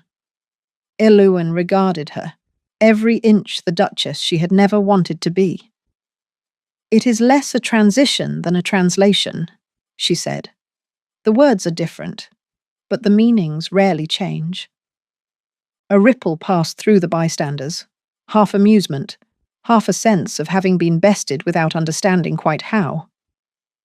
Pembroke's smile flattened into a line, but she performed the necessary courtesies. "It is so refreshing to see a new face in our tired old set," she said, though her tone left little doubt as to who was tired and who was merely unwelcome. "We must have you for supper. The world is positively agog to hear your impressions." "I would be delighted," Elowyn said, though the words tasted like the memory of a long-forgotten medicine. The world rarely finds itself disappointed. Lady Pembroke retreated, the crowd shifting to absorb her back into its body. For a moment, Elowyn stood, the eye of a storm in green and black, her skin alight with the brush of 1,000 speculative glances. Anselm, still at her side, leaned in just enough for her to hear. "You might have gutted her with less effort." "Then it would not have been sport," Elowyn murmured, and for the first time that evening, her pulse slowed. A chime rang from somewhere within the marble echo chamber. The great doors to the auditorium opened, and a wave of expectation drew the crowd forward. The mass of society sorted itself into tiers and boxes, each soul seeking not only the best view of the stage, but the best angle from which to be viewed. As they ascended the steps, the light fractured into rainbows on the marble and on the diamonded throats of the women above. The noise, so fierce and omnipresent a moment before, faded behind a hush so thick it seemed to thrum in the bones. The opera would begin soon, and for a precious hour, no one would speak above a whisper. The rest of the night, of course, would be a war of words. Anselm's grip at her waist had softened. "Ready?" he asked, the syllable shaped for her alone. She tilted her chin, feeling the weight of her defiance gather at the base of her skull. "Always." They walked together, two anomalies amid the pastel and powder, their alliance as new and untested as the paint on the theatre walls. Above them, the chandeliers blazed, and below, The city watched. But in that moment, as they took their seats in their box, Elowyn allowed herself to believe she had won something. If not the war, then at least the opening skirmish. And in this city, where memory was as fleeting as the fashion of a sleeve, even that could be enough. The box was situated at the very edge of the proscenium, a vantage point both privileged and exposed, high enough to survey the entire velvet sea of audience, yet so near the stage that the scent of resin and lime from the footlights drifted up like a private invitation. The seats themselves were upholstered in a crimson so saturated it left a ghost on the vision after even a moment's glance. Elowyn felt the plush beneath her palm, the fabric warm and worn, as if thousands of hands had sought comfort in its depths before her. Lord Benedict Worthington, naturally, had arrived before them. He stood as they entered, his sapphire coat a thing of defiant elegance amid the dark evening wear of the men below. He greeted Anselm with a bow, perfectly judged, neither mocking nor servile, then turned his attention to Elowyn. "My lady," he said, voice pitched for intimacy, though perfectly audible to all. "It is a rare pleasure to find such distinguished company in the first act. One might almost believe in fate." Elowyn inclined her head. "One might, if one hadn't read your correspondence from Monte Carlo." He grinned, delighted. "I see Ashwood House has not dulled your wit, or your memory." Behind him, Mrs. Henrietta Featherstone rose, offering a smile that contained neither threat nor qualification. Her gown was a marvel of engineering, navy velvet, each panel falling in exacting lines, with a lace collar that managed to suggest both authority and comfort. She reached for Elowyn's hand, squeezing it with maternal vigour. "You look exquisite, my dear," she said. "I would have killed for a dress like that when I made my debut. Instead, I was trussed up like a Christmas pudding and sent out to be consumed by the wolves." Elowyn allowed herself a real involuntary laugh. "I doubt the wolves had much appetite, Mrs. Featherstone. They seem hungrier these days." "True," the older woman agreed, "but they've never had such a toothsome target as you." Benedict gestured to the seats. "Please, join us. The prelude is short tonight, but the gossip will be eternal." Anselm took his place at Elowyn's left, posture ramrod straight, while Benedict and Mrs. Featherstone settled to their right, a barrier of decorum and mischief. The house lights had not yet dimmed, and already the gaze of the auditorium felt like a physical thing, deliberate, weighted, and, on certain faces, spiced with longing or resentment. Elowyn accepted the programme from Anselm, their fingers meeting for a brief, electric instant. She saw the surprise in his eyes, as if he had not expected her hand to be so cool or her touch so steady. The overture would not begin for several minutes, but the true performance was already underway. "Do you suppose," she whispered, eyes never leaving the stage, "that the soprano's trills will outshine Lady Pembroke's lament about last night's scandal?" Anselm's mouth quirked at one corner. "Only if the soprano hits higher notes." Elowyn found herself smiling, the moment unforced. Benedict, always alert to the scent of amusement, leaned in. "You underestimate Lady Pembroke. I hear she's been practicing for weeks, just to be ready for this evening." Mrs. Featherstone flicked her fan, dry as salt. "Let's hope her voice lasts through the second act. I'd hate for her to strain herself so early in the season." The exchange left Elowyn giddy, as if she had been given a new instrument to play and found herself surprisingly deft at it. The world did not intend to allow her the pleasure for long. Across the way, 3 boxes down, Lady Arabella Montgomery and Lady Cassandra Delamere held court in a constellation of pastel. They turned as one, the angle of their heads so precise it might have been choreographed. Their eyes swept the Ashwood box, taking inventory of every detail: the width of Elowen's neckline, the angle of Anselm's arm, the nearness of Benedict, and the unmistakable shade of his affection. Anselm noted the gaze, his shoulders tightening by the barest increment.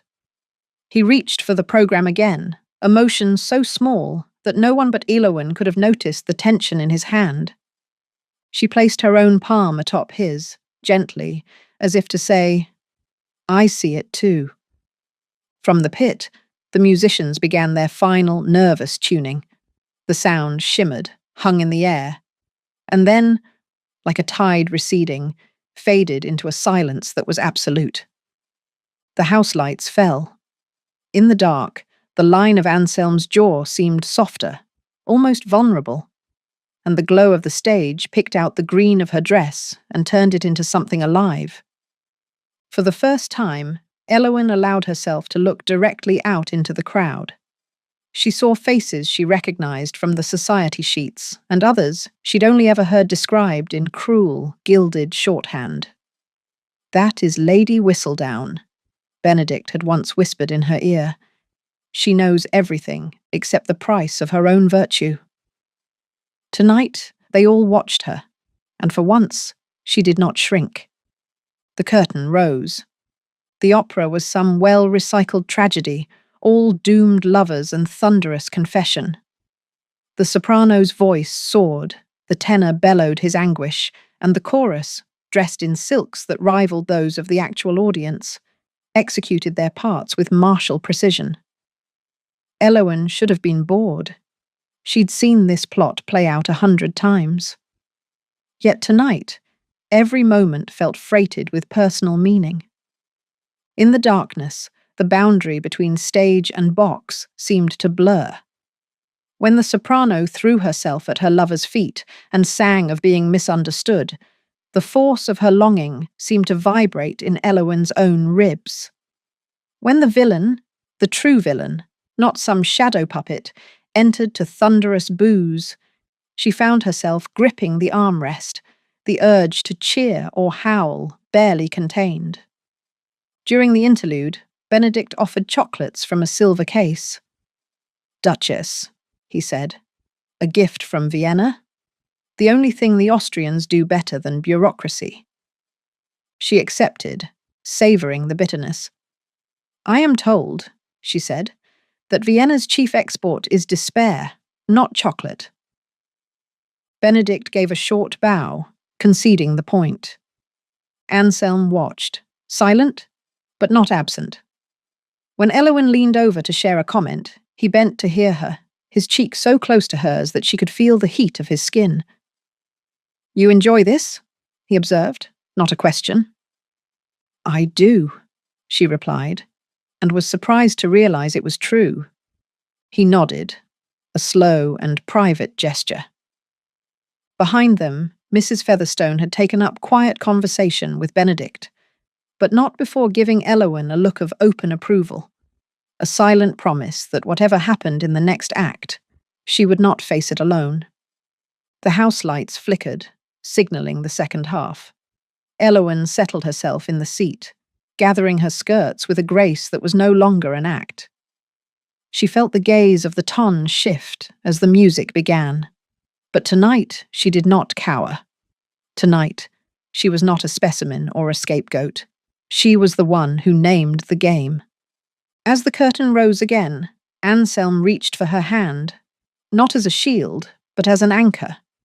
She let her fingers entwine with his, and together they watched the stage, two solitary figures in a world that had finally, if briefly, become bearable. The world vanished as the overture began. The orchestra's tuning dissolved into a chord so huge it rattled the panels of the box, then resolved itself into a line of melody so bright it carved the darkness into slices. On stage, the painted flats suggested a foreign court, all gilt arches and impossible scale, but it was the light, rippling over silk, catching in the throat of every jewel and tear, that held Elowen's attention. She leaned forward, elbows balanced on the velvet rail, her entire body aimed at the spectacle below. Anselm, watching from a step behind, saw how the stage changed her face unguarded, the old lines of fatigue and cynicism erased by wonder. She watched not as a consumer of entertainment, but as someone who had been starved for beauty and now found herself gorging on it. In the second area, the soprano swept onto stage, her voice a blade of pure emotion. Elowen's fingers curled around the edge of the box, knuckles whitening at the high notes. She swayed in time to the music, unconscious, unembarrassed, and her breath caught audibly at the final, impossible leap of the cadenza. Anselm watched her more than the singer. He saw the colour come and go in her cheeks, the trembling at the base of her throat, the glint of candlelight in her eyes as she blinked away the threat of tears. When she reached for the programme, she did so blindly, as if her other senses were all occupied elsewhere. He had seen her in every pose the ton deemed appropriate, poised, defiant, combative. But this capacity for delight, was something new, and it struck him in the soft tissue behind the ribs. The first act unfolded in escalating misery. Lovers torn apart, a father's curse, betrayal disguised as loyalty. Elowen followed every twist with the focus of a scholar, occasionally scribbling a note on the edge of her card or leaning to murmur a question in Anselm's ear. "Do you suppose," she asked, "that anyone on this stage has ever loved as fiercely as they pretend?" Anselm considered. "I suppose," he replied, "that some people only learn to love by pretending." She laughed, quiet but real. What a waste, to practice so much and never perform. The intermission arrived like a brief, extravagant pardon. The house lights came up, and the crowd spilled out into the halls, trailing perfume and speculation. Elowen remained, stretching her arms above her head and releasing a sigh that seemed to empty her of every care. Anselm poured her a glass of wine from the sideboard. "You do not wish to mingle?" She shook her head. "I have no desire to play the part of prize lamb in a new market. Let them talk. I'd rather watch them from here." He joined her at the rail, their shoulders nearly touching. For a while, they watched the tide of society flow through the marble antechambers. Benedict, already in orbit with a cluster of minor lords, caught her gaze and offered a conspiratorial salute with his glass. Lady Pembroke, trailed by a flotilla of admirers, swept past as if conducting a state occasion, her voice carrying above the crowd. From across the auditorium, Lady Arabella stared, the look in her eyes sharp as a paring knife.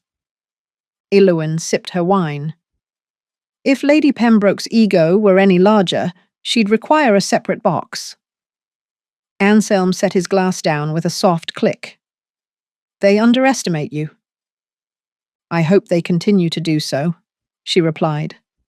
"It makes things simpler." He looked at her, long enough for the moment to become loaded. "You're different here. Happier." She stared at the stage, its machinery exposed now, crew bustling to reset the scenery for Act 2. "I suppose I'm only happy when the world forgets to watch me." A minor commotion erupted in the wings.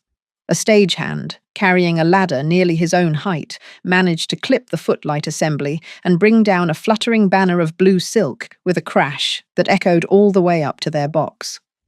The house froze, then tittered in polite horror. Elowen grinned, wicked and instant. "I believe that was Lady Pembroke's dignity, come crashing down." Anselm snorted, actually snorted, and then, before he could stop himself, laughed. It was not a sound anyone in the room, least of all Elowen, had ever heard from him. Open, unscripted, bright. The effect was immediate. Half the boxes in their tier turned, eyes wide, as if they had glimpsed a statue come to life and recite a ribald limerick. For a moment, even Elowen was stunned. "Careful, Your Grace," she teased. Your reputation for stoicism is about to be ruined." He covered his mouth, shaking his head. Too late. The second act began with a fanfare. Elowyn settled in, this time allowing herself to lean, just barely, against Anselm's shoulder. The opera, if anything, became more preposterous. Mistaken identities, poisoned letters, an aria about lost shoes. Elowyn alternated between rapt silence and gales of laughter, entirely indifferent to the etiquette that required a duchess to remain impassive in public. Anselm, for his part, found himself watching the performance only when Elowyn's attention was otherwise occupied. He traced the lines of her face with the gaze of someone seeking proof that joy could be so simple and so complete. When the baritone delivered his vengeful soliloquy, Anselm leaned in to ask, "Does he remind you of anyone?" She bit her lip, thinking. "He reminds me of you, if you ever decided to be truly vengeful." He blinked, startled. "Do you imagine I have that in me?" She met his eyes. "You have everything in you, Your Grace. That's what makes you so terrifying." The duet arrived. A final confrontation, voices intertwined in grief and forgiveness. As the soprano's voice climbed, Elowyn's hand trembled on the velvet rail. She blinked rapidly, the line of her jaw set in determination. But when the lovers sang the last addio, she could not stop the tears. They shone, tiny and perfect, on the curve of her cheek. Anselm reached for her hand, an instinctive gesture. She looked at him, surprised, and for a moment neither of them moved. Then, with a grace that was all her own, she turned her palm to meet his, squeezing his fingers so tightly it left a memory.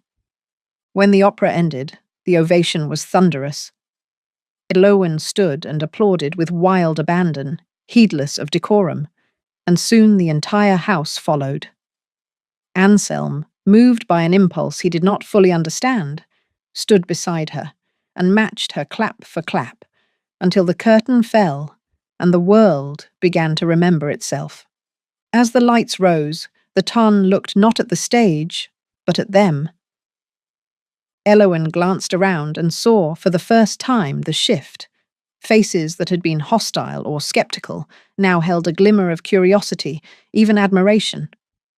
Where there had been icy dismissal, there was something softer, a respect perhaps for her refusal to be erased. She turned to Anselm, meaning to say something, anything, to capture the moment. But he was already watching her, the look in his eyes unguarded, proud. "You were magnificent tonight," he said, voice low enough to make it a secret. "You commanded that room without saying a word." Elowyn felt her cheeks go hot, but she did not look away. "We did," she replied, her voice unsteady but sure. "We did." He offered her his arm, and she took it. Together, they made their way to the exit, through a river of silk and whispers. Every step felt like a victory. In the lobby, Benedict caught up to them. "Well done, both of you," he said, voice rich with satisfaction. "You have given London something to talk about for months, possibly years." Mrs. Featherstone, standing behind him, pressed Elowyn's hand once more. "You're ready for them now," she whispered. "Ready for anything." The night air outside was cold and clean, the gaslights throwing strange halos on the pavement. As their carriage rolled away from the opera, Elowyn stared at the city through the blurred glass, feeling for the first time that she belonged to it, and it to her. In the darkness, Anselm reached for her hand. This time she did not hesitate. It took less than half an aria for the world to notice the shift. At the start of the second act, Lady Elowyn Montgomery was still the Duchess most likely to ignite a whisper wherever she stood. By its conclusion, she had become something else entirely. A force, a spectacle, the object of admiration that no one could dismiss as accident or novelty. It began innocently enough. The first big number was a showpiece, notes stacked in precarious towers. Impossible runs meant more for the connoisseur than the soul. The audience, jaded by decades of forced bravura, offered only a perfunctory applause when it ended. But Elowyn, swept up by the audacity of the thing, applauded with both hands, the sound ringing out clear as a bell. The box next to hers hesitated, then joined. By the third repetition, the entire row had followed her lead, the sound echoing through the tiers until the soprano herself seemed startled into a grateful curtsy. Anselm noticed. He saw how the heads turned, not just to stare, but to see, to understand who could be so moved. The whispers that drifted back to their box no longer stung. Instead, they sparkled with a different kind of electricity. "Striking, isn't she?" said Benedict from behind, his tone more awed than envious. "She always was," Anselm replied, but the words were softer than he intended. The opera barreled forward, shedding plot and logic in favour of spectacle. When the villain's plot was revealed in a series of overlapping trios, Elowyn gasped, clapping her hand to her mouth, and half the audience stole glances to see what could so astonish a duchess. When the lovers were reunited, her eyes went luminous. When they sang their final, hopeless duet, she wept unashamedly, dabbing at her cheek with a handkerchief that matched the green of her gown. Anselm, who had weathered 1,000 balls and more than one actual battlefield, found himself blinking rapidly, his own composure invaded by an unfamiliar warmth. The last aria arrived, a song so fragile it seemed impossible that a human voice could sustain it. When it finished, Elowyn rose to her feet in ovation, the first in the house. Anselm hesitated for only a second before joining her, and then the rest of the box, then the next, and then the whole amphitheatre rose, the sound of the applause, a living thing that refused to end. The cast took their bows. The conductor gestured to the pit, to the wings, and then, in a gesture as unlikely as it was intentional, swept his arm to the box where Elowyn stood. The spotlight found her, picking out the shimmer of her dress, the pride in her stance, the tears still shining in her eyes. For a heartbeat, the entire house focused on her, and Elowyn did not look away. When it was over, the world tumbled out into the marble corridors, the air suddenly chill and real after so much gold and velvet.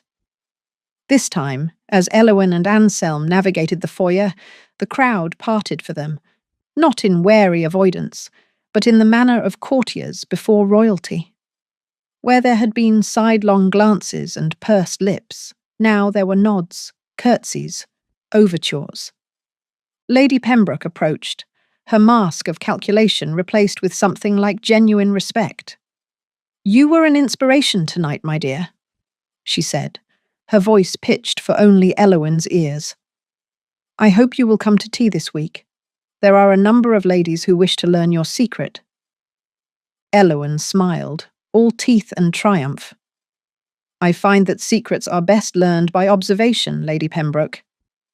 Pembroke laughed, the sound unforced for once. "Indeed.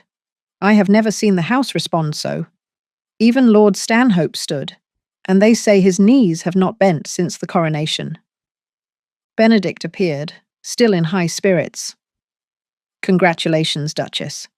You have, as always, rewritten the rules of engagement." Mrs. Featherstone, lingering at the edge, caught Elowyn's hand and squeezed. "You made us all proud, even the ones who will never admit it." As the line of well-wishers thinned, Anselm reclaimed her side. For a while, they stood in the current of humanity, silent, absorbing the new configuration of their world. "Was it always like this for you?" Elowyn asked, watching the swirl of gowns and polished shoes. "No," he admitted, "but I always hoped it could be." She looked at him, really looked, and for once found no armour at all. Outside, the carriages drew up in orderly procession. Their own waited at the curb, the driver standing at stiff attention. Anselm handed her up, then settled beside her, the door closing with a finality that suggested nothing more would be required of them tonight. The city slid past, its lights smeared and doubled in the glass. Inside, the hush was absolute. Even the horses seemed to sense the need for reflection. Eloan removed her gloves, one finger at a time, then laid her hand on the seat between them.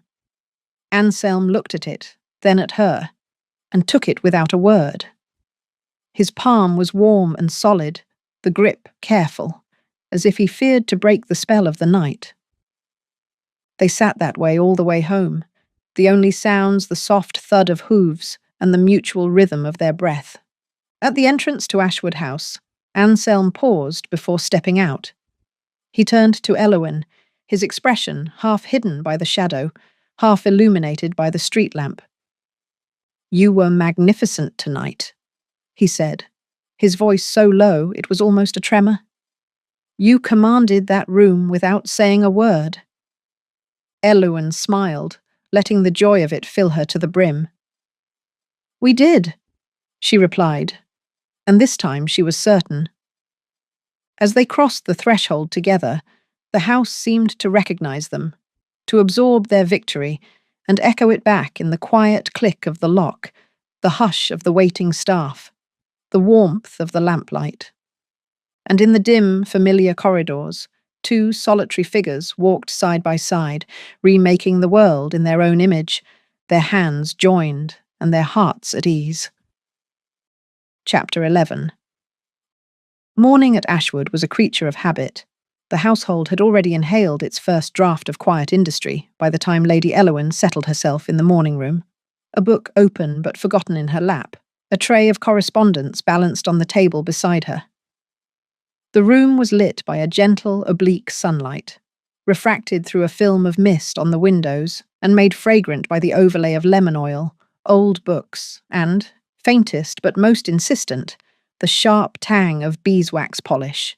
She let her eyes drift over the lines of the room, the symmetry of the furniture, the precise placement of a blue Sèvres vase, the curl of steam from the porcelain teapot, and thought, not for the first time, that the house was better at the business of composure than she would ever be.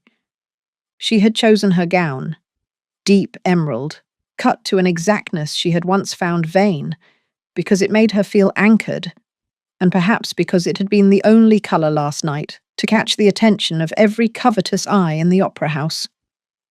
This morning, though, the effect was less triumph than camouflage. The colour threatened to swallow her whole as she sat motionless, reading the same paragraph for the third time. The silence of the house pressed in, waiting. At precisely the half hour, a footman entered, bearing the silver tray and a rigid sort of apology. "A message, Your Grace," he said, placing the envelope on the table as though it were something alive and possibly venomous. The wax was green-black, and the impression, an oak leaf ringed in hounds, identified the sender without the need for an address. Her father never wrote unless compelled. She waited until the servant withdrew before reaching for the letter, hands as steady as the situation allowed. She held it a moment, weighing the paper, then snapped the seal with a practiced flick. The contents were brisk, as if he had already spent all his emotion in the act of sending. "My dearest Eloan, you will forgive the haste and directness. Circumstances allow for neither preface nor comfort. Harrington House is under immediate threat. The bills, of which you are not ignorant, have come due, and your uncle's investments have proved to be vapour and lies. I cannot by any means secure enough liquid to cover what is demanded. Worse, the papers in London have gotten hold of the matter. Word will spread, and the ton is never slow to feast on a carcass. There is talk, serious, grave talk, of a court action, perhaps worse, should the money not materialise before end of quarter. I have written your aunt, but she is abroad and cannot be relied upon. Your cousin Edward is in the wind. The only recourse I can see is a direct appeal to your husband, for whom I have the highest respect, though we have never been close. Ashwood's reputation for solvency and fair dealing is unimpeachable. If there is any way you might, with delicacy, bring the subject to his attention, I would be forever in your debt. I am sorry, my dear. It is a hard world, and I have made it harder for you. But I trust in your cleverness and your courage, as I have always done. Yours, father. Elowen read it once, then again, until the lines blurred and the ink seemed to crawl across the page, refusing to hold still. She wanted to laugh, or perhaps to crumple the letter and fling it into the fire, but neither would change the facts. Her father, her inheritance, her entire name was about to be flayed alive by scandal. Not a shaming in the papers, those she could weather, but the ruinous public collapse of everything the Harringtons had ever built. The letter slid from her hand to the carpet, its pale face upturned like a corpse. She sat frozen, breath shallow, the edges of the world closing in. A part of her, trained to an almost religious discipline, wanted to analyze the angles. How much could be salvaged? What lines of retreat remained? Which debts could be transferred? Who in the ton might be willing to play ally for a price? The rest of her was nothing but raw nerve, exposed to the merciless chill of reality. She rose, unable to sit still, and began to pace. Each step took her from one end of the carpet's border to the other, a path she had trod 100 times in idle thought. But now it felt as though the room had shrunk, and every stride simply pressed her closer to the walls. At the far side of the room stood a gilt-framed mirror, imported from Italy at some staggering cost by one of Anselm's ancestors. She caught her reflection, a woman in green, shoulders hunched, skin almost as pale as the envelope on the floor. The effect was of someone drowning elegantly. The house was never entirely silent. From somewhere above, the muffled tread of staff on the landing. From the library, a faint clink of glass. Out on the drive, the warning trill of a bird determined to outsing the morning. Elowen's own breathing seemed to pulse with the memory of last night's ovation, a cruel counterpoint to the private disaster now blooming in her hands. She returned to the letter and picked it up, smoothing the paper on her skirt as if she could erase the words through friction alone. She was still holding it when the door opened and Anselm entered. His stride the same as always, precise, economic, slightly too loud for a house that claimed to be at peace. He saw her at once, and something about the set of her shoulders, or perhaps the way her hair had come loose in a tangle at her collar, made him pause. "Elowen," he said, voice pitched to the register of polite inquiry. "You are up earlier than usual." She said nothing, only lifted the letter and held it out, the gesture stripped of all flourish. Anselm closed the distance in 3 strides, taking the paper with a care that surprised her. He scanned the contents in silence, his features shifting in minute increments. The hardening of the jaw, the knitting of the brow, the slight flattening of the lips at the mention of her uncle. When he finished, he folded the letter, set it on the side table, and regarded her with a gaze that could have sanded wood. "Do you wish to explain?" he asked, not accusing, but not gentle either. She drew herself up, knowing her spine was a lie, but needing the height it afforded. "There is little to explain. My father was always poor at arithmetic. Now the bills have come due." Anselm picked up the letter, rereading the last lines as if searching for an error in calculation. "He suggests I may be able to intervene." She watched him with a face she hoped was impassive. "If you can think of a way to do so, without bankrupting your own estate or inviting the world's laughter, I would be grateful. If not, I will simply prepare for the worst." He considered this, the silence stretched taut. At last, he spoke. "You are very calm for someone whose entire life has just been set ablaze." She laughed, but the sound was thin and only half real. "There is no dignity in panic." He turned away from her, moving to the window. The morning light, limpid and unsparing, picked out every flaw in the glass, and in his expression as well. He tapped the letter against his palm, as if weighing the problem against the weight of his own hand. "Do you wish me to handle this as a matter of business, or as a matter of family?" he asked, still facing the window. She hesitated. The answer should have been obvious, but the words caught at her throat. "As you see fit," she replied. "You are the only one here qualified to know the difference." He turned, and for the first time she saw the tremor at the edge of his control, the flare of something like compassion, or perhaps just the cold anger of a man who had spent his whole life building, only to see someone else knock the pieces down. "I will consider it," he said, and left the room with the same precision as he had entered. Elowen stood alone in the green hush of the morning room, the scent of lemon oil suddenly sickening. She closed her eyes and tried to imagine the shape of her life, should everything collapse. She pictured her father, old, exhausted, his hands shaking as he wrote the letter, and wondered if it was possible to inherit not only ruin, but the certainty that it had been waiting for you all along. The clock in the hall struck the hour, and the house continued, as always, indifferent to the disaster of its inhabitants.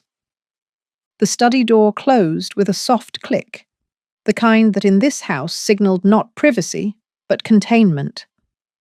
Anselm stood for a moment in the hush, the letter in his hand, a sudden weight. The walls around him, panelled in walnut, lined with rows of books so neatly ordered they could have doubled as marching regiments, offered the illusion of structure, but the force pressing at his temples was less orderly. It was the feeling of old wounds reopening, of the past stalking through the present on silent feet. He set the letter on the desk, smoothing the edges with a thumb, then poured himself a glass of Madeira, the sound of it a brief, golden interruption. He drank it down with none of the savour the vintage deserved. When the glass was empty, he returned to the morning room, expecting to find Elowen gone, or at least composed. She was there, seated at the table with her hands folded atop an unopened book, as if she could keep her world intact by force of posture alone. The morning light had shifted. It laid new shadows along her cheekbones, accentuating the stillness of her expression. Anselm cleared his throat. "So," he said, voice stripped of anything but function, "your family has been consorting with known criminals." Elowen did not look up. "My father consorted with creditors and fools. The criminality is a recent development." He crossed to the mantel, where the mechanical bird, its mother-of-pearl wings dulled by years of dust, perched in judgment. He pressed the lever beneath its wing, watched the base pop open, revealing the velvet-lined cavity. The silver key, untouched since the day he'd offered it, glinted up at him. "Do you realize," he said, "that if the details in this letter become public, the Ashwood name will be linked with theft, fraud, and God knows what else?" She met his gaze at last, the green of her eyes sharpened by lack of sleep. "Are you asking if I'm ashamed, or if I'm dangerous?" He snapped the compartment shut, setting the bird back in its place. "I am asking whether you understand what this means. For us. For my position. For our future." She stood, smoothing the folds of her skirt, every inch the Duchess the Ton now grudgingly respected. "I understand that your precious reputation is at risk. I understand that everything you have ever done, every choice, has been in service of building a wall no one can breach." He paced to the bookshelves, running his finger along the spines without focus. You think me a machine, then? I think, she said, that you are terrified of being ordinary. He stopped, back turned. The silence stretched. When he spoke again, the words were so soft she had to strain to hear. There are some things a man cannot come back from, Elowen. She crossed the room, stopping a pace behind him. Is this about me? Or is it about her? He stiffened. You know nothing about that. I know enough. I know the stories. I know what Sophia Blackwood did to you. The name landed like a slap. He turned, and for a moment the mask dropped. The old pain raw and unshielded, the hard blue of his eyes splintered. She ruined herself, he said, and nearly took me with her. My father's legacy, my entire future, nearly undone by one woman's recklessness. I will not let that happen again. Then say it, Elowen demanded. Say you regret marrying me. He faltered. The next words cost him dearly.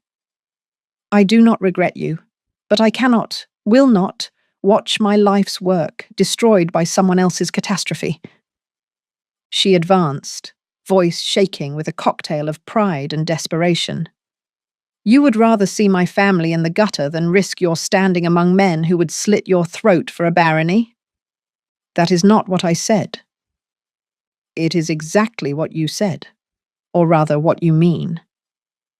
He held her gaze, but the ground had shifted beneath him. You do not know what it is to lose everything. She smiled then, bitter and bright. On the contrary, I believe I am about to. Anselm reached for the glass, but his hand trembled. He poured another, then abandoned it on the table. There may be a solution, a discreet loan or a marriage for your cousin, something that would satisfy the vultures without implicating us. Elowen's laugh was more a sigh. You want to fix it, but only if it doesn't touch you. He pressed his fingers to his temples, as if the ache in his head could be willed away. That is unfair. She moved to the window, the same vantage he had claimed earlier. You say you will not let what happened to Sophia happen to me, but you are already letting it. He crossed to her, close enough that the words might have been a whisper. You are not Sophia. But you are still afraid, she said. Afraid of being ruined, of being pitied. I am afraid too, Anselm. But I would rather burn than be so careful I never live at all. He stared at her, the lines in his face deeper than the moment before. For the first time, she thought he might be about to break. You do not know what you are asking, he said. To take on your father's debts, his disgrace, his... My name, she finished. To take on my name. He closed his eyes, just for a second. When he opened them, the hardness was back, but something behind it. Grief, or maybe just exhaustion. I will not abandon you, he said at last, but I must protect what is mine. She turned to him, and for a moment they were the only two souls in the world. Am I yours? She asked, not quite daring to hope for the answer. He reached for her hand, clasping it between his own. You are all I have left, Elowen. Neither spoke for a long while. The mechanical bird on the mantel clicked, the echo of its last song hanging in the air. He released her hand, stepping away. We must proceed with caution. No letters, no hints of negotiation. I will go to London myself, find out who is behind the attacks, and deal with them directly. She nodded, the pulse in her throat finally slowing. Will you let me help?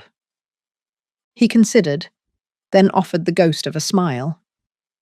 Only if you promise not to make it worse. She almost laughed, but stopped herself. I can promise nothing. He shook his head, The tension between them eased, if not erased. They stood together, not touching, but no longer divided, each bracing for the storm that now seemed both inevitable and survivable. The mechanical bird glinted in the firelight, its silent judgment replaced by something like approval. The next morning broke not with the promise of reprieve, but with the grim clarity of decisions deferred too long. The house was awake before the bell, the staff moving with an alertness that suggested they sensed the storm brewing above their heads. Elowyn, eyes bruised by sleeplessness, had taken up residence in the library, her only defence a fortress of books and an unfinished cup of tea. She was determined not to retreat again. Anselm found her there, as he had known he would.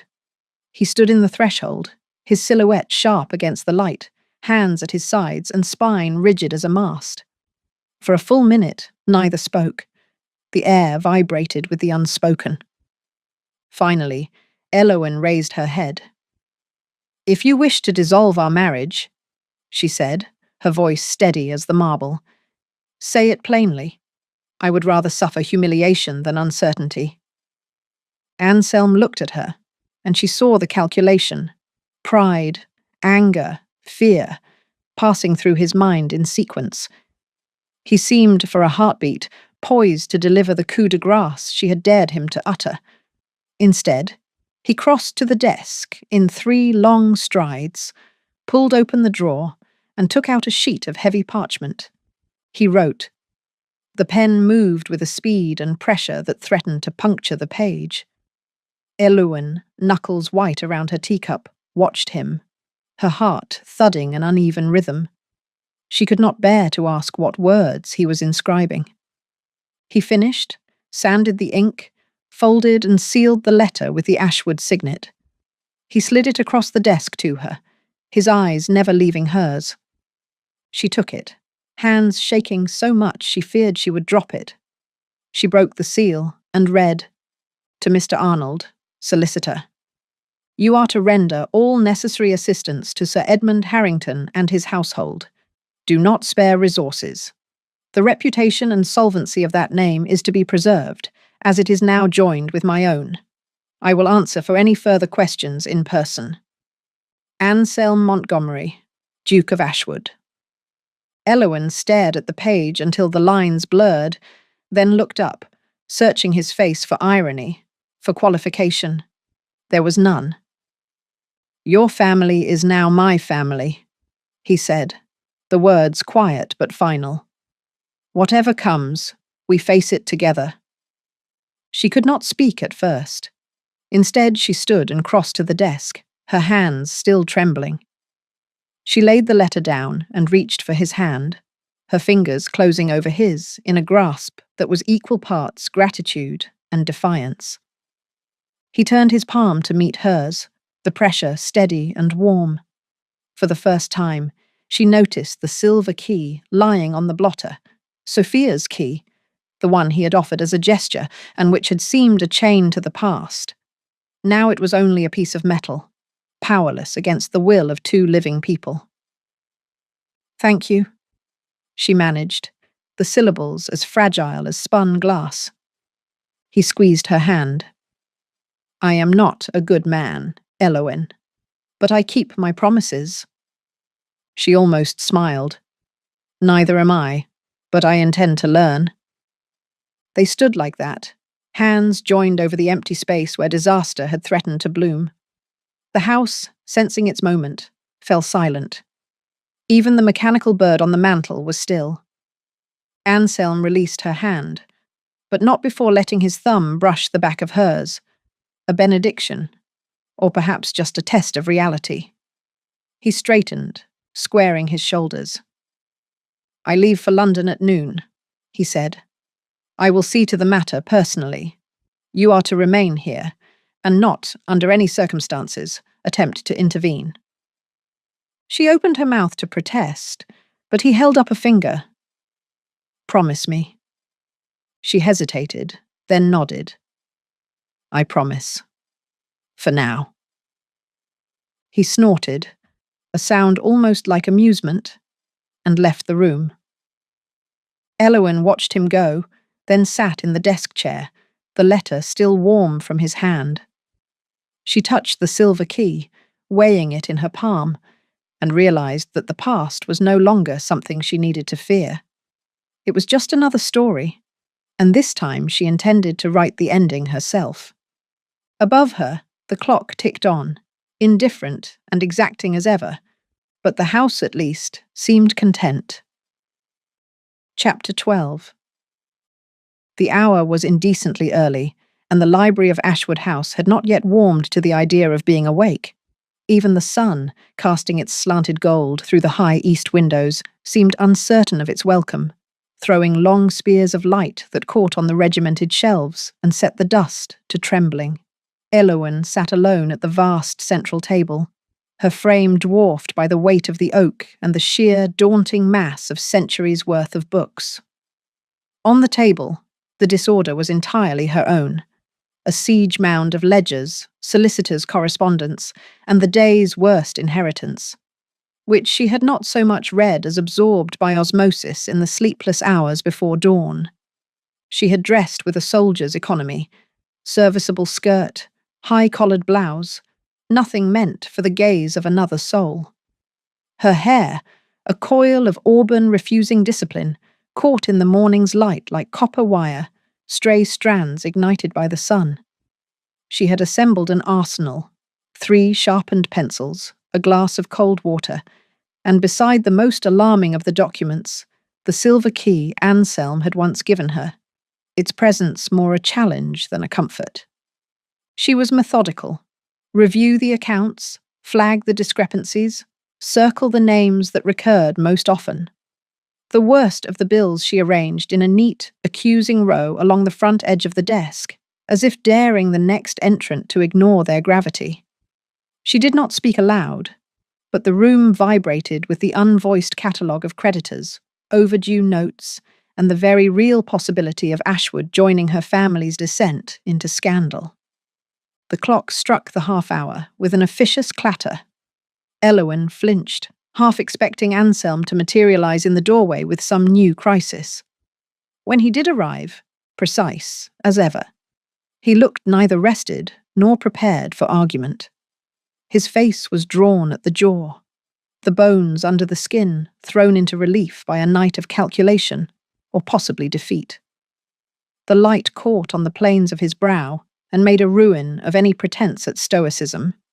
He paused just inside the threshold, taking the measure of her and the chaos she'd curated.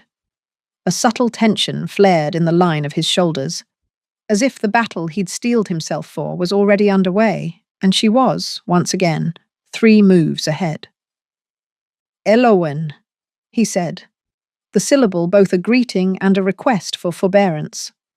She marked her place in the ledger, pencil resting in the gutter between columns of figures, and met his gaze. "You're up early," she said, feigning nonchalance. "I have business in London," he replied, every consonant lacquered in the old, unassailable formality. "Arnold has arranged a meeting at the bank, followed by a conference with the creditors. I'll return within the week." She did not answer. Instead, she slid the topmost ledger toward him, a thick volume, its leather edge dog-eared by years of nervous handling, and tapped the most recent entry. "You intend to leave this to moulder while you play at damage control in the city?" He stepped to the table, planting his hands on the wood. "It's not play, Elowen. I would think, given the hour and the company—" He gestured to the correspondence, its wax seals cracked and bleeding. "That you understand the stakes." Her voice was even. "Of course I understand. But I fail to see why your plan is to march into the lion's den alone." "Because that's how it's done," he said, the answer so reflexive it had clearly predated her question by decades. "The fewer involved, the less exposure. The less exposure, the less chance of the ton-scenting blood." She let the silence collect around the words, weighing them as she had the accounts. "And what am I to do in your absence exactly?" Brew tea for the staff and await my fate by the fire? He bristled. You'll do nothing of the kind. You'll maintain order, as you have done, and make certain that no hint of this— He swept a hand at the papers. Makes it into circulation. The fewer who know, the better. Elowen pushed her chair back, rising to her full height. The sun had climbed a little, gold now catching on her collar and flooding the space between them. Let me be perfectly clear, Your Grace. I have spent the last 3 days untangling the arithmetic of this house, cross-checking the estate's receipts against the notes in the solicitor's letters, and making a list of everyone who might have a vested interest in our ruin. I have written and rewritten at least 5 drafts of a reply to my father that will not invite disgrace. And if you think for a moment that I am content to sit here, mute and ornamental, while you play hero— She leaned in, the green of her eyes suddenly volcanic. Then perhaps you have learned less about me than you claim. He blinked, but did not retreat. I am trying to shield you, he said, and the words, to his credit, were not hollow. She laughed, low and sharp. From what? The world? Or yourself? He set his jaw. From the consequences of another's mistakes. She gestured to the ledger, her hand trembling, but her words precise. We are not children, Anselm. You married me, however reluctantly. That makes your problems mine as well. For a moment, she thought she had overplayed her hand. He stared at the ledger, its columns a mute accusation, then reached for the silver key on the blotter, rolling it between his fingers as if testing its weight against his next move. He exhaled, slow and deliberate. You're right. I married you. I never promised you peace, but I did promise you honesty. She softened, just slightly. Then trust me, Anselm. If this goes wrong, it will be on both our heads. But if it goes right— He interrupted. If it goes right, no one will remember the effort, only the result. She smiled, an expression that managed to be both approving and infuriating. Then let's see to it that the result is memorable. He hesitated, the tension in his posture easing by a fraction. You truly want to help? She nodded. I can manage the estate correspondence, keep the staff in line, and if you let me, handle any rumours that surface while you're gone. I know how these circles operate. Better than you think? He turned the key once more, then set it down, this time closer to her side of the table. Very well. I leave you in command of Ashwood. But if there is even a whisper— There won't be, she said, cutting him off with the smallest possible smile. He gathered the most pressing documents, tucking them under his arm. I depart at 11. If you need anything, send word to Arnold at the club. She inclined her head, the gesture regal and faintly mocking. Safe travels, Your Grace. He paused at the door, looking back only once. Do not burn the house down while I'm gone. She reached for the ledger, flipping to a fresh page. Only if necessary. He left, and the silence that followed was not peace, but possibility. Elowen bent again to her work, the sunlight now a full partner in her campaign. She made notes, she drafted responses, and for the first time in days, her hands did not tremble. The silver key rested beside her pencil, a small, shining reminder that there were doors still to be opened, and that she held the means to do so. She smiled, despite herself, and set about making the best of the war she had chosen. The hours after a confrontation always felt strange. The room was unchanged. Same cold marble at the hearth, same sober haze of tobacco and parchment. But the air was different, as if the molecules themselves had realigned to accommodate new possibilities. Elowen could still feel the heat of her own pulse in her wrist, her body not yet convinced the crisis had passed. She had survived the debate, but it had left her cells fizzing with aftershocks, and she found herself almost wishing for a return volley from the corridor outside. Instead, she was left with the hum of the house coming to life, and the ticking certainty that what she'd just accomplished was irreversible. She set about her work with a vigour born less of confidence than necessity. Letters required rewriting, some to be dispatched, others to be hidden. She worked with brisk, steady hands, rewriting lines that Anselm would approve and, where appropriate, lines she knew he would never see. She composed a response to her father, a note full of reassurances and camouflaged hope, offering not salvation, but a clever kind of delay. For the first time in days, she felt something approaching control. At mid-morning, with the sky grown positively exuberant, the door opened again. Anselm, coat off, sleeves rolled, looked more the estate's steward than its master. She noticed at once the scuff on his cuff and the ink stain on his right thumb. He hesitated at the threshold, as if unwilling to interrupt her industry. When she acknowledged him, he crossed to the window, hands clasped behind his back. For a minute, he simply stared out at the lawns, where the gardeners had begun their perpetual war against weeds. The light slashed the glass, dividing his reflection into shards. The effect was that of a man splintered, held together only by the force of his own intent. He spoke without turning. "You are not what I expected." She matched his tone, crisp and even. "You are exactly what I expected." He looked at her then, and the blue of his eyes was sharper for the lack of sleep. "You think me predictable?" She folded a letter, smoothing the crease with her thumb. "I think you built yourself to be so, but you married unpredictably." He almost smiled. A mistake, perhaps. She risked a glance. Not all mistakes are to be regretted. He turned, resting his hip against the window ledge. The distance between them was less than a pace, but the air was dense with all the words they had not yet found the courage to speak. "Do you think we can fix this?" he asked, quieter now.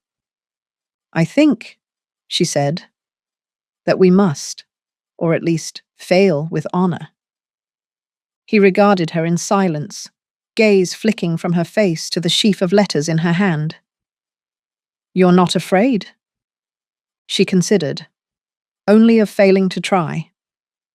The question hung, unresolved, until he crossed to the table and took up the ledger. He read the column she had marked, her handwriting beside his, the two styles locked in uneasy conversation. He set the ledger down, then reached for the solicitor's packet at the edge of the table. His fingers hovered just above hers, close enough for her to feel the heat of his skin, before, at the last instant, he drew back. She could see the tremor in his hand, a small, unwilling confession of the pressure he felt.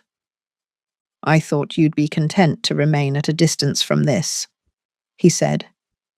She braced her hand on the wood, leaning forward, the gap between them narrowed to nothing. "You thought wrong. I have lived my whole life at the edge of other people's disasters. I intend to face this one head-on."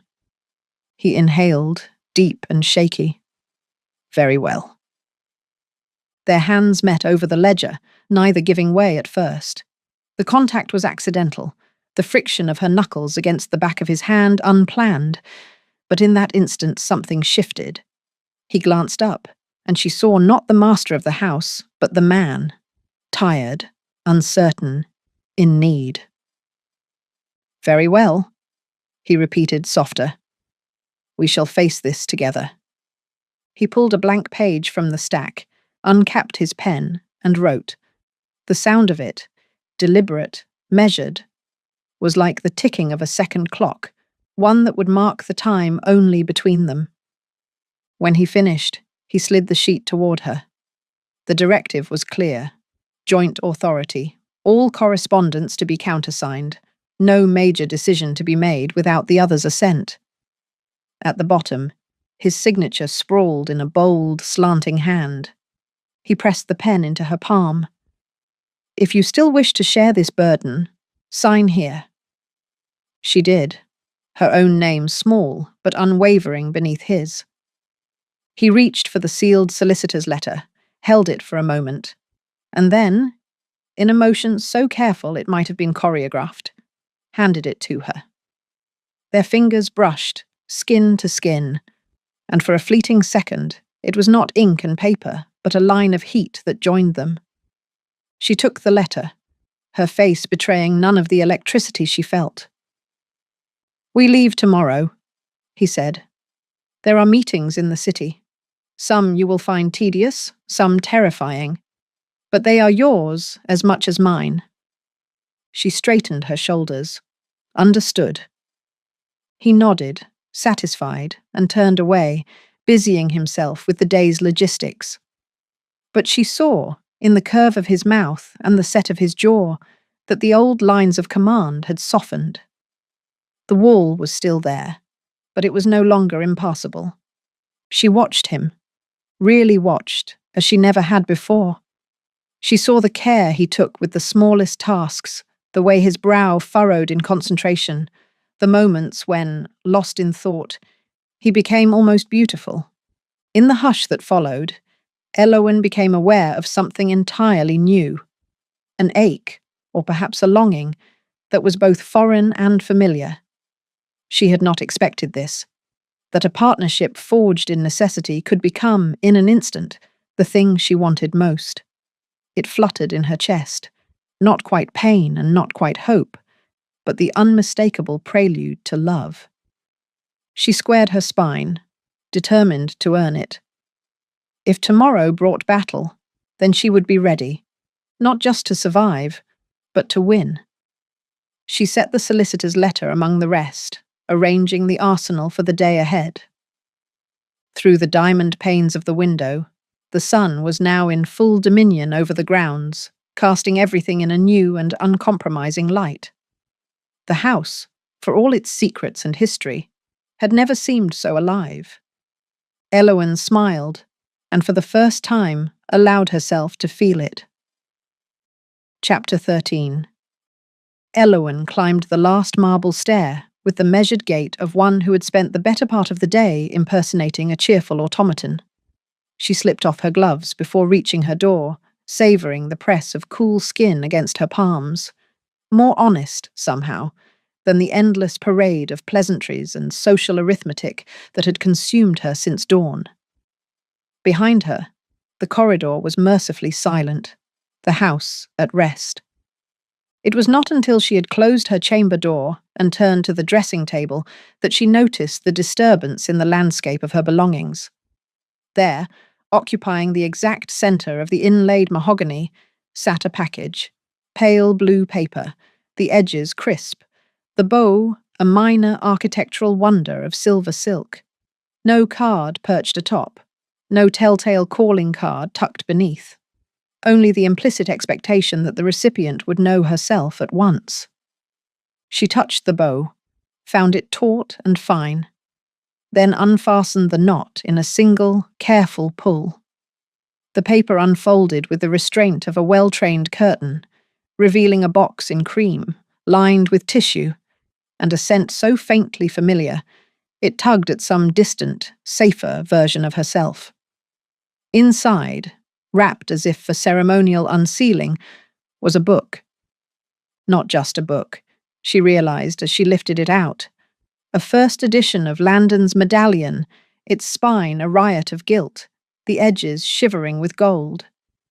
The weight of it was substantial, the kind of book meant for the permanence of libraries, not the transience of drawing rooms. She ran her thumb along the edge, the nerves in her hand translating the cool, dense pleasure of the vellum. The title page gleamed with an impossible clarity. She had mentioned the book only once.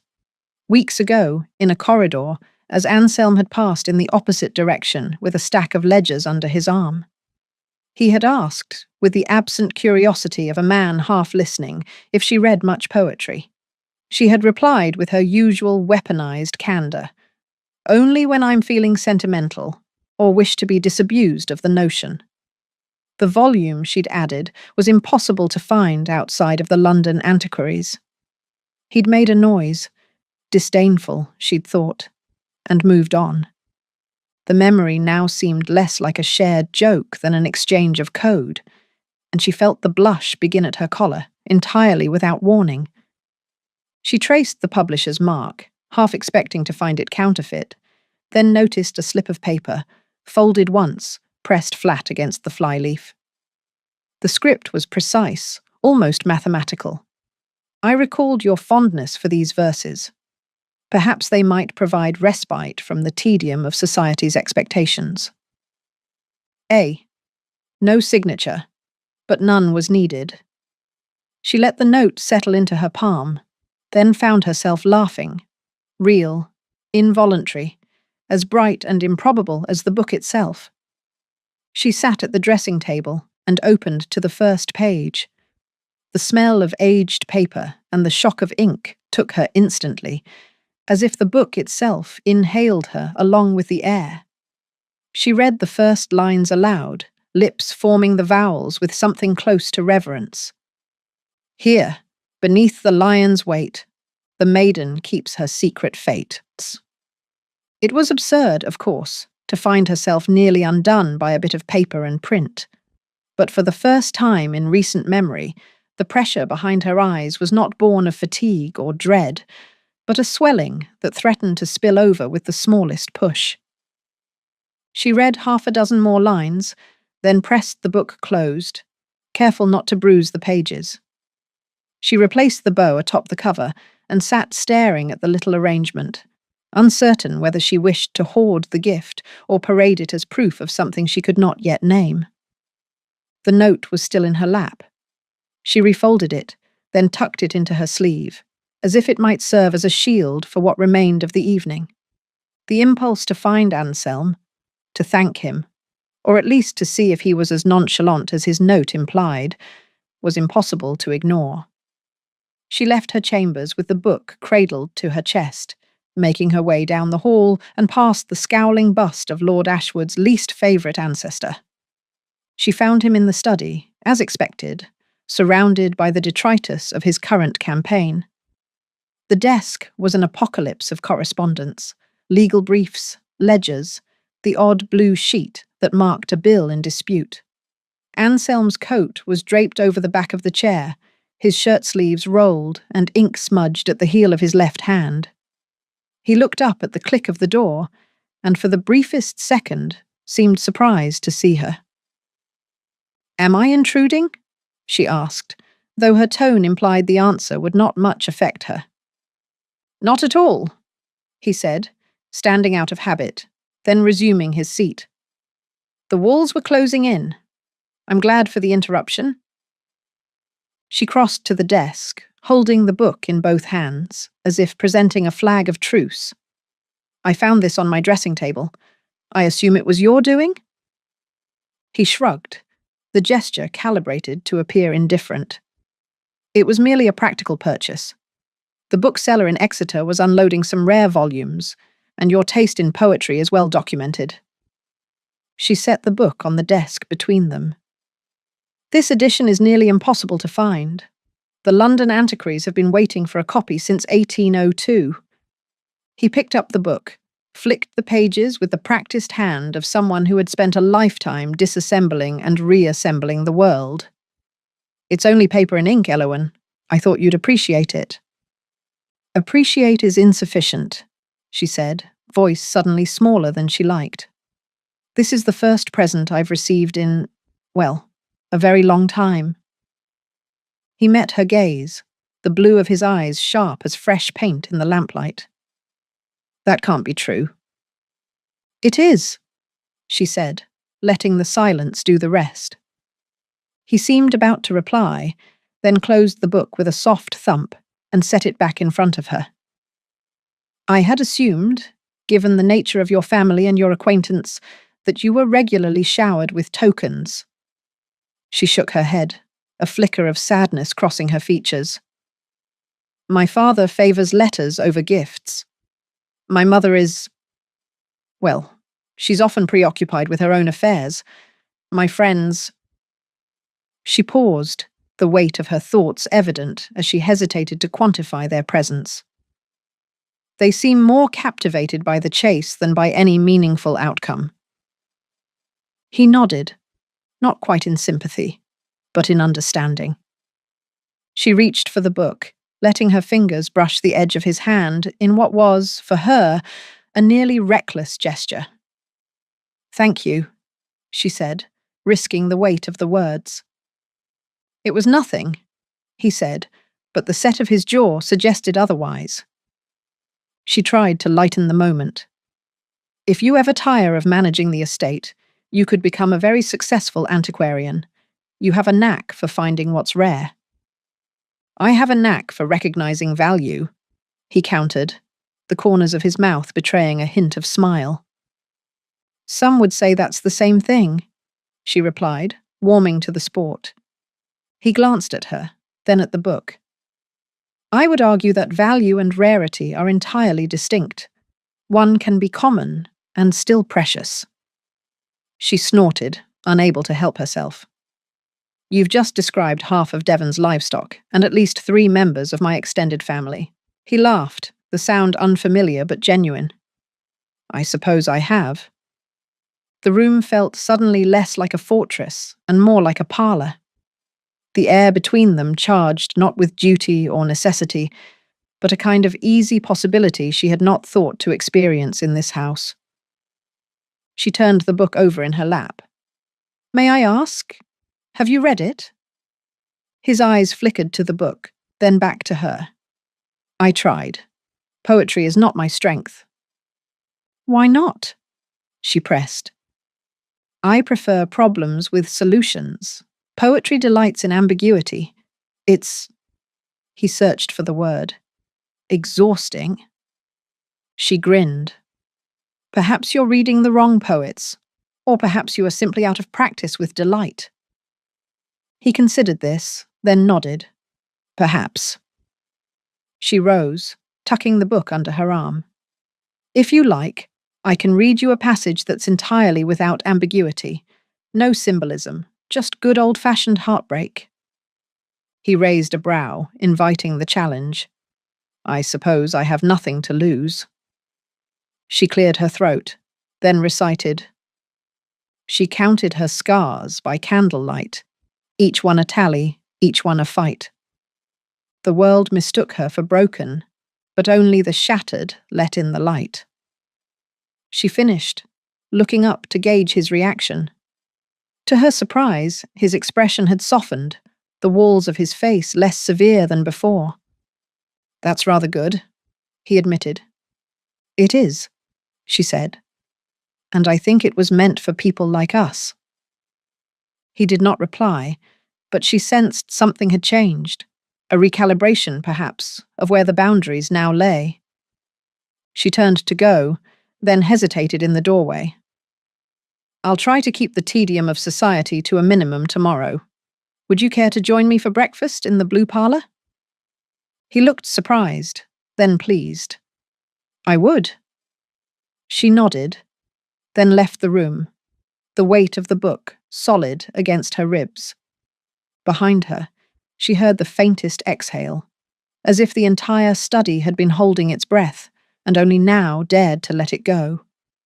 In her own chambers, she placed the book on the nightstand, the silver bow a gentle reminder that even in a world built on practicality, sentiment could occasionally claim the upper hand. She read until the candle guttered, the lines of verse twisting through her like a warm, slow current.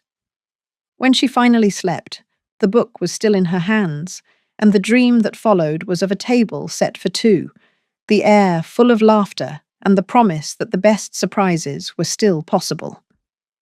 The morning after the poetry, the house took on a different timbre. Ashwood's rituals, so often a tyranny of expectation, now had the soft edges of a conspiracy.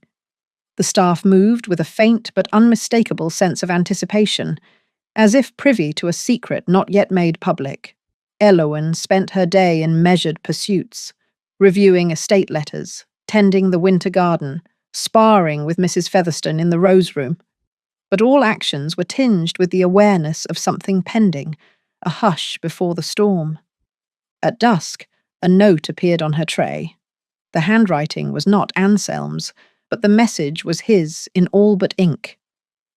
Your presence is requested in the conservatory at 7. Attire at your discretion. C. She stared at it for a long moment, running through every possible permutation of what awaited her.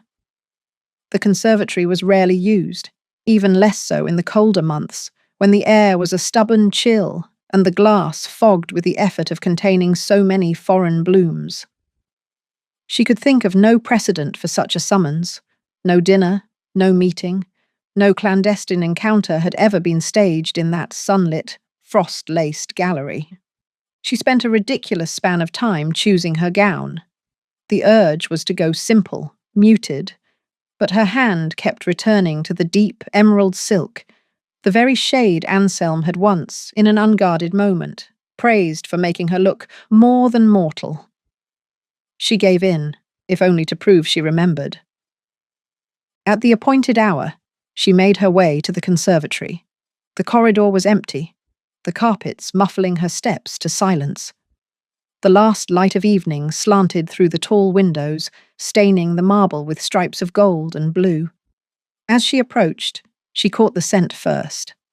Orange blossom, jasmine, and the faintest thread of cinnamon. Inside, the room was transformed. Dozens, perhaps hundreds, of candles had been arranged along the walkways and in the glass flower beds, their flames dancing in the currents of warm air from the overhead vents. The effect was of stars brought down to earth, a private constellation conjured just for her. Along the central avenue stood a narrow table, set for 2, its white linen draped to the floor, and the silver arranged in soldierly ranks. A crystal bowl of orchids presided over the setting, their improbable colour rivaling her own. At the far end of the table, Anselm stood. He had not seen her enter. His gaze was fixed on the glass roof, where the first hints of moonlight caught and fractured on the panes.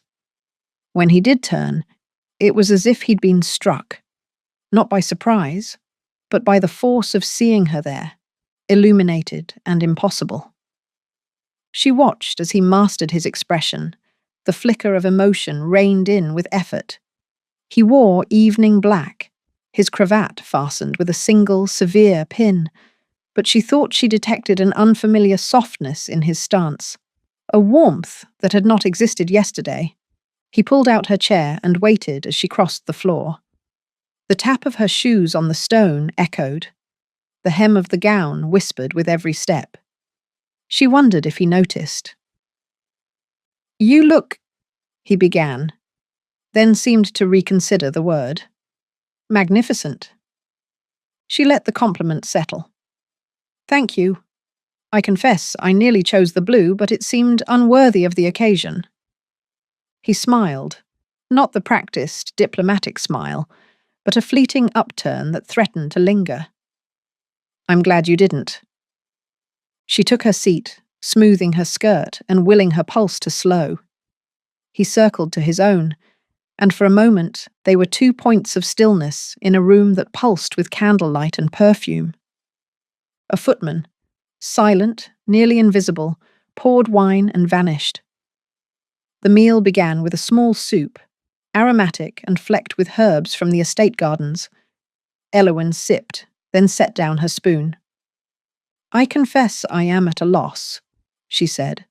"I cannot decide whether this is a celebration or an ambush." He raised a brow. "Perhaps both." She inclined her head, accepting the challenge. "And which are we celebrating? Your victory in London, or my stubborn refusal to be demure?" He considered. "I prefer to think of it as a truce." "A truce," she repeated, rolling the word around her mouth. Does that mean there will be terms? He did not answer directly. Only that the hostilities of the past are suspended, temporarily. She smiled. I should warn you, I have never respected ceasefires. He matched her smile, the lines at his mouth deepening in a way she found alarmingly attractive. I had noticed. The conversation moved with surprising ease. They discussed the estate's affairs, the new tenants, the restoration of the East Wing, a minor scandal involving the neighbours' escaped peacocks. Eloan told a story from her girlhood, chasing an errant lamb through a maze of hedgerows, and Anselm countered with a tale of his own, involving a runaway horse and an irate Latin tutor. They laughed, more than once, the sound echoing up to the glass and mingling with the rustle of candlelit leaves. The second course was roast pheasant, the skin crisp and the flesh impossibly tender. Eloan watched as Anselm deftly carved his portion, his hands steady, every motion precise. She found herself distracted by the play of tendon and bone, the unself-conscious confidence of someone who never doubted his own strength. When he glanced up and caught her watching, she did not look away. Am I eating incorrectly? He asked, voice perfectly deadpan. Not at all, she replied. I was just marvelling at your efficiency. He set down his fork. A lifetime of drills. My father believed the ability to dispatch one's dinner neatly was a sign of civilization. She leaned in, elbows on the table. Do you actually believe that? He hesitated, then shook his head. No. I believe civilization is defined by how one treats those who cannot retaliate. A radical philosophy for a duke. He shrugged. Every system needs at least one dissenter to keep the rest from stagnation. She laughed, delighted. You're more subversive than you pretend, Anselm. He smiled, almost shyly, only when it's safe to be.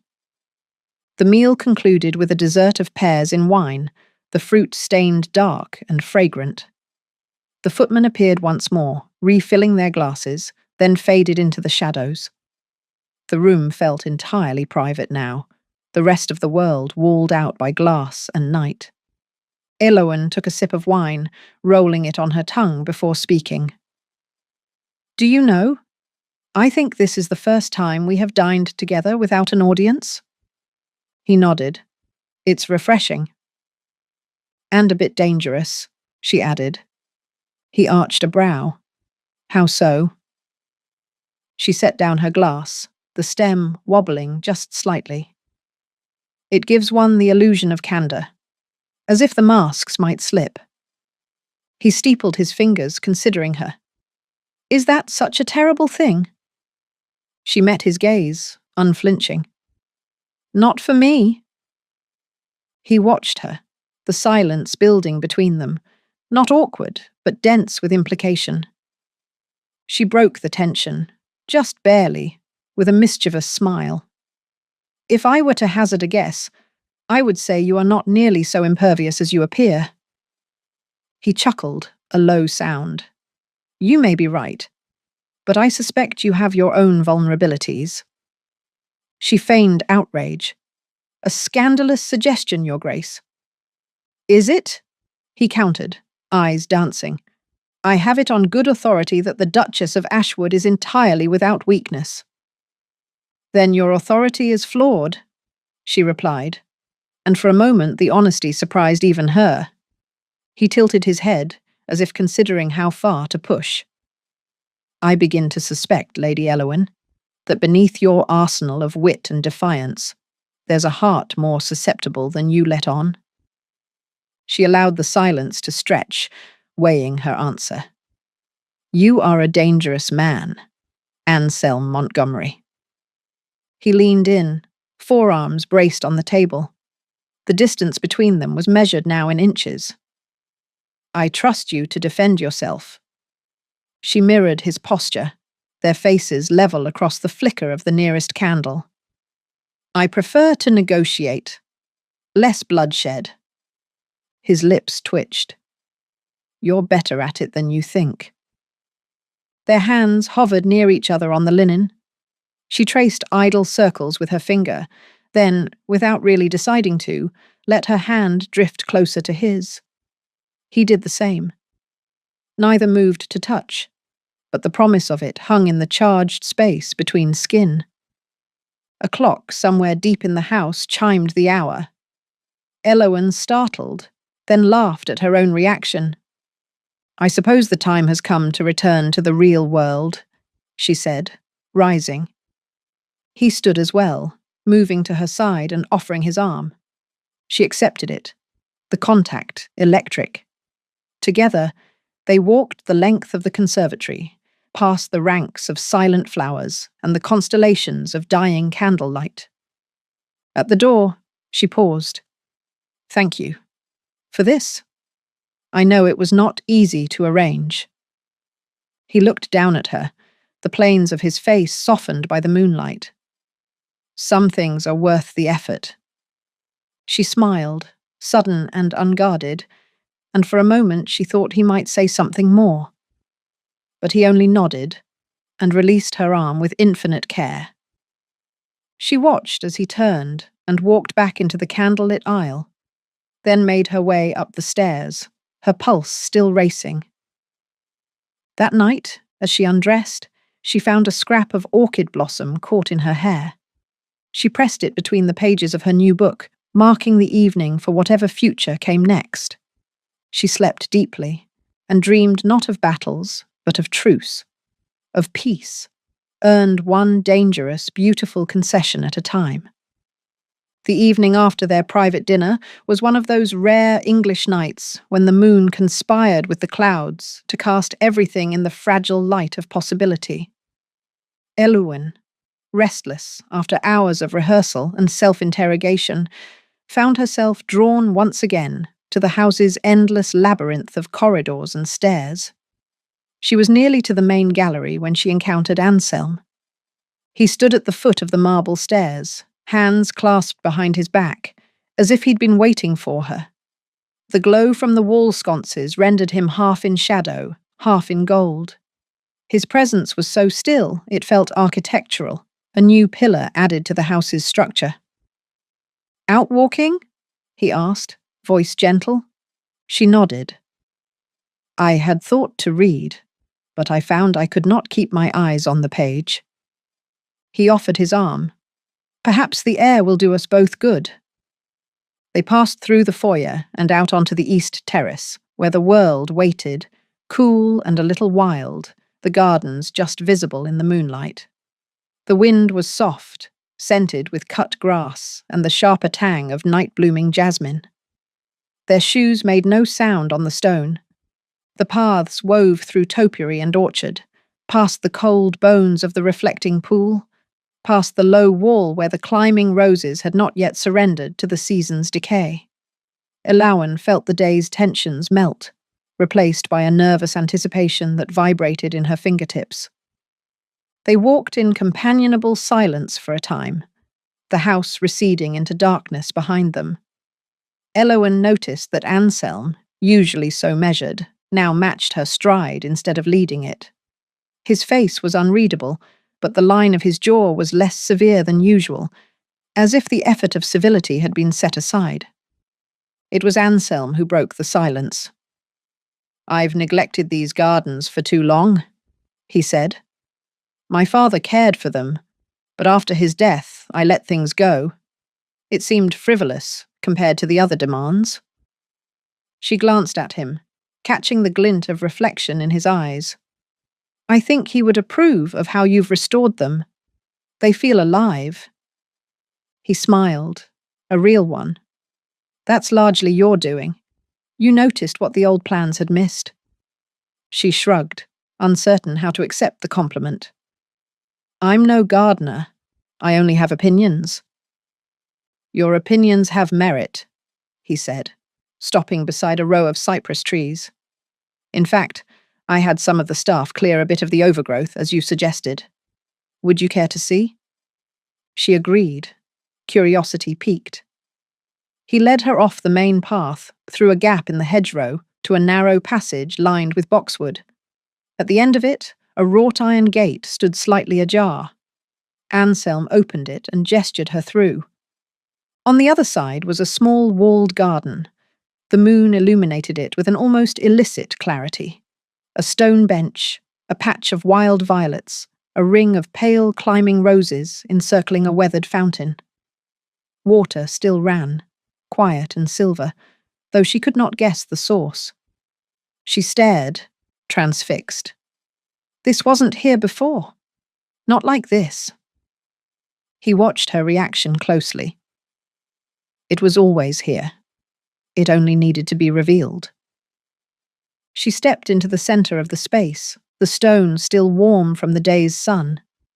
The scent of the violets was sharp, almost sweet enough to taste. She turned in a slow circle, then stopped in front of the bench, running her fingers along the cold, mossy surface. "You've made it just as I described," she said, voice low. "It's Eliza's garden." He inclined his head. "I thought you'd recognize it. I borrowed details from your book." She looked at him, incredulous. "You read it?" He looked away, embarrassed. "Not well, but I remembered enough." She sat on the bench, needing to. The world felt unsteady, as if her axis had shifted. "Why would you do this?" He did not answer right away. Instead, he paced the edge of the garden, one hand in his pocket, the other idly tracing the line of the wall. After a moment, he returned and sat beside her, not touching, but close enough that she felt the warmth of him. "I thought, when we married, that you would be content with a certain kind of life," he said, voice careful. "One of duty, propriety, the ordinary comforts. I didn't realize how much more you required, or deserved." She was not sure what answer he expected, but she offered the truth. "I never wanted to be content. I wanted to be necessary." He let that settle, and for a while, the only sound was the trickle of water from the fountain. "I'm afraid I misjudged you," he said at last. "Had I known what manner of woman you truly were, I might have approached our union with less trepidation." She smiled, rueful. "And I might have made less of a nuisance of myself." He shook his head. "That would have been a tragedy." The word surprised her, and she found herself searching his face for any trace of irony. There was none. Only a tired honesty, as if he'd run out of armor. "You know," she said, "I sometimes wonder what we might have been to each other, if things had happened differently." He exhaled, long and slow. "I suppose we will never know?" She shook her head, then leaned back on the bench, letting the moonlight bleach her thoughts to silver. "It doesn't matter," she said. "We have now." He turned to look at her. The blue of his eyes was luminous, stripped of the reserve that usually masked them. "It's enough?" he asked softly. She considered, then nodded. "It might be more than enough." They sat in silence, hands resting on the cold stone between them, each heartbeat echoing in the stillness. After a moment, Anselm reached out, his fingers hovering for a breath before entwining with hers. His grip was tentative at first, exploring the warmth of her hand, then grew firmer when she didn't pull away, a silent agreement forming between them. The world shrank to that small, walled garden. The night wrapped around them like a velvet cloak, the flowers whispering secrets, and the steady pulse of their joined hands, thrumming with unspoken promises. Neither spoke. Words felt superfluous, as if the air itself held their thoughts, thick with anticipation. They lingered there, lost in the moment, until the evening chill crept in and the fountain's gentle trickle stilled, leaving only the sound of their breaths mingling in the cool night air. When they finally stood to leave, Anselm did not release her hand, and she made no move to reclaim it, savouring the connection. Together, they walked back toward the house, the path winding and unfamiliar, yet imbued with a sense of certainty, a journey neither had taken before, but somehow felt destined. As they reached the threshold of the garden, Anselm paused, turning to face her fully, the moonlight casting a silver glow over his features. There was a flicker in his eyes, a spark igniting the air between them, and Elowen felt her heart race. In that shared gaze, the weight of their past and the promise of their future collided. Anselm leaned closer, breath mingling with hers, and in that suspended moment, everything else faded away. With a gentle urgency, he closed the distance, capturing her lips with his in a kiss that was both tender and fervent, as if they were finally laying claim to what had long been held back. Time seemed to stretch, the world around them dissolving into a haze of blossoms and moonlight as they surrendered to the inevitable, sealing their connection with a passion that felt both new and achingly familiar. Chapter 14. Elowen sat on the divan, one hand resting on the velvet arm, the other brushing the faint tremor still lingering at her lips. The firelight danced across the polished wood of the low table, illuminating the chessboard between her and Anselm, yet the moves hardly mattered. Every time she lifted her eyes, she caught him studying her, as if measuring the echo of their kiss. His usual reserve had softened. The rigid line of his shoulders now hinted at a new warmth. She could almost feel the pulse in his throat when he spoke, each word dipped in that shared memory. He, too, seemed restless. The high-backed chair he favoured had shifted slightly closer to hers, and for the first time she noticed the faint scent of tobacco mingled with something softer. Her rosewater, perhaps, carried on the breeze when their lips met. Neither made a move on the board. Instead, they exchanged small glances, charged with anticipation and a delicious awkwardness that neither would name aloud.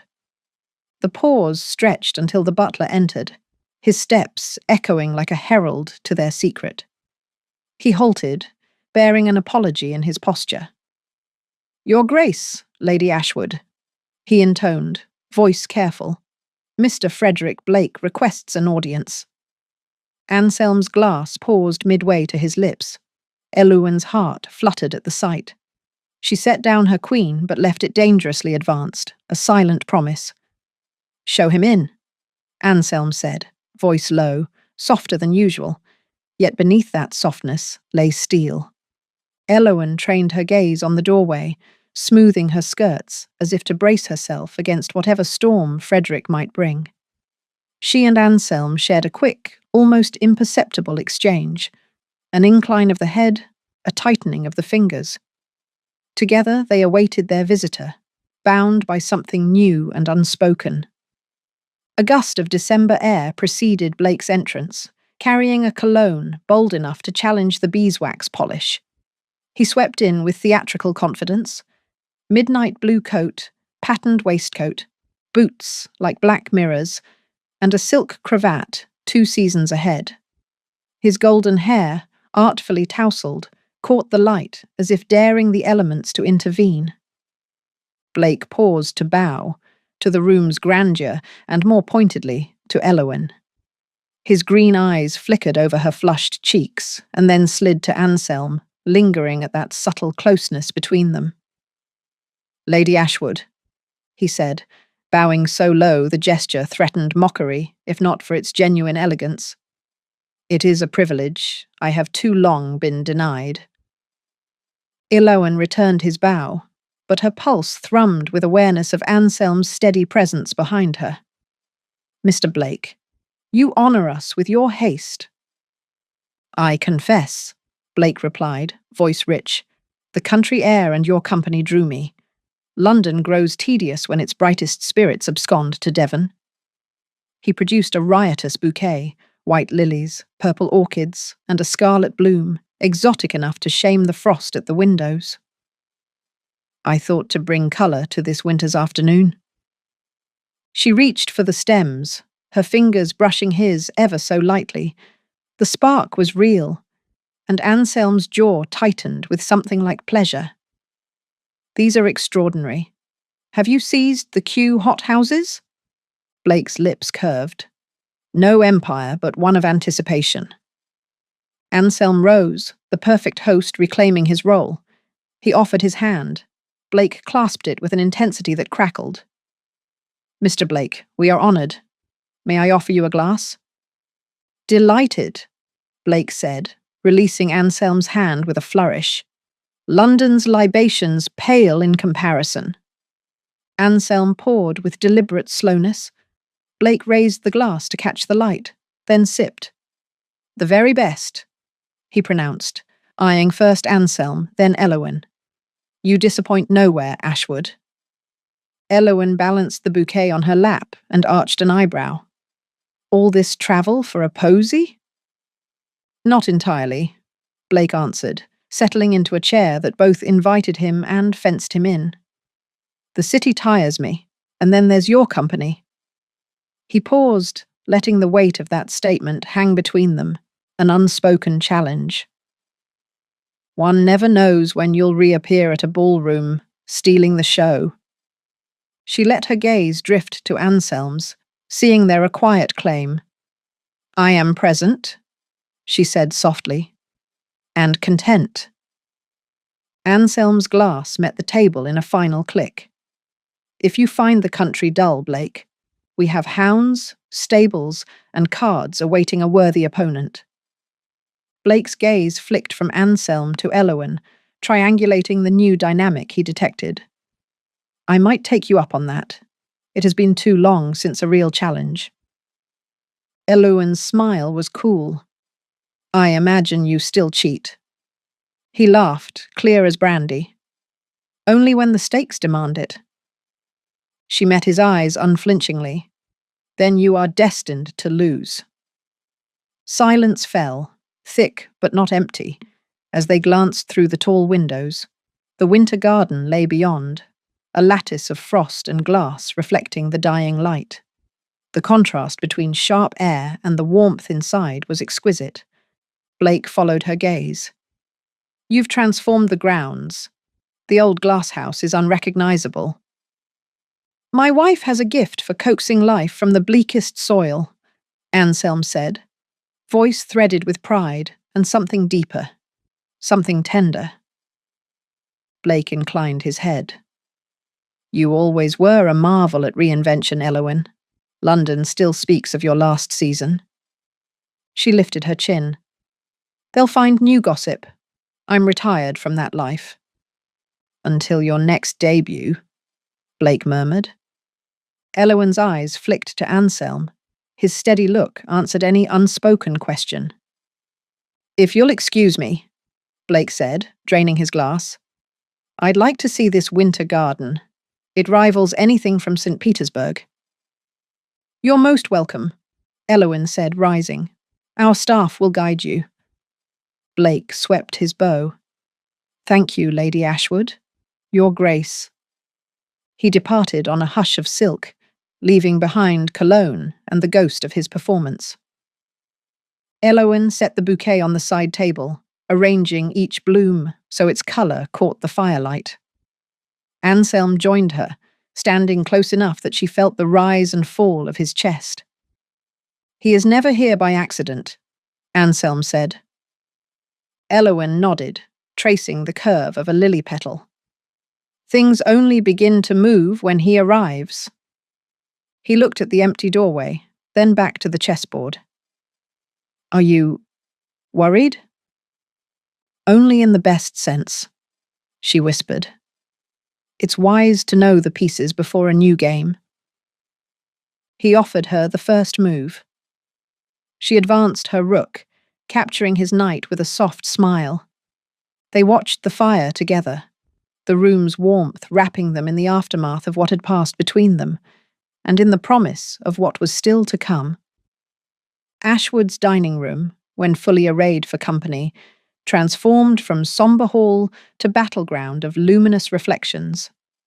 Tonight, the silver candelabras burned with military precision, their flames marching in double rows down the length of the damask-swathed table. Polished crystal and the unblemished sheen of the china conspired to reflect every motion, every word, every flicker of intent. At the table's centre, Elowen presided with the serenity of a queen whose court had been assembled for her amusement. To her right, Anselm radiated the composed silence of a man whose authority was absolute, except, perhaps, in his own home. To her left sat Frederick Blake, whose presence, even at rest, seemed engineered for effect. In the shifting candlelight, his features had the odd quality of being both handsome and slightly disorienting, as if the eye could never quite settle on where the charm ended and the threat began. The meal was 5 courses, each calculated to dazzle and distract, but Blake consumed both food and conversation with equal relish. He regaled the table with stories of London, the latest political scandal, the fresh outrage at the opera, the catastrophic debut of a mutual acquaintance's unfortunate daughter. His talent for imitation was prodigious. He could summon the lisp of the Lord Chancellor or the acid falsetto of Lady Pembroke, with nothing but a tilt of the chin and a glint in his eye. The stories were funny, yes, but each was a feathered dart, and more than one landed precisely where he meant it to. Elowen responded with the agility of a seasoned hostess, turning every double-edged compliment into an opportunity for praise, never quite at Blake's expense, but never letting him claim the last word either. She laughed when required, but her gaze shifted at intervals to Anselm, who played the game with a less forgiving palate. For each anecdote, he offered a counterpoint, a dry observation, a detail corrected, or once, a perfectly timed silence that left Blake's punchline hanging in the air for just a beat too long. After the fish and before the roast, Blake shifted tactics. "Ashwood, you must tell me how you managed it," he said, reaching for his wine. "I had always believed the country to be unremittingly dull, and yet you have found the one thing London could never offer, the envy of every man from here to Mayfair." Elowen arched a brow. "Surely, Mr. Blake, you flatter me beyond the call of friendship." "Not at all," said Blake, the smile never faltering. "In fact, I confess myself awed. I was under the impression you would never again settle for life outside the city's sphere. And yet, here you are, radiant, content, utterly indispensable to the Ashwood enterprise. I suspect it is you, not the Duke, who runs this house." Anselm did not so much as blink. "We share the responsibility," he said. "I value my wife's judgment in all things." The words were so quietly delivered that for a moment even Blake seemed uncertain how to proceed. He recovered with a shrug. "As well you should. The days of autocratic governance are numbered, even in marriage." He turned to Elowen, voice honeyed. "Tell me, do you miss the capital? The theatres? The salons? The perpetual thrill of novelty?" Elowen hesitated only a fraction. "Devon may not be a stage, Mr. Blake, but I find its performances rather more sincere. Besides, there is no shortage of intrigue. The county's politics are far more cutthroat than anything the city can muster." Blake laughed, but there was a note of appreciation in it. "Always the sharpest mind in the room," he said, and raised his glass. "To unexpected unions, and the beauty that graces Ashwood House." He tipped the glass toward her, eyes intent on her face. The word unexpected hung in the air, suspended by more than just the alcohol's vapour. Elowen felt the heat of the moment, but met the toast unflinching. "To reinvention," she said, and sipped. Anselm, whose own glass had remained untouched, set it down with a gentle but definitive click. He reached across the table, not for the wine, but for Elowen's hand, just long enough for the gesture to be registered by all present, and perhaps by the ghosts of the room as well. To partnerships built on mutual respect, he said, the syllables clean and free of inflection. His hand was warm, steady, and she felt the connection as a current running up her arm. Blake's smile stuttered, but only for a second. He reached for the decanter, refilled his glass, and offered a knowing tilt of the head. Here, here. The roast arrived, and with it, a slight but perceptible change in the table's orbit. The servants, who had perfected the art of being invisible, exchanged glances that spoke volumes. Even the footman pouring the wine seemed to hesitate, as if gauging whether the tension was hazardous or merely the normal course of a winter dinner party. Blake pressed his advantage. "I recall, Lady Ashwood, your famous wager at the Harringtons' masquerade. You convinced the entire assembly to swap masks at midnight, and it took Lord Darnley 2 hours to realise he had been debating politics with the Dowager Marchioness rather than his own cousin." Ilowen grinned. He was a poor observer, even in his youth. Blake leaned in, voice lower. "Yet here you are, hostess to the most impenetrable fortress in the West Country. No masquerade required." Ilowen felt the implication and decided to meet it head-on. "On the contrary, Mr. Blake, I find that the masks here are simply less ornate, easier to see through, if one knows where to look." She glanced at Anselm, whose mouth twitched in what might have been approval. Blake's eyes flickered, just once, to Anselm. A rare thing, to find such unity of purpose in a modern marriage. Anselm answered without hesitation. "It is a rare thing, I agree. Rarer still to see it challenged at the dinner table." Blake laughed, the sound just shy of friendly. "You mistake me, Ashwood. I am nothing if not a champion of domestic bliss. I simply wish to understand the phenomenon, so I might aspire to it myself." Ilowen broke the impasse with a flash of wit. "If that is your aim, Mr. Blake, I suggest you spend less time in the city's clubs and more in the company of women who know the value of patience." The servants, now arrayed at the sideboard, exchanged a visible glance of approval. The room, which had seemed poised for combustion, eased into a more comfortable pressure. Dessert was brought, a confection of spun sugar and brandied cherries, so exquisite it seemed designed to test the willpower of the table's occupants. Blake accepted a second helping, which he consumed with the abandon of a man who knew the value of excess. He set down his spoon, then steered the conversation into deeper waters. "If I may be so bold," he said, "I would like to ask how you manage it." Ilowen blinked. "Manage what, precisely?" He gestured to the air between her and Anselm, the way a scientist might indicate a specimen under glass. "This, the obvious devotion, the harmony, the—" He searched for a word, then found it. "Mutuality. It is a rare thing, as we agreed, and it flies in the face of everything I have observed and experienced in the marriage market." Anselm's tone was dry as the sherry he had declined. "Perhaps you have looked in the wrong places." Blake leaned in, expression earnest, but the effect was more actor than penitent. "Or perhaps I have merely been unlucky." Ilowen saw the moment for what it was, a test, disguised as curiosity. She sipped her coffee, then set the cup down with deliberate care. "Mr. Blake, I suspect that what you see as harmony is nothing more than the result of necessity. The world is hostile to those who try to live by their own rules. Sometimes, the only way to survive is to join forces with someone equally determined to bend rather than break." Blake considered this, then nodded. "An alliance, then?"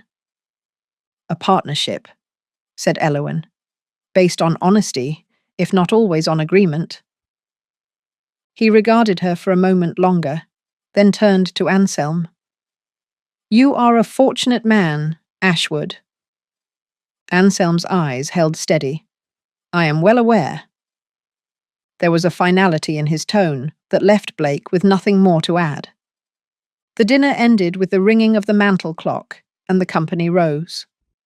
Blake offered his arm to Elowen for the passage to the drawing room, but she demurred, letting Anselm escort her instead.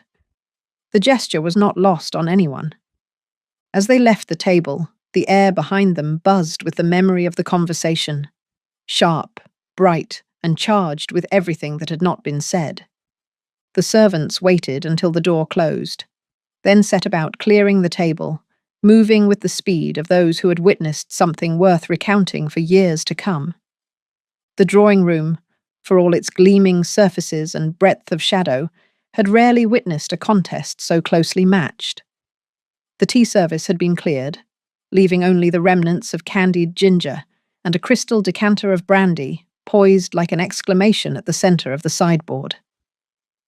The fire had been stoked, its warmth spilling onto the rug where Anselm now stood, backlit and motionless. Elowen took her place on the settee, arranging her skirts with more precision than necessity required. She felt the flush of the evening's wine in her cheeks, but her mind was as clear as the glass in her hand. The evening had already produced a surfeit of words. What remained now was the distillation, the barest proof of what each party intended. Frederick Blake entered with a measured stride, pausing just inside the door as if to appraise the scene for maximum effect. He crossed the room, not to the armchair, which would have preserved the symmetry, but to the settee, settling beside Elowen, a hand's breadth closer than custom allowed. The gesture was both subtle and unmistakable, a signal to any observer, or more precisely to Anselm, that the contest was not yet decided. Anselm did not move, but his gaze tracked Blake's progress with the patience of a surveyor marking every inch of contested ground. "Lady Ashwood," said Blake, lowering his voice for her alone, "you have no idea how the city laments your absence. I have been interrogated at least half a dozen times as to whether you plan a return to civilization. I'm beginning to feel as if I'm running a postal service for broken hearts." Elowen laughed, the sound dry as the gin she preferred. "I would think, Mr. Blake, that London has an inexhaustible supply of hearts to break, with or without my assistance." He leaned closer, a shimmer of candlelight picking out the green in his eyes. "That may be, but none so accomplished as yours. I confess, I was devastated to learn of your—" He paused, letting the word hover. "Sudden marriage. Had I known your affections were available, I would have made my intentions clear much sooner." The compliment was a polished weapon, but Elowen parried with a flick of her fan, the movement sharp enough to slice the air between them. "My affections, Mr. Blake, were never available for claiming like a prize at auction. I do not recall you ever placing a proper bid." Blake's smile was all apology and none at all. "Perhaps I was too subtle. Or perhaps—" He let the phrase coil. "Someone else got to the prize first." He glanced at Anselm, whose impassivity had acquired a new, mineral hardness. "I find," said Anselm, voice measured, "that my wife's discernment is one of her chief virtues. It would take a man of rare confidence to presume himself her equal." Blake raised his glass. "I've always admired a fair fight." Elowen, not content to let the line rest, added, "The best fights I've found are the ones no one sees coming." The silence that followed was charged, the air thickening with the unshed words of 3 campaigns worth of history. Blake set his glass down with a flourish, then folded his hands on his knee, an attitude of relaxation betrayed by the tension in his fingers. "If I may be candid," he said, "I struggle to imagine you content in such an isolated setting. The Elowen I remember was never one for, what is the phrase, settling down." She regarded him, smile unwavering. "The Elowen you remember is precisely the one who is here now. Only she's found that the countryside is far more interesting when you have to make your own amusements. He let the implication hang, then shifted tactics. And how do you amuse yourself, Lady Ashwood? I can't imagine there are so many balls or masquerades to keep you occupied. Or is it that the Duke's company is all the entertainment you require? He had turned the question just enough to make it sting, but Elowen refused to acknowledge the barb. The Duke's company, she said, is never dull. He's the only man I know who can make the management of turnip yields sound like a matter of life and death. Anselm, sensing the feint, poured himself a measure of brandy, but did not drink. You'd be surprised, Blake. The harvest is far more perilous than the ballrooms of Mayfair. At least in Devon, the knives are visible. Blake's laughter was bright, but his gaze did not leave Elowen. You have a gift, Lady Ashwood, for making even the mundane seem poetic. She fanned herself, a gesture calculated for boredom. Perhaps you simply lack the imagination to see poetry in the mundane. He leaned in, voice dropping to a near whisper. I assure you, my imagination has never been accused of deficiency. Anselm set his glass aside and approached the settee, posture casual, but his intent unmistakable.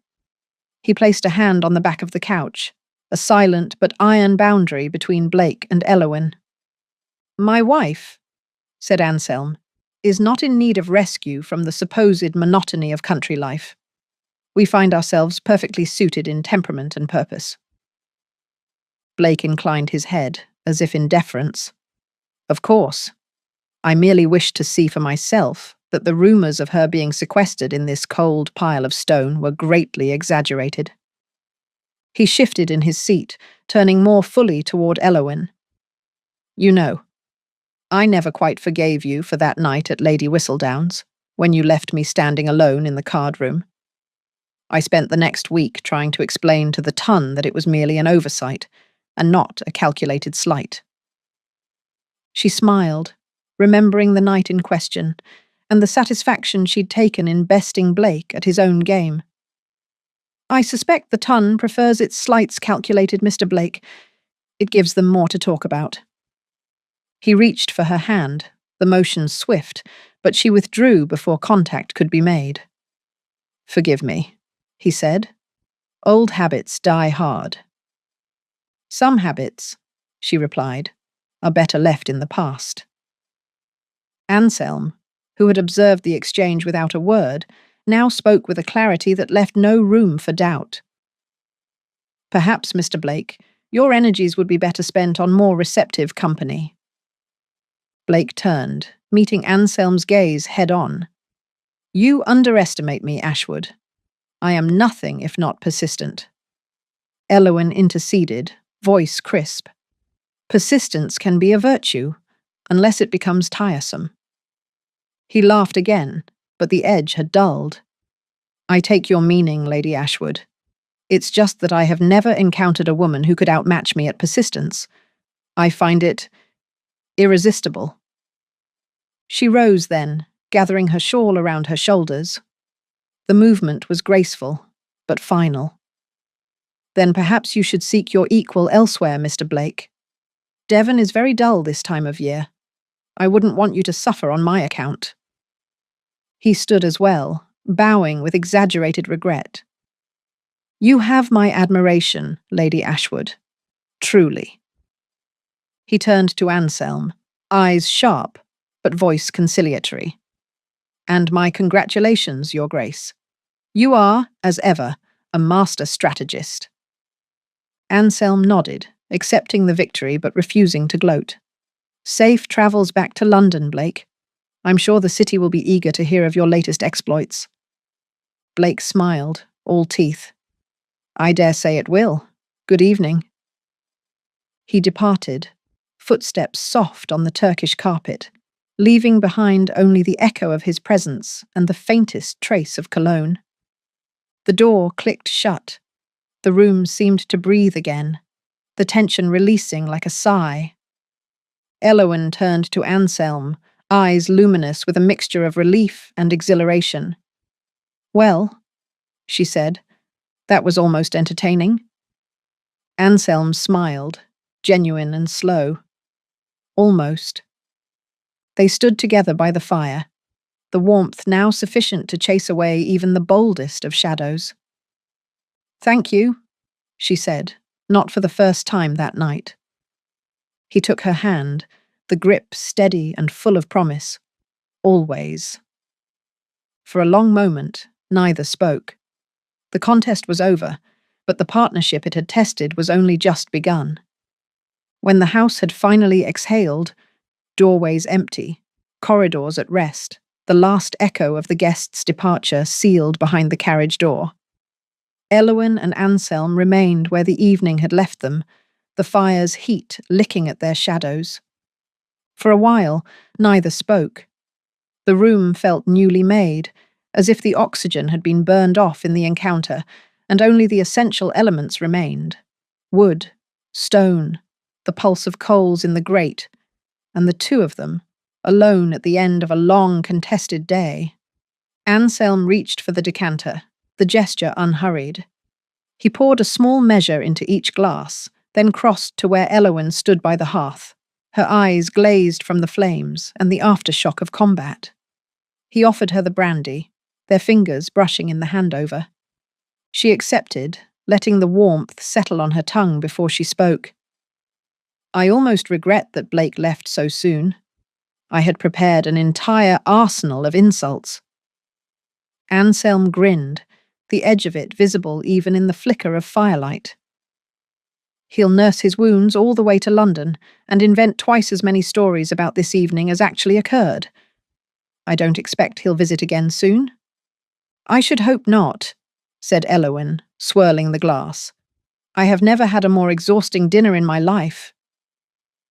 He watched her, the expression in his eyes a strange compound, part admiration, part something quieter.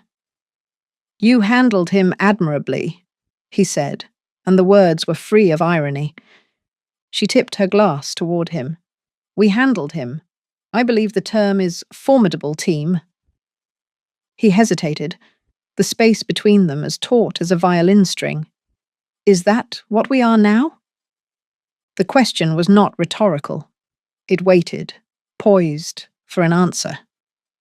Elowyn considered it, gaze never leaving his. "I think it is what we have always been. Only now, perhaps, we're willing to admit it." He exhaled, relief and something deeper passing through him. "Good. I would hate to be bested by my own wife." She smiled, the line of her jaw relaxing at last. "I would hate for you to think you had no equal." He raised his glass, the gesture both salute and challenge. "To equals, then." She accepted the toast, and the silence that followed was soft, not awkward. The air felt different now, less charged, more alive. After a moment, Anselm set down his glass. "May I ask you something?" He stepped closer, the question suspended between them. "Always," she replied, her voice low. "Did you—" He faltered, a rare thing. "Did you mind the attention? From Blake, I mean." She tilted her head, considering. "It was uncomfortable, certainly. But I'm not a glass bauble, Anselm. I do not crack under admiration." He looked at her, searching for the meaning beneath the surface. "No, you do not. But it is difficult, sometimes, to watch another man imagine he knows you better than I do." Her heart caught, just once. "Is that what you think? That he knows me better?" He shook his head, almost smiling. "No. I think you delight in reminding me I never fully will." She stepped closer, close enough to smell the spice of the brandy on his breath.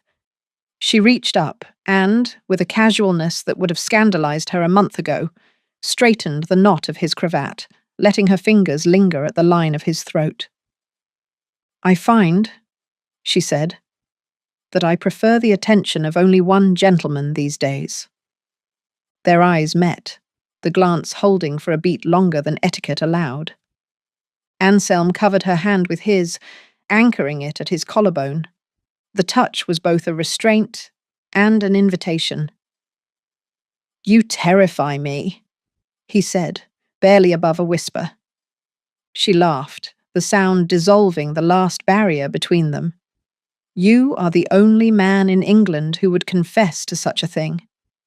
He joined her laughter, the sound filling the room more than the fire ever could. They sat together on the settee, the glass of brandy between them.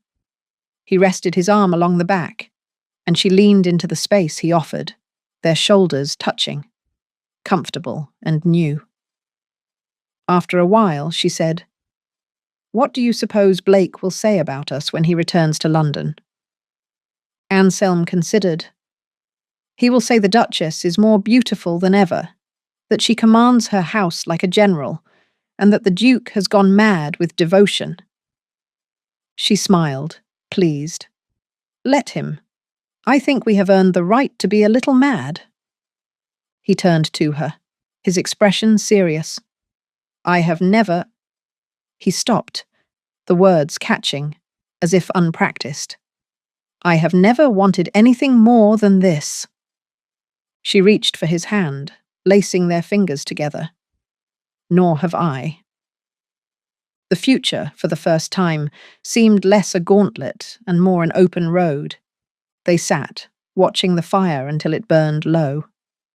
Conversation drifted to lighter things, the repair of the winter garden, the addition of new orchids to the hothouse, the scandalous prospect of hosting a spring masquerade. As the embers cooled, Anselm drew her closer, resting his cheek against her hair. "We could redesign the glass house," he murmured. "Add a second chamber? Maybe a reflecting pool?" She closed her eyes, savouring the thought. "I would like that. But only if we can do it together." He smiled into her hair. "Always." Outside, the frost rimmed the windows in delicate patterns, but inside the world had grown immeasurably warmer.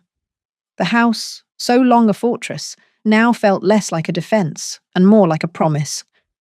And in the quiet, with only the fire and each other for company, Elowen and Anselm began at last to imagine what their future might be.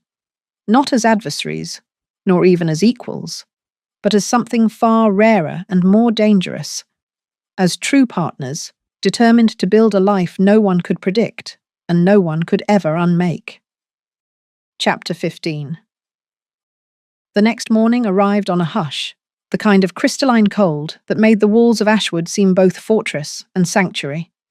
Even before the hour, the house had begun its labour. Fires stoked, bread rising, the frost scraped in careful arcs from the windows of the south wing, but the hush endured, as if the winter itself had pressed a finger to its lips and commanded all to wait. Elowen found Anselm in the winter garden. It was still early enough that the air bit bare skin, and she wore a shawl pulled close about her shoulders, emerald wool over a pale blue day dress. She stood just outside the conservatory's glass doors, exhaling plumes of breath and watching as he conferred with the head gardener, the two of them framed in a small universe of white. Anselm pointed to a plot near the dwarf cherry trees, then bent to inspect a withered root, his coat already dusted at the hems with rime. The head gardener, a bent, silent man who had outlasted 3 generations of Ashwood, accepted a wordless instruction and retreated into the greenhouse.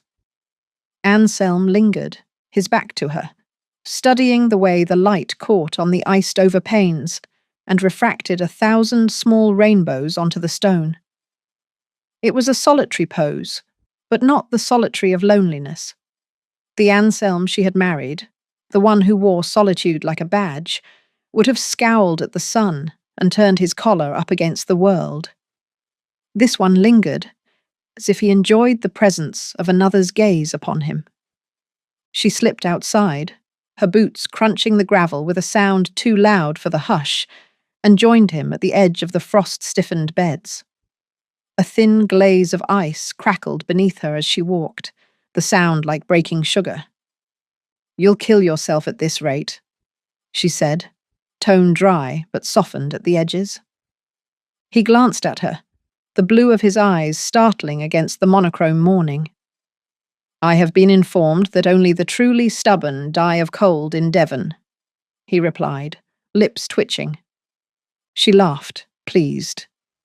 "You must be immortal, then." "Not yet, but I am conducting a thorough experiment." They stood side by side, breath mingling in the cold. The garden was, in winter, an object of severe beauty. Nothing showy, everything paired to its structure. The bones of the rose bushes arched in arcs, and the borders of the beds were knuckled with bulbs sleeping beneath the earth. Here and there, a flash of colour from last year's fruit, preserved by the freeze, glistened like rare glass. Anselm gestured to the beds. "I thought to bring in more hellebores. They fare better than the lilies in this soil, and the colour might keep us from despair come February." "Practical, but unimaginative," Elowen said. "Hellebores are lovely for funerals, but I should like something more optimistic. Crocuses, perhaps, or those absurd blue hyacinths that always smell like sin." He considered this. "If you wish to fill the air with scandal, I can think of more efficient methods." She pursed her lips, giving him the full weight of her mock outrage. "You would sacrifice propriety for the sake of efficiency?" He shrugged. "I am reliably informed it's the only way to survive in the country." She smirked, but there was no bite to it. "I think you've grown rather fond of efficiency," she said, voice dropping to something more tentative. "Even when it isn't strictly necessary."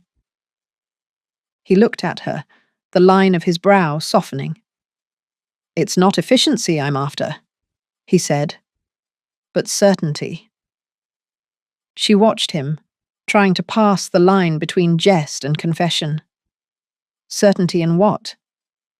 He let his eyes drift over the garden, as if the answer might be buried under a blanket of ice.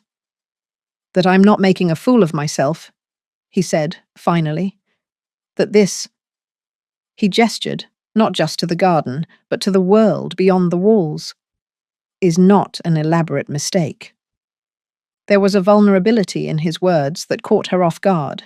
She had always assumed that if their marriage was a gamble, the risks were hers alone, that he, by virtue of position and temperament, had entered into it as one enters a business deal, with little to lose and everything already accounted for. She had not considered that he, too, might sometimes wake in the middle of the night and wonder if the experiment had gone irretrievably wrong. She found herself unexpectedly wanting to reassure him. "If you were," she said, "I suspect you would be the last to know." He barked a short laugh. "You have a talent for comfort, Lady Ashwood." She folded her arms, suddenly shy. "It was never my chief virtue." He regarded her for a moment, weighing something. "Perhaps it should be." They fell silent, the world around them filled with the crackle and hiss of distant fires and the soft shifting of the house's timbers as they creaked under the thawing sun. After a minute, she asked, "Do you ever regret it?" He considered. "Regret implies I had a better option waiting in the wings. I am not so foolish as to imagine that." She chewed her lower lip, unconvinced. "I don't believe you. There were women, dozens if not more, lined up for a chance to fill your winter garden with progeny and the drawing rooms with clever conversation." He looked at her sidelong. "And yet, I chose you. Does that not seem suspicious?" "Only if you intend to accuse me of witchcraft." He reached out, catching her gloved hand in his. The gesture was careful, unhurried. "If it is witchcraft, then you have bewitched me thoroughly." She stared at their joined hands, unable to marshal a reply. He squeezed her fingers, gentle but insistent. You are not a mistake, Elowen. She felt the words like a warmth, even through the thick wool of her gloves. Good, she managed, the word almost a whisper. Because I am not certain I could bear to be one. He nodded, a small private gesture. The cold pressed in, and she realized her cheeks had gone hot, not from the air, but from something deeper, a blush, the kind she hadn't worn in years. She risked a glance at him, and was startled to find his expression unguarded, the lines of his face less severe. She took a breath. May I confess something? Always. She traced a pattern on his palm, slow and deliberate, before she said it. I was afraid you would never let me in. He did not flinch. I was afraid you would leave the first chance you got. She blinked, then smiled, the sadness in it chased by something lighter. Well, here we are. Here we are, he echoed. The moment stretched. She wanted very badly to say something foolish, something she might regret later, but which would lay bare the last of the armor she'd kept wrapped around her heart. Instead, she stood silent, her hand in his, waiting to see if he would risk the first move. He did. He leaned in, slow as the sun's crawl over the horizon, and pressed his lips to her forehead. The contact was brief, but the intent behind it, deliberate, almost reverent, was unmistakable. When he pulled away, she caught his gaze. In it, she saw not the Duke, but the man, proud and fearful, sure and uncertain, hoping she would be as brave as he needed her to be. She squeezed his hand back, fiercely. Come inside before we both freeze, she said, voice quivering only a little. He smiled and let her lead him toward the door. The frost crackled beneath their feet, and the world seemed for a moment brighter than it had ever been. As they crossed into the warmth of the conservatory, Elowen looked over her shoulder and saw the garden already softening in the sunlight. A promise, she thought, that even the coldest seasons must eventually give way.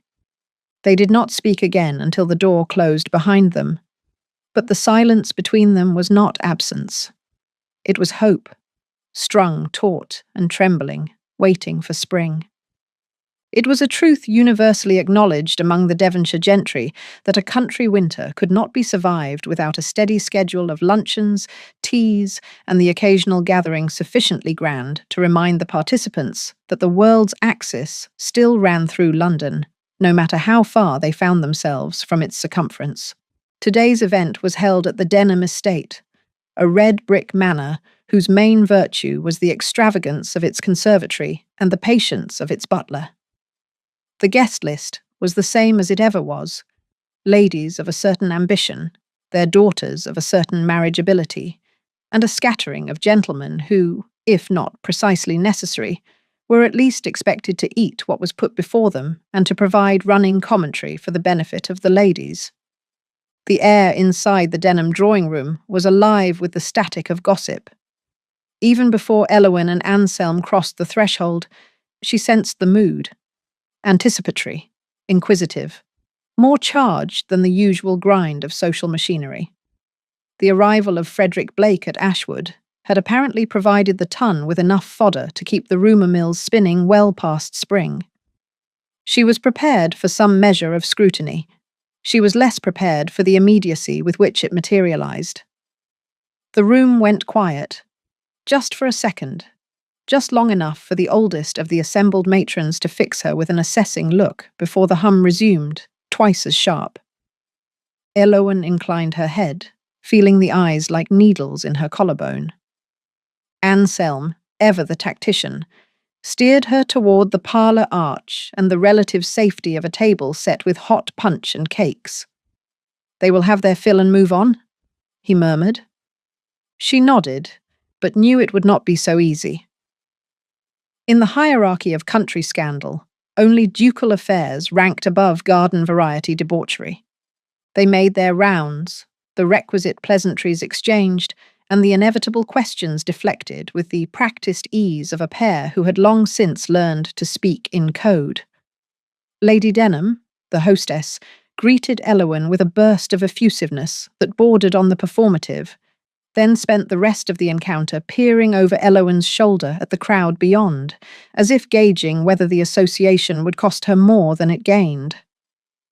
The bulk of the guests fell into two camps, those who simpered at Elowen's daring, and those who wondered, in not-so-hushed undertones, what it was she had done to draw Frederick Blake all the way from London. The consensus was that he had not come for the scenery. As they settled at a side table, Anselm with his customary glass of claret, Elowen nursing a cup of spiced tea, she allowed herself to scan the room, cataloguing each hostile or speculative glance. It would have been amusing in a different life. "Your admirers are in excellent form today," Anselm observed, eyes on his drink. She smiled. "They practice daily, rain or shine." He reached for her hand beneath the table, the pressure of his fingers offering reassurance, then released it before anyone could see. It was a small thing, but it made her chest go hot and tight.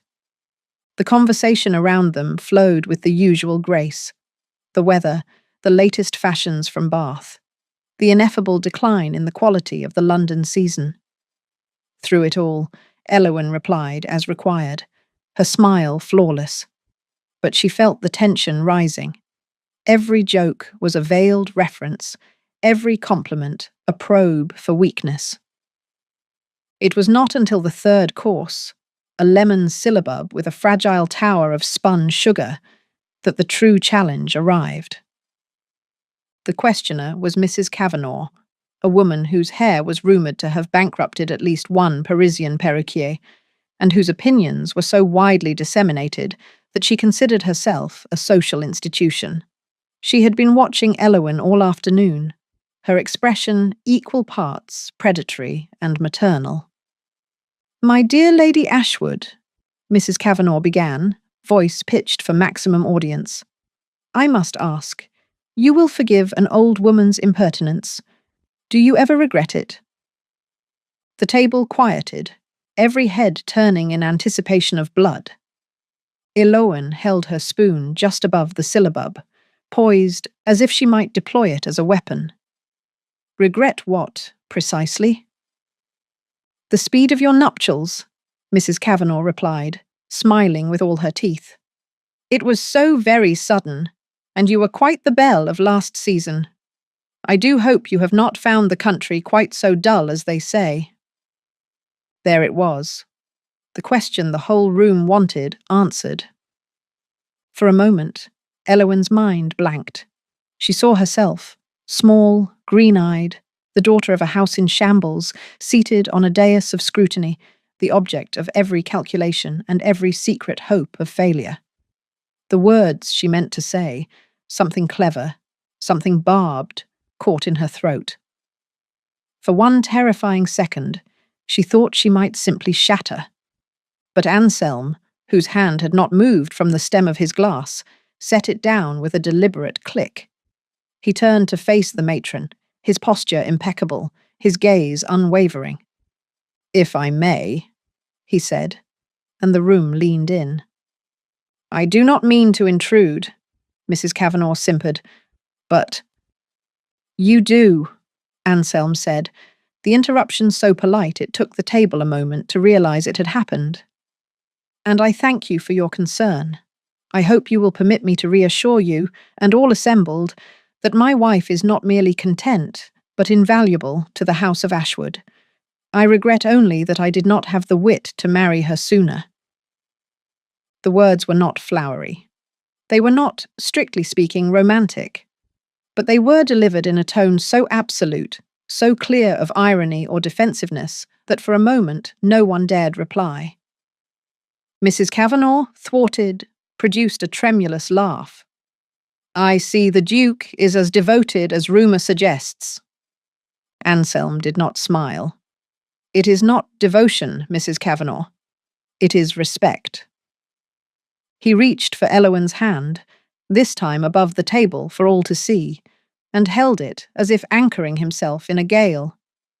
Elowen, cheeks ablaze, felt the world rearrange itself around her.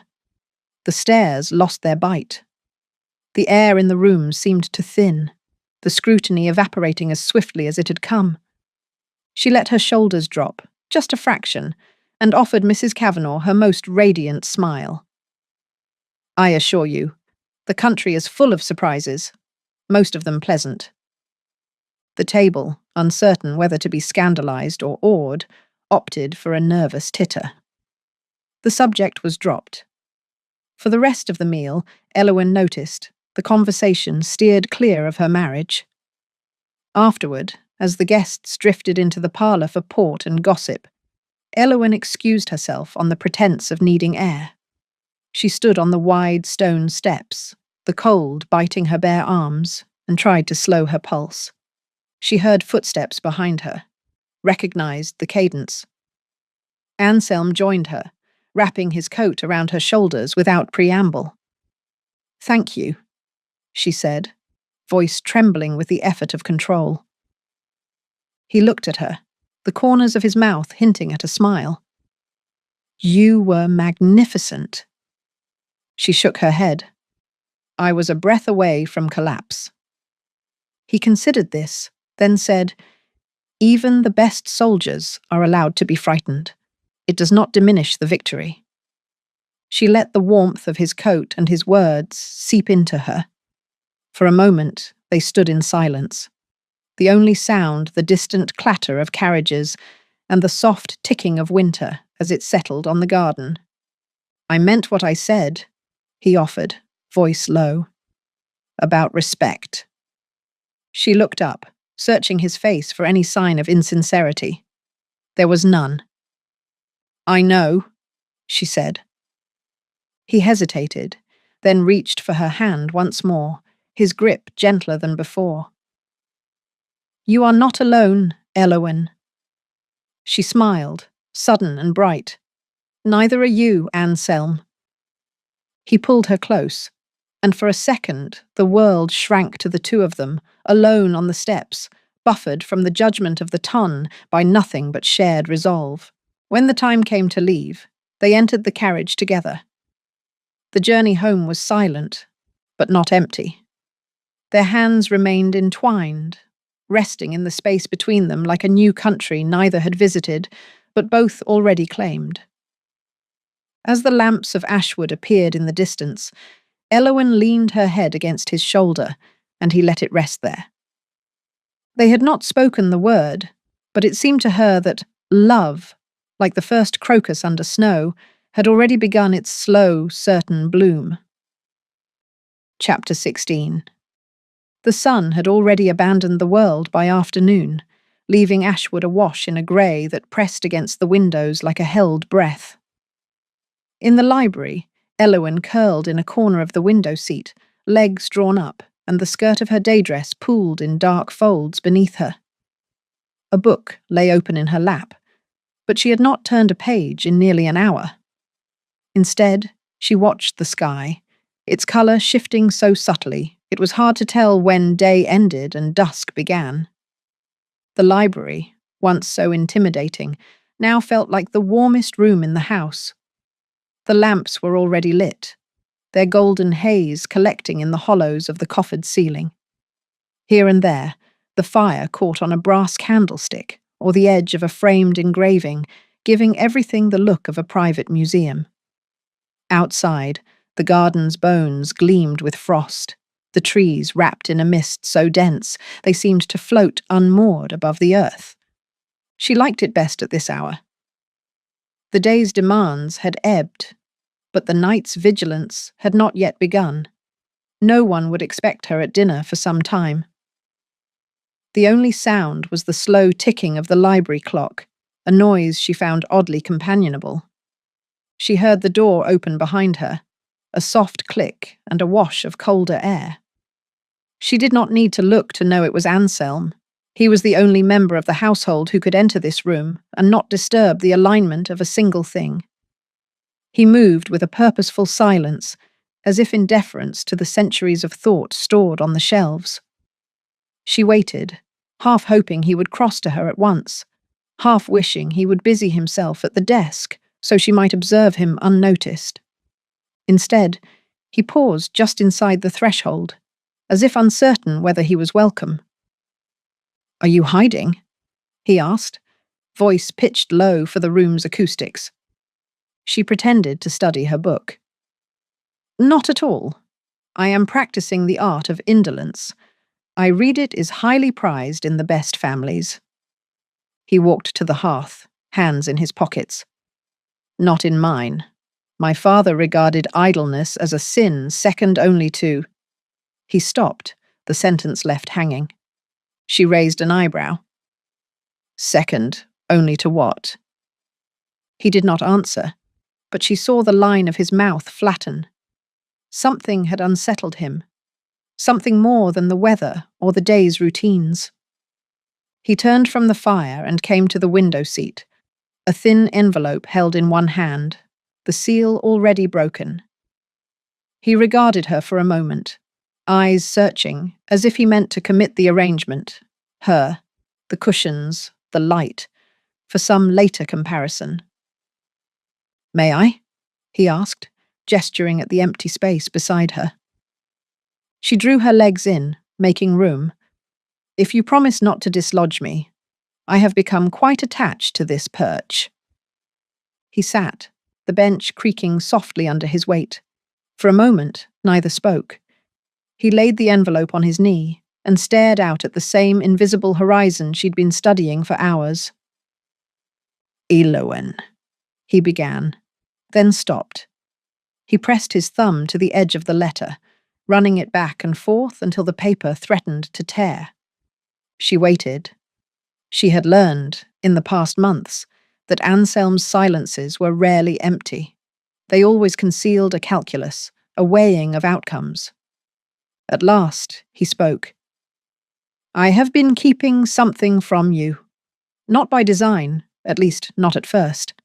But the longer I let it go, the harder it became to speak of it." She let the words settle, measuring his tone, the way he sat, a little hunched, a little older than usual. "Is it about the estate?" He half smiled. "Isn't it always?" She watched him, the way the light limned the blue of his eyes, the flecks of silver at his temple.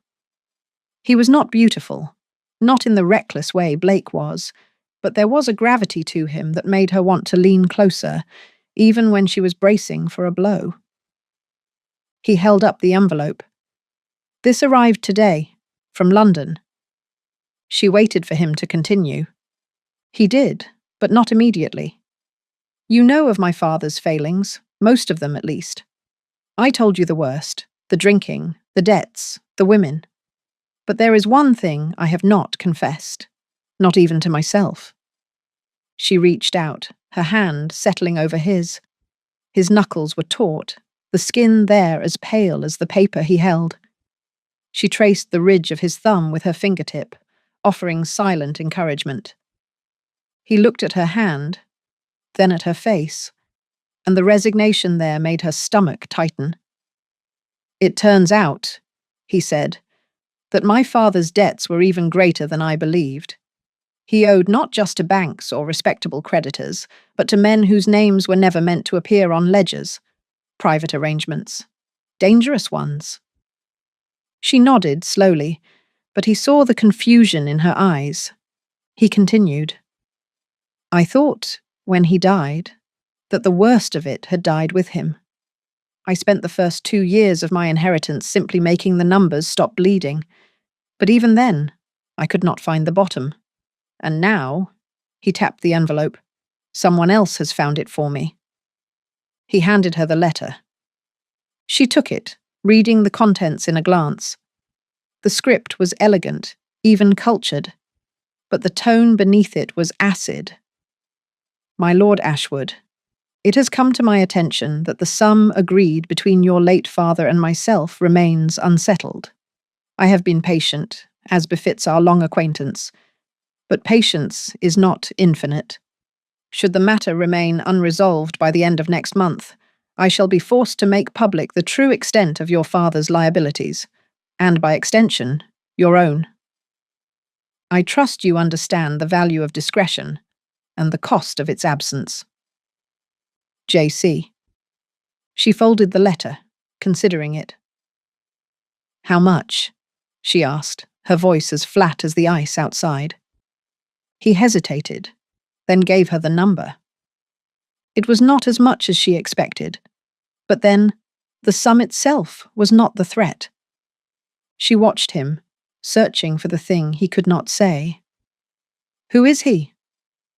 A man called Caro, once a friend to my father, later what would you call it? A collector. He is well connected. If he wishes to make trouble, the scandal will not end at my doorstep. She nodded, feeling the gravity of it now. Why tell me? He glanced at her, a quick flash of blue. Because I cannot bear the thought of lying to you. Not now. Not after. He stopped, his jaw tensing, the muscle jumping just beneath the skin. Not after everything. She let the silence build, then said, What do you wish to do? He looked surprised by the question. I thought you might be angry. She considered. I have lived with secrets before. This one is not the worst. Besides, you are not your father. He exhaled, a sound of relief so raw it almost made her flinch. She leaned closer, her voice low. We could pay it. We could ignore it. Or we could do something unexpected. He gave her a look. Such as? We could answer him together. Tell him the game is over, that we will not be bullied. You are a duke, Anselm. He cannot touch you. He almost smiled, but she saw the fear in it.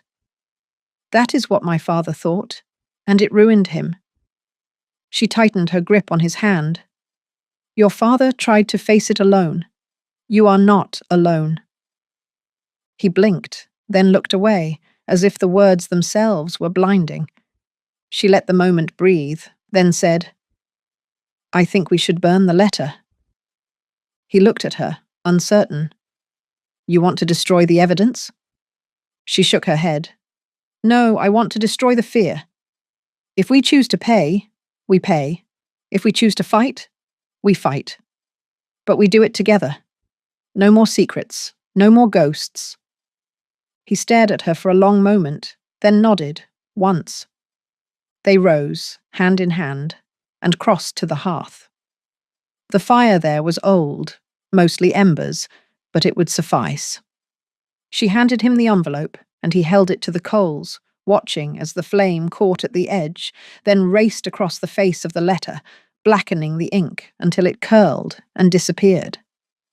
They stood, shoulder to shoulder, watching the ashes drift upward. It's odd, he said, after a while. I thought it would feel like an ending. She touched his arm. It's a beginning, she said, or at least a clearing of ground. He looked at her, and the shadow in his eyes was gone. In its place was something bright, almost reckless. She smiled, sudden and real. What shall we do now? He considered, then said, I think we should plant hyacinths. She laughed, the sound ringing in the hush. For the scandal? He shook his head, pulling her into the circle of his arms. For the promise of spring. They stood that way. The world outside the windows lost to the night. The fire the only witness to their small rebellion. And in that warmth, the debts of the past seemed at last to lose their power. The hush that follows a storm is not silence, but its memory, carried in the walls and woven into the grain of every floorboard. Ashwood House wore that hush on the evening after the letter burning. The air so perfectly still, it seemed to amplify every tick of the distant clocks and every hush of paper beneath a pen. Elwyn sat at her writing desk, the lamplight pooling on the polished wood, her hand still and cold atop a letter that had arrived with the afternoon post. She had not opened it at once. For hours, she had gone about her tasks with it tucked in her pocket, a constant, pulsing presence. Only when the house had settled and the sun had abandoned the horizon did she dare to slit the seal and unfold the page. Her father's hand had always been careful, even ornate. Now the script trembled, the lines uneven, the flourishes less grand than before. She traced the first word with a finger, as if to be certain it was not a trick of the light. "My dearest daughter, I have hesitated to write. The shame of my position weighs more heavily than ever, knowing how much you have endured in my name. But a friend in town tells me that a solution has been reached, that the debts which have shadowed our family since your grandfather's day have at last been satisfied. He assures me this was achieved not through any merit of my own, but through the intervention of your husband. I do not know what to say, except that I am grateful, and more than that, humbled. I have spent my life fearing disgrace, and in the end, brought it to the very threshold I most wished to spare. That you have chosen kindness in the face of my failings is a thing I will not soon forget. Tell His Grace that he has my respect, and that, for whatever it is worth, I hope the name Harrington will no longer be a burden to you. As for myself, I find that humility is the only fitting garment left to me. In time, I hope to stitch back some small remnant of honour to the family coat. With all affection, your father." She read the letter twice, then a third time, searching for hidden wounds. The words were awkward but honest, the first apology she had ever received from him that had not been wrapped in irony or diluted by pride. She was still staring at the page when Anselm found her. He entered quietly, as he always did, but tonight there was no calculation in his approach. He sat in the chair opposite, the one with the worn brocade seat, and waited until she lifted her eyes. "Is it bad news?" he asked softly. She shook her head. "No, not bad. Only strange." He leaned forward, elbows on his knees, face open and waiting. She handed him the letter, watching as he scanned the lines. His gaze was steady, and she wondered if he recognized himself in the words of gratitude, or if he would dismiss them as mere formality. When he finished, he set the letter back on the desk. "He seems a good deal changed," he said. She nodded. Defeat has that effect. They sat in silence, the fire in the grate the only moving thing in the room. After a while, she said, "It's over then. The debts, the threats. We are—" She hesitated, not knowing what word to use. "Free?" he offered. She shrugged. "I don't know if that's the right word." He regarded her, brow furrowed. "Why not?" She searched for the answer, finding it only in the space between her ribs. Because it was never just the money. It was the feeling of being watched, of being measured and found wanting. "I don't know how to let go of that, or if I ever will." He reached across the desk, his hand closing over hers, warm and sure. "You do not have to forget," he said, "but you are allowed to begin again." She looked at him, the flicker of the fire mirrored in his eyes. "What if I don't know how?" He smiled, a small, patient curve of the mouth. "Then we'll learn together." She considered this, the simplicity of it, the terrifying generosity. He squeezed her fingers, then stood, pulling her gently from the chair. "Come," he said. "There's something I want to show you." She followed him down the corridor, past the hush of the sleeping house, and into the long, high-ceilinged gallery that led to the winter garden. The windows here ran from floor to arch, and though it was dark outside, the garden was alive with the ghosts of snowdrops and the last of the moon's reflection on the glass. He drew her to a stop at the wide window. "Look," he said. She did. In the garden, someone, one of the staff, or perhaps Anselm himself, had cleared a ring in the snow, exposing the earth beneath in a perfect circle. In the centre, a single spike of green had forced its way through the crust, a hyacinth, absurd and early, leaning in the cold. He nodded at it. "You were right. About the flowers." She smiled, her first in hours. "It's just one." "That's enough, isn't it?" he asked. She watched the green stem sway, impossibly delicate against the wind. "It is." They stood for a long time, neither moving, until the chill pressed in through the window glass. When they returned to the library, Elowen picked up her father's letter. She turned it in her hands, reading the lines once more, then crossed to the hearth and placed it on the coals. The paper caught at once, the words shrinking into black curls, then dissolving into nothing. She watched until every trace was gone. When she turned, Anselm was there. He opened his arms, and she stepped into them, her face pressed to the solid warmth of his chest. "I love you," she whispered, the words so quiet she thought she might have imagined saying them. But he heard, and the way his arms tightened around her made her think that maybe, just maybe, there was a way to start again. They stood that way, listening to the snow melt from the roof, the air between them lighter than it had ever been. Outside, the garden waited for morning, for the thaw, and for the bright violence of new life. Chapter 17.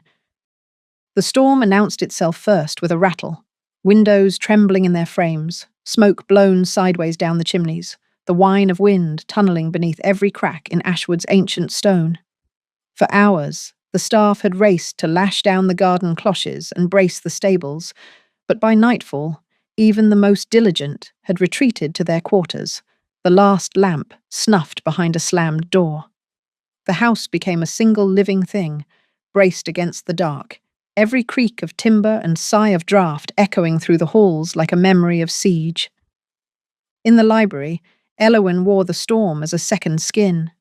Her gown, velvet, deep blue, sleeves close to the wrist, held the chill at bay. But every time she passed before the fire, the heat of the coals shocked her through the fabric, an almost erotic contrast to the cold gnawing at the glass. She paced, not because she expected anyone, but because standing still invited thoughts she was unprepared to handle.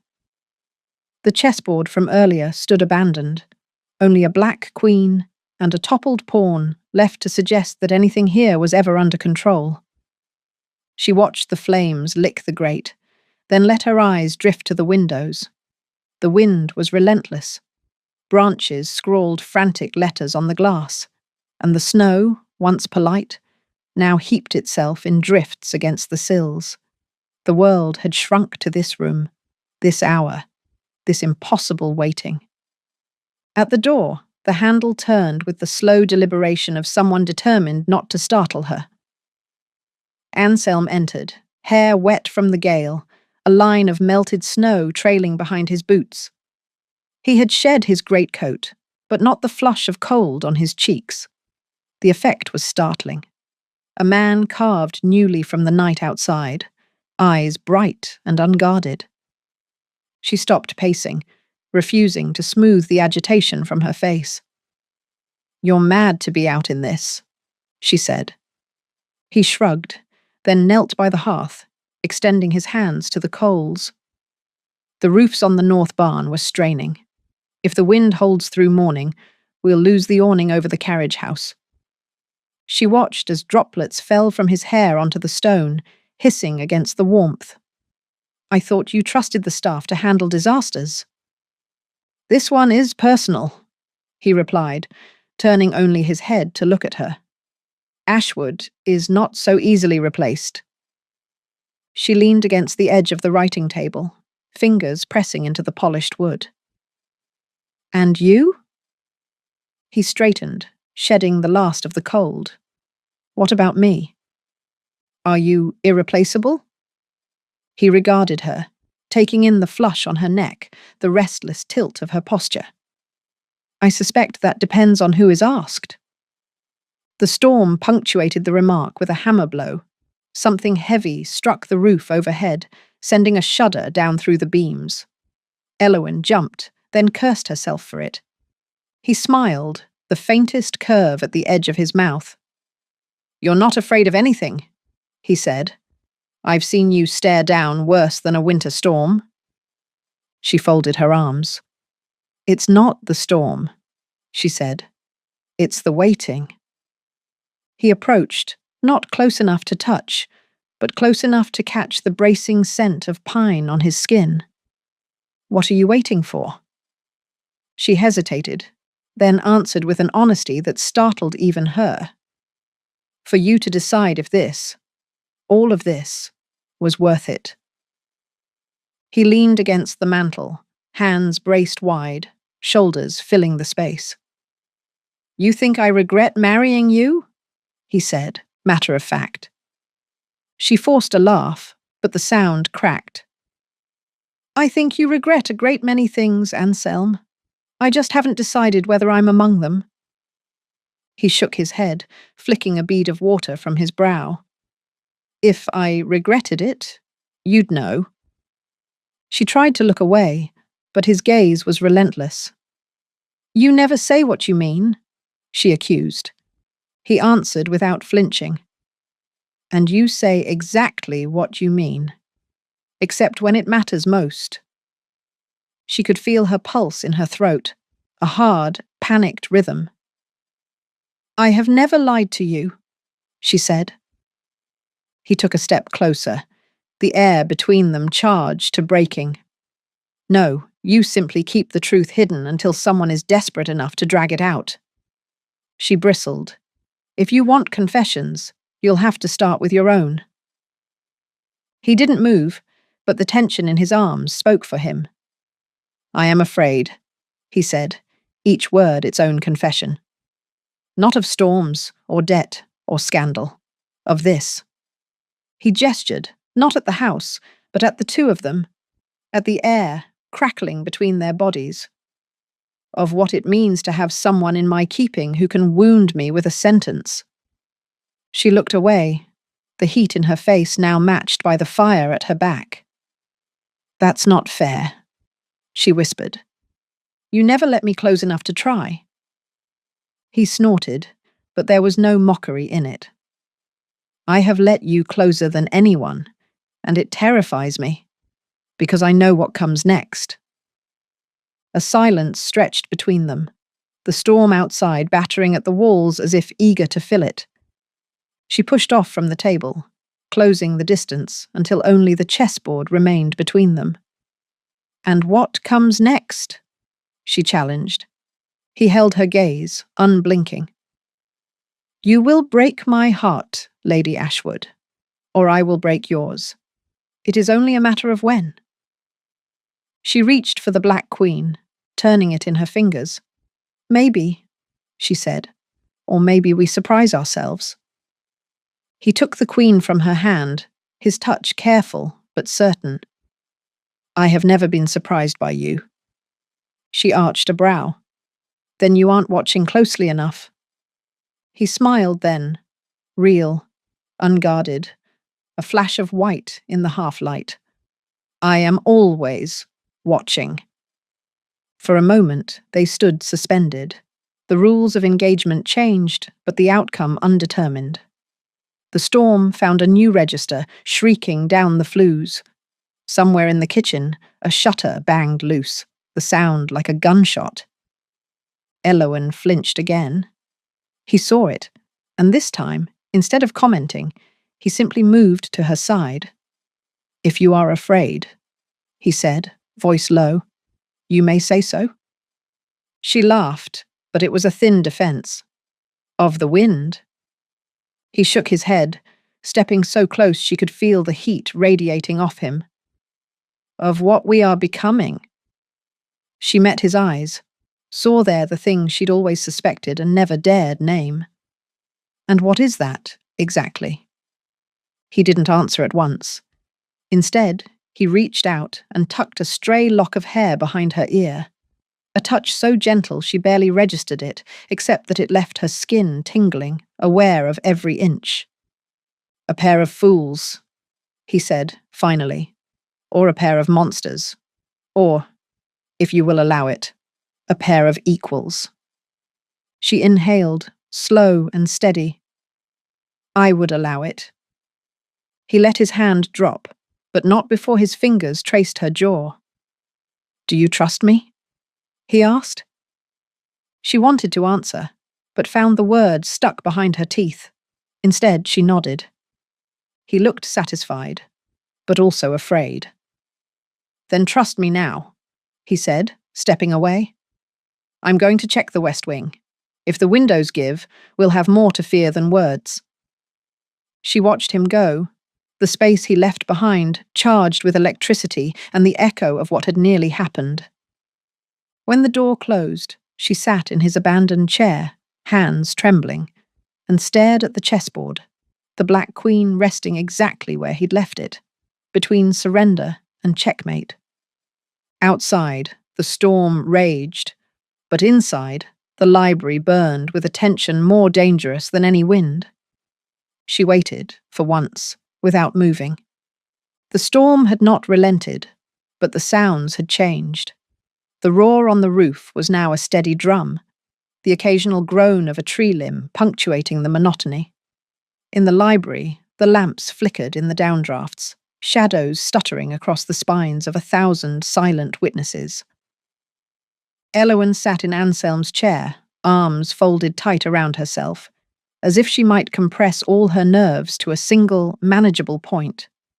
Every so often she heard a footstep in the corridor, a board protesting, a door shifting in the wind. But no one entered. The house was holding its breath. She found herself wishing the night would break something, if only to let out the pressure. She was tracing her finger along the seam of the leather armrest when the door opened, this time without warning. Anselm stood there, framed by the threshold, his hair plastered to his brow and his shirt collar wilted from the damp. He looked less like a duke and more like a man who had fought his way back from the edge of the world. She watched as he crossed the room, the energy between them coiling tighter with every step. He did not stop at the mantel or the hearth, but came straight to her, stopping only when he was close enough that she had to tilt her head to meet his eyes. He studied her, the lines at the corners of his mouth deepened by exhaustion, or something that looked very much like longing. "West Wing is holding," he said, voice rough. "We'll survive the night." She nodded, not trusting herself to speak. He hesitated, then perched on the edge of the desk, directly across from her. The silence vibrated with everything they had not said. "You're still angry," he observed. She shook her head. Not angry, just... She groped for the word, but it slid away. Instead, she looked at her hands, knuckles white where they dug into the arm of the chair. He reached over, covering her hand with his. His fingers were cold, but the grip was solid, anchoring her to the moment. "I have never met anyone who could frighten me the way you do," he said, his voice so low she almost missed it. She tried to pull away, but he held fast. "Is that a compliment, Anselm? Or a warning?" He smiled, but the expression was raw, unfinished. "Both. Maybe neither. I only know I cannot go back to the way things were before you." She closed her eyes, just for a second, to catch her breath. When she opened them, his gaze was still on her, searching for an answer she did not yet have. The storm delivered its verdict. A thunderclap so close it rattled the glass, the lights blinking out for a heartbeat before flaring again. The air smelled of ozone and smoke, and something else. Something animal. She turned her hand in his, palm up, daring him to take it. He did. "We could call a truce," she offered, voice trembling. He considered this, then shook his head. Not a truce. Not yet. You said once you would rather burn than be careful all your life. He let the words settle, their weight undeniable. I want to know if you meant it. She stared at him, pulse thudding. You want honesty? Yes. She stood, pulling her hand free, but only so she could close the space between them. The edge of the desk pressed into her hip, hard enough to bruise, but she did not care. She looked up at him, daring him to flinch. I want you, Anselm, she said. I want all of this. She gestured at the house, the storm, the madness of it. I want you to stop pretending you're only here out of duty. He did not move, but she saw the tremor in his jaw, the effort it took to hold himself in check. She leaned in, her breath stirring the damp curls at his temple. If you're afraid, say so, but don't you dare lie to me. He exhaled, a sharp, broken sound. Then, with a suddenness that left her gasping, he took her face in his hands, thumbs resting at her cheekbones. His grip was gentle, but there was nothing gentle in his eyes. The kiss was not a question, not a negotiation. It was a demand, hungry, furious, and so honest it left her shaking. She returned it with equal force, arms locking around his neck, pulling him closer.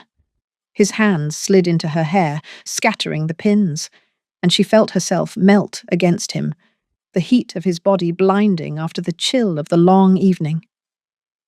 They broke apart only when the need for air overcame the need for contact. She found herself breathless, pressed hard to his chest, his heart pounding under her palm. He rested his forehead against hers, eyes closed. I have wanted to do that since the first night you insulted me at dinner, he confessed. She laughed, breathless. You never let on. He pulled back, just enough to see her face. You would have destroyed me. She shook her head. You were already half ruined. I only finished the job. He grinned, and this time it was pure mischief.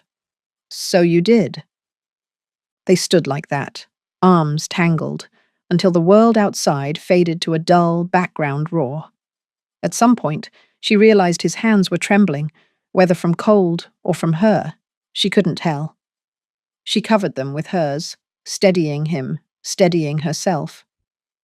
After a long while, he said, Not yet.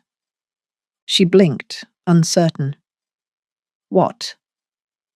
He kissed her again, softer this time, but with the same desperate intent. Not yet, he repeated, but soon. She smiled into his mouth. Is that a promise? He nipped her lower lip, just once. It's a warning. She let herself lean into him, her body remembering every step of the argument, every word unsaid. The anticipation was its own kind of pleasure, a delicious, unbearable ache. They stayed that way, suspended between storm and surrender, until the coals in the hearth had burned down to a faint, red memory. When at last he released her, he did so with reluctance, as if afraid the spell would break. She reached up, tucking a strand of hair behind his ear, the same gesture he'd used on her only hours before. We should check the windows again, she said, trying for lightness. He nodded, the smile slow and private. We will. But neither moved. The room was quiet now, the storm outside spent. In the hush that followed, she felt the future, wild, unknown, inevitable, breathing at her shoulder. She was no longer afraid. Chapter 18. Dawn arrived over Ashwood with a hush that almost seemed deliberate, a soft-lit grace note after the violence of the night.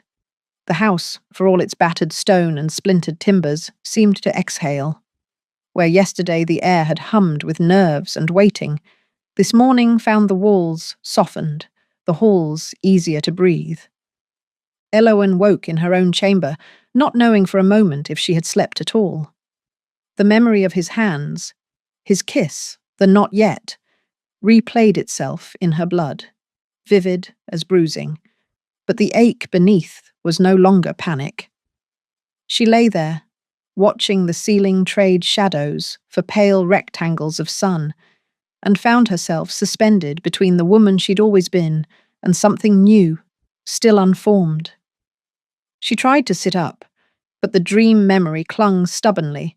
Anselm's lips pressed to her hair, his confession, "I have never wanted anything more," and the way his hands had trembled, just barely, when they'd finally let themselves touch. It should have frightened her, how much she wanted the world to change. Instead, she let herself want it. The bells had already rung the hour, but the house was quiet. Elowen dressed herself, hands unsteady on the buttons, and forced her mind to inventory the day's demands. Correspondence with the grocer, a reply to Lady Denham's latest invitation, the business of simply existing in a place where she had never truly belonged. The routines felt theatrical, as if she were play-acting the old version of herself. She caught her reflection in the mirror, hair still wild, collar askew, and for once, left it. The artifice would have felt like a lie. Downstairs, the breakfast room was empty, save for one footman and a jug of cooling coffee. She seated herself at the head of the table and poured, willing the heat to force some order into her body. A minute passed, then 2. She had just begun to think he would not come, that perhaps he had retreated again into the unassailable loneliness of his office, when the door creaked open. Anselm stood there in shirt-sleeves, his hair damp from a hasty wash, and his eyes alive with the traces of a sleepless night. He looked less like a duke, and more like a man conscripted by his own heart, lost but game for whatever followed. She expected awkwardness, but when he crossed to the sideboard, he offered her a quick, searching glance. Not invasive, but measuring. As if he needed to know, beyond doubt, that she was real and still there. He poured himself a cup and sat opposite, not at the far end, but just 2 chairs down, close enough that the tension from last night could find its echo in the new daylight. They drank in silence at first, each pretending to attend to the news sheet, the plate of toast, the slow miracle of another day begun. "I didn't sleep," he said at length. She looked up, finding him watching her over the rim of his cup. "Nor I," she admitted. The words felt like a dare, or a question. He set his cup down, steadying it with both hands. "I keep replaying it, in my head. All the things I should have said, all the things I should have." He stopped, and the unfinished thought hung there, more potent than any declaration. She let the moment breathe, then said, "I'm tired of waiting, Anselm. For everything." He smiled at that, but it was a smile stripped of defences. "You are not alone in that, either." A silence pooled between them, not uncomfortable, but deep, almost ceremonial. He traced the rim of his coffee cup, as if drawing a map of all the places they might have gone, had they not spent so long circling the borders of themselves.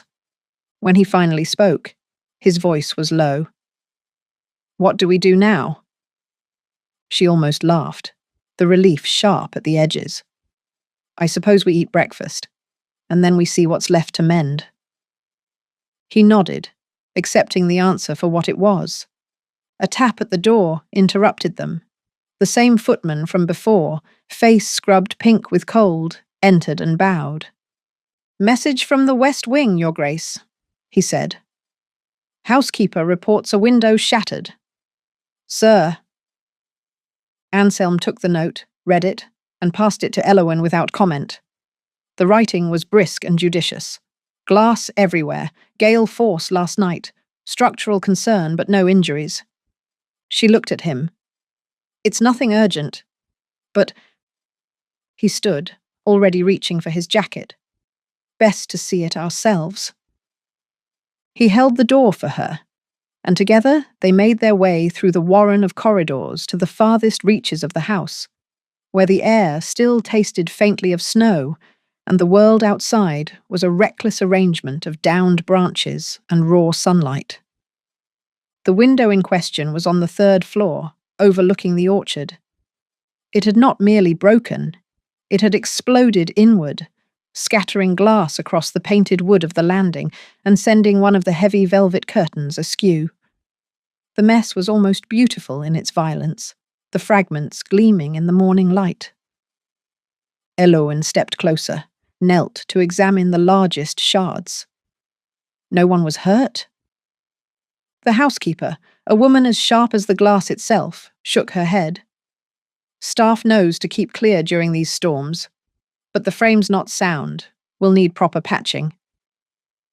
Anselm surveyed the damage, then rolled up his sleeves without preamble.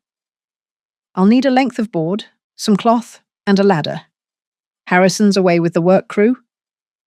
"Yes, sir," the housekeeper replied, "but we can fetch the supplies." Elowen waited until the staff had withdrawn, then shot Anselm a look. "You mean to fix it yourself?" "I'd rather not wait for Harrison to return," he said, matter of fact, though there was a twist of humour in the way he glanced at her. "Besides, I find that the best remedy for thinking too much is working with one's hands." She smiled.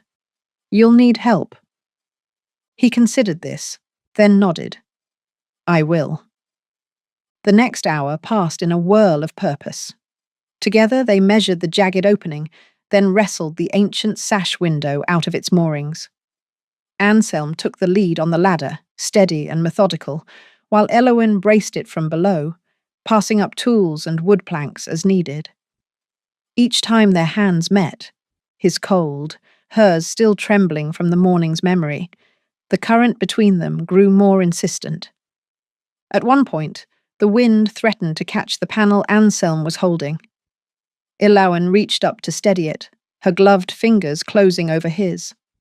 For a second, their faces were level, his eyes inches from hers, and she saw the pulse in his throat, wild as the storm had been.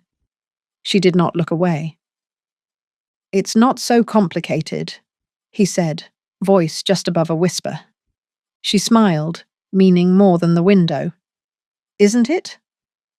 He grinned, the old arrogance tempered now with something vulnerable, and returned to the task. They finished the patchwork together, aligning the board and hammering it home with a rhythm that was oddly companionable. The satisfaction of the finished job, the way the wind no longer shrieked through the gap, felt like a small miracle. When it was done, Anselm climbed down, dusted his hands, and looked at her as if seeing her for the first time. "You're better at this than you let on," he said. "I've had years of practice," she replied. "Mending what's broken." He regarded her, the look on his face something raw and open. "I want—" He stopped, then tried again. "I want to do better, not just for the house, for us." She felt her chest tighten, the old wall inside her giving way to something fragile, new. "Then start now," she said. "We still have the rest of the day." He nodded, a resolve in his posture that was unmistakable.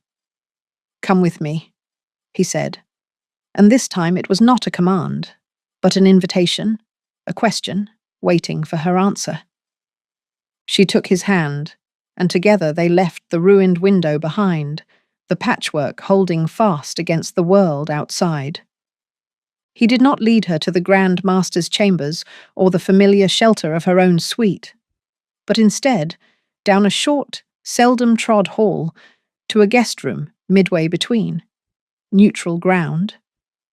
The room itself was spare, the bed dressed but never slept in, a small fire catching behind the grate. In the early afternoon light, the air seemed almost golden, as if the storm had scoured the world just for this moment.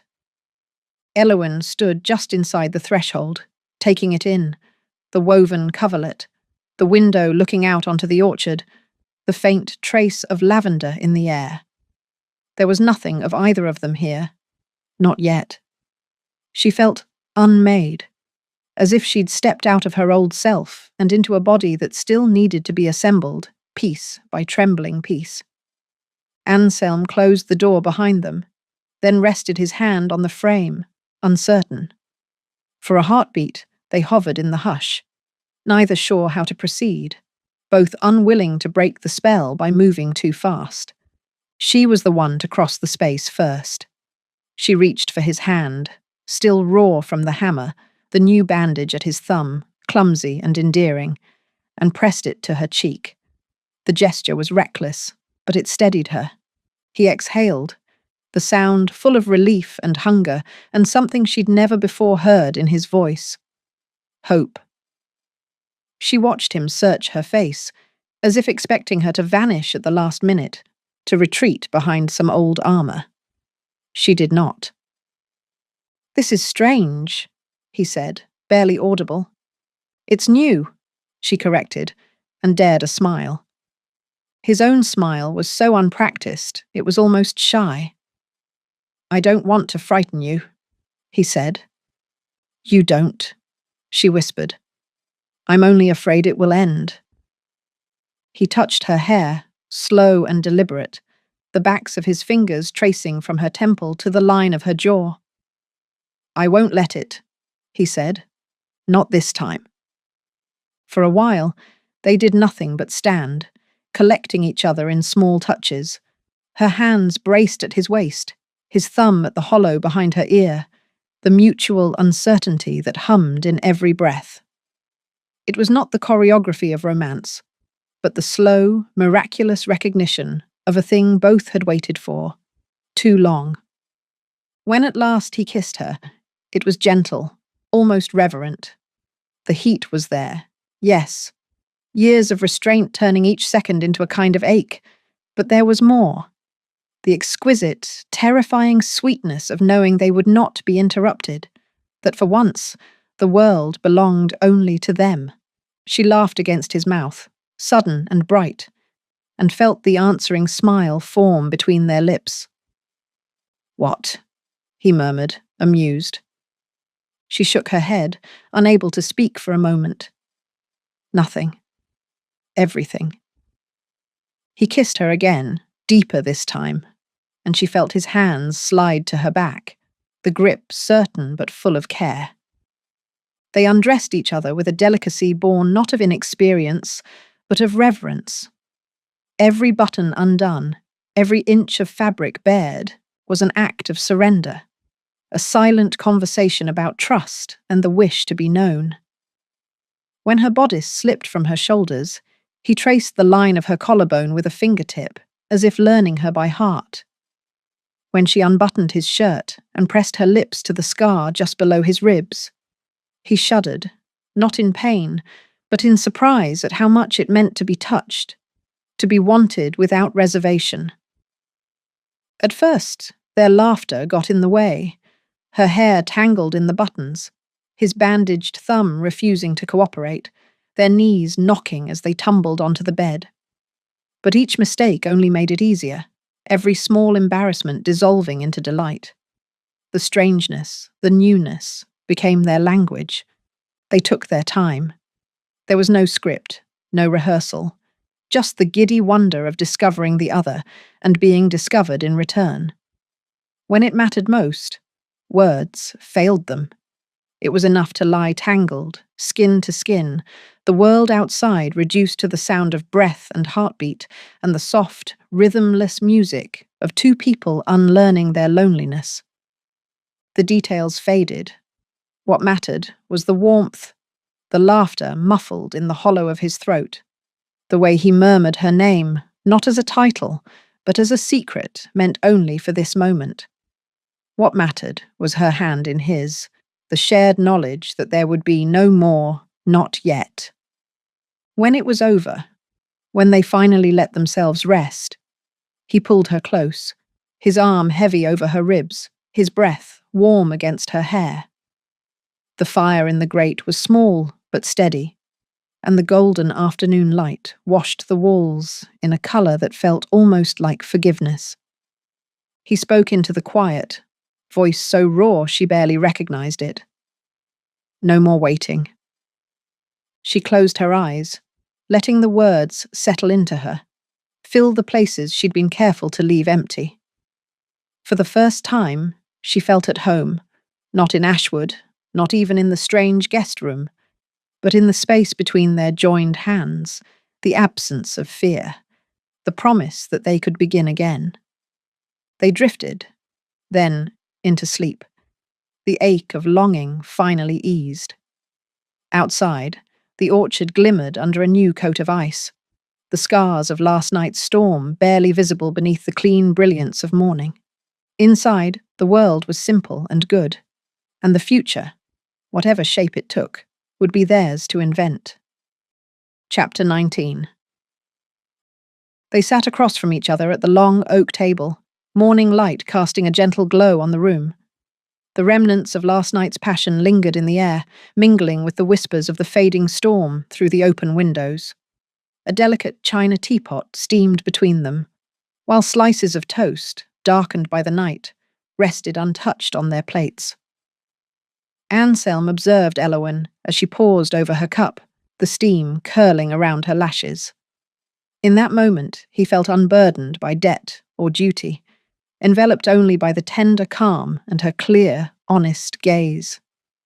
She met his eyes with a small, wry smile, a silent testament, he mused, that they could weather more than just wind and rain. Elowen broke the silence at last. "I never thought breakfast could taste so peaceful," she said, pouring honey over her toast. "After last night, I'm grateful for this quiet." Her voice was low, steady, an anchor in the aftermath of their fears. He reached out, covering her hand with his. "So am I. Whatever comes next, we have this." He nodded toward the garden beyond the panes, where the lawn was mottled with puddles and gold-brown leaves. "We know what honesty cost us. We know what it's worth." Before she could reply, the heavy kitchen door swung open.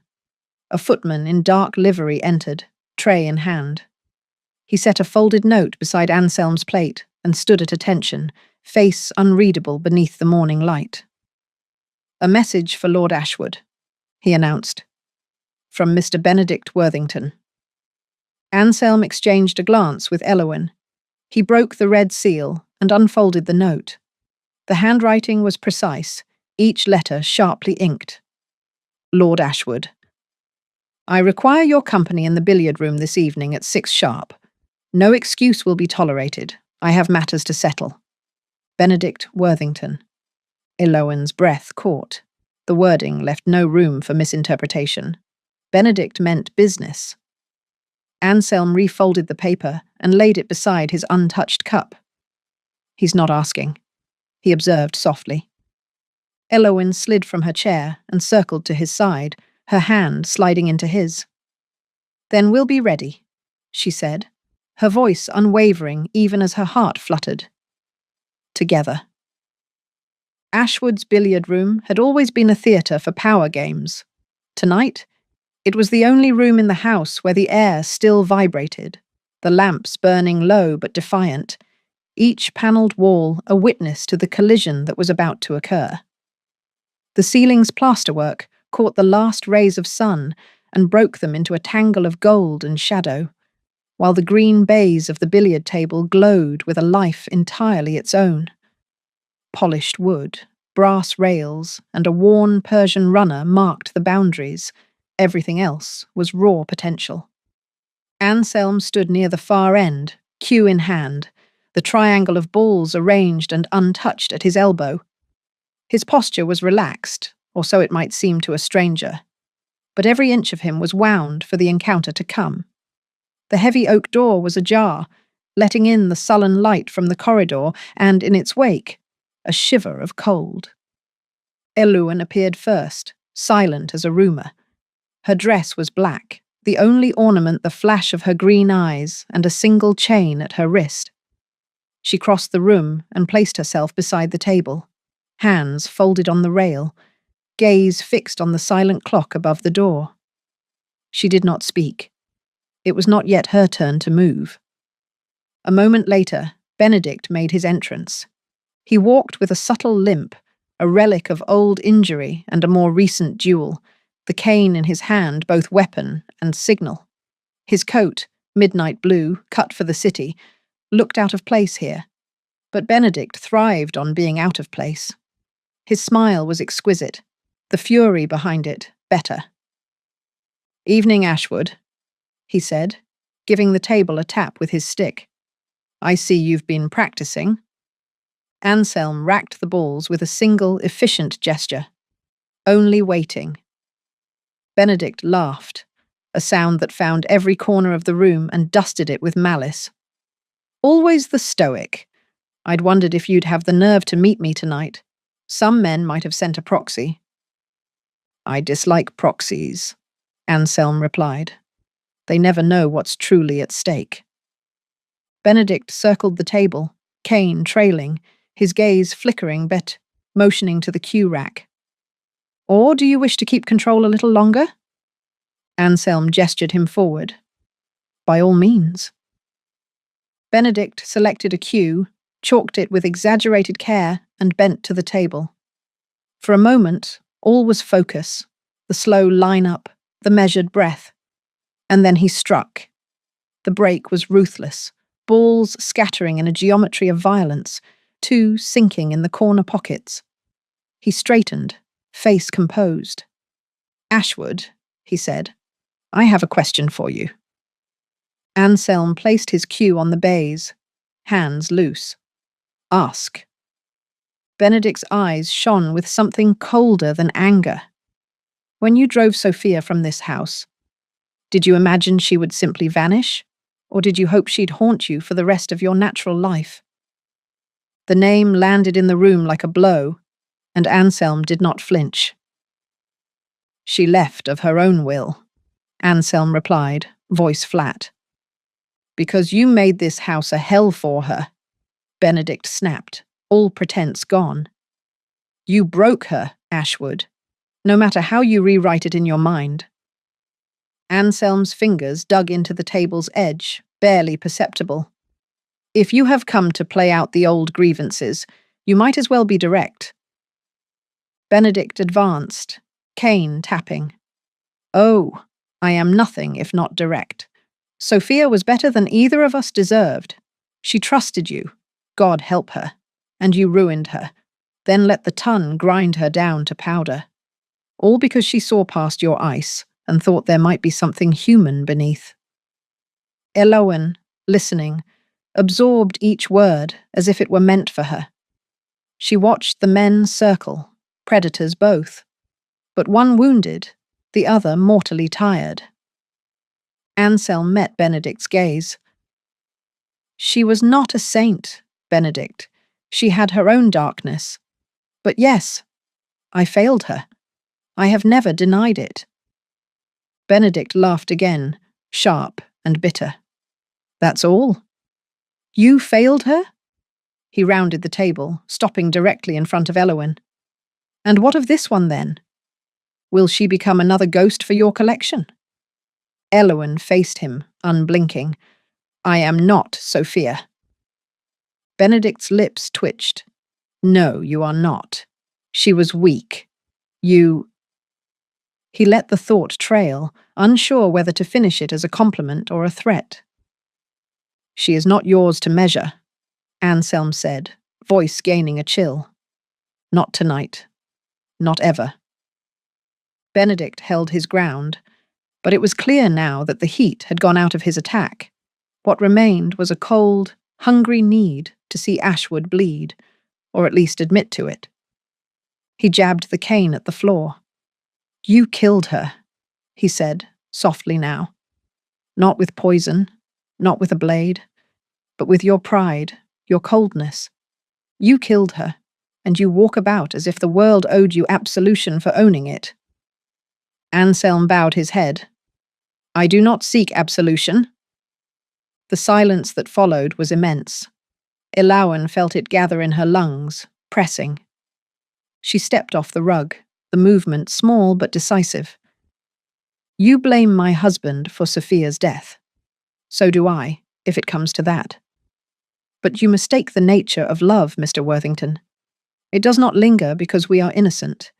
It lingers because we have the courage to carry guilt and survive it. Benedict's eyes blazed, but there was nothing left to set alight. He looked at Anselm, searching for something, remorse, regret, even hatred, but found only the exhausted calm of a man who had accepted the worst of himself and lived on. He straightened his coat. Very well. You've won the point. Keep your guilt. Wear it as a medal if you must.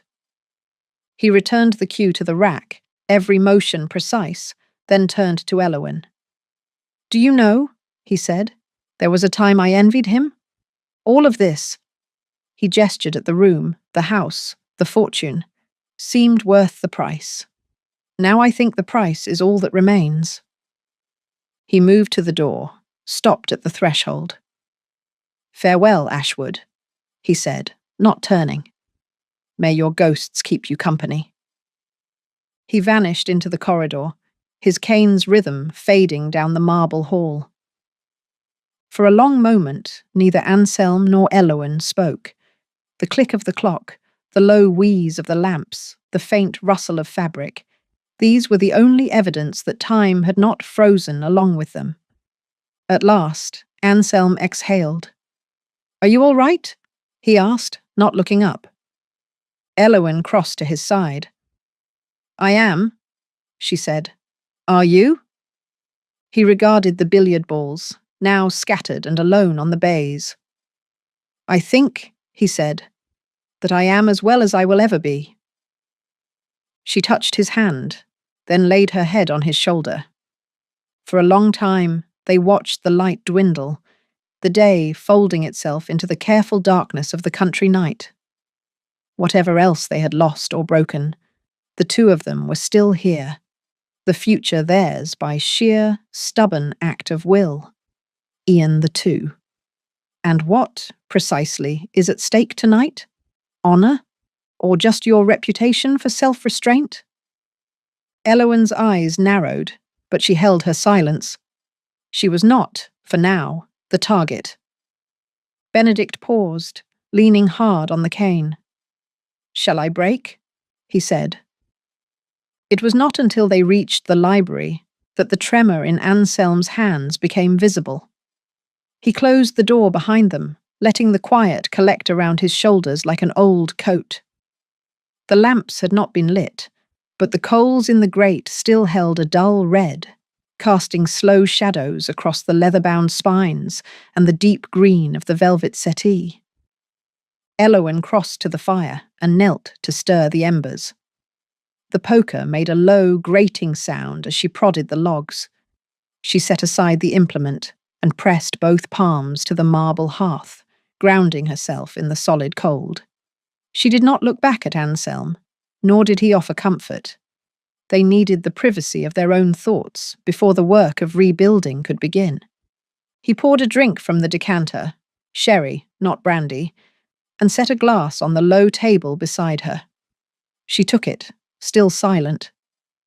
He remained standing, hands braced on the back of the chair as if holding himself upright by force of will alone. I want to tell you everything, he said at last. She sipped, feeling the heat trace a line down her throat. Do you? She said, the challenge gentle. I do, but I don't know if you need to hear it. She turned to look at him, taking in the line of his jaw, the way he held himself against the dark. It's not for my sake you want to confess, she said. It's for your own. He accepted this, sitting heavily. You're right. I cannot bear to have you mistake me for something I am not. She smiled, a sad, small thing. I know what you are. He looked at her, startled. Do you? She nodded. You're a man who believes he can atone for the past by carrying it, stone by stone, forever. The words hovered, soft and exact. Anselm let his head fall back, eyes closed. "Benedict was right," he said, voice low. "I did kill Sophia, not with my hands, but with my pride. I thought I could control everything, and when she proved me wrong, He paused, not trusting himself to say more. Elowen stood and crossed the space between them. She took the glass from his hand and set it aside. "She was not the only one destroyed by this house," she said. "You nearly let it destroy you too." He regarded her, and for the first time she saw, beneath the armour and the wit, the shape of something helpless. "I don't want to lose you," he said. She felt it then, the whole truth, stark and desperate. "You're afraid," she said. "I am." He reached for her, fingers barely grazing her sleeve. "You make me want things I thought were lost to me." "Such as?" He swallowed. "Such as peace, such as hope." He shook his head, frustrated by his own inadequacy. "You are the only thing in this house that has ever felt right." She sat beside him, close enough for their knees to touch. "I am not a solution, Anselm. I can't erase what happened before me." "I don't want erasure," he said, fierce again. "I want a future. With you. Even if it means we must share it with ghosts." They were both trembling now, the old walls of the library seeming to lean in and listen. She reached for his face, guiding it to hers with a gentleness he had not expected. "Then let's begin." He let himself collapse into the moment, his forehead against hers, breath mingling. "I love you," he said, the words raw and beautiful in their imperfection. "I love you, and I am terrified of it." She smiled, and this time there was nothing sad in it. "I love you too," she said, "and I am not afraid." They sat that way, listening to the slow ticking of the clock, the faint hush of wind at the windows. After a time, she rose and built up the fire, and together they watched as the flames caught and grew, driving out the old night. Neither spoke of forgiveness, because it was not needed. What was past could not be undone, but what was present, what was possible, was theirs to invent, together. Later, as the darkness pressed in, they pulled the armchairs close and sat, not touching, but perfectly joined in the silent knowledge that the worst was over. The future, uncertain as it was, had at last a name: hope. And in Ashwood's library, beneath the weight of all those ancient secrets, Anselm and Elowen began to write a new story, one where the only debts that mattered were the ones they owed to each other, in faith and in love, every hour of every day to come. Chapter 20. Spring in Devon did not so much arrive as stage a coup. It flooded the world with sunlight, scattered blossoms like gossip, and wafted 1,000 illicit fragrances through the half-opened casements of Ashwood. The gardens, disciplined to the last blade of grass by generations of Ashwood tyrants, had overthrown their governors and set up a regime of riotous colour. Crocus and hellebore jostled under the hedgerows, narcissus erupted like minor scandals, and the cherry trees, at the moment of dawn, wore their blooms like extravagant hats designed for shock value at the Derby. Lady Elowen Ashwood, née Harrington, survivor of the London season, terror of the Devon gentry, and newly minted mistress of one ducal estate, felt the invasion of spring most acutely at breakfast. The morning room was all blue and white porcelain, latticed sunlight, and a profusion of daffodils so fresh she suspected the gardener had snipped them with his teeth. The windows were flung wide. The air had that brisk, ungovernable quality that made even the most sombre conversation feel slightly drunken. Elowen wore a robe of dark green, embroidered at the cuffs in a shade that defied description. Not quite gold, not quite yellow, and not a colour that any self-respecting milliner would dare to replicate. The hem swept the tile with a confidence she envied. She ate her toast with one hand, the other occupied by a letter addressed in her brother's foppish but unmistakable script. Her husband appeared at the stroke of 8, as he always did, moving with the measured certainty of a man who had never failed to find the coffee pot in the dark. He was less forbidding in daylight, his hair less anvil black, his features less carved from old coins. And the blue of his dressing gown did things to his eyes that she would not say aloud before noon. He surveyed the table and its occupant, then settled into his usual chair. "You are up early," he said, not as an accusation, but as a hypothesis in need of testing. Elowen finished her bite, dabbed her lips, and gestured with the letter. Family correspondence. It arrived with the milk, and I have not yet determined if it is to be savoured or endured. He poured coffee for them both, fingers precise on the silver service. The Harringtons are rarely dull. She considered the envelope, weighing its likely payload of guilt, advice, and unsolicited poetry.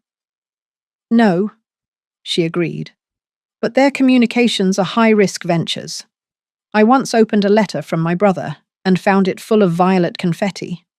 I'm still not certain what the message was meant to be." He set a cup before her, added the exact measure of cream she preferred.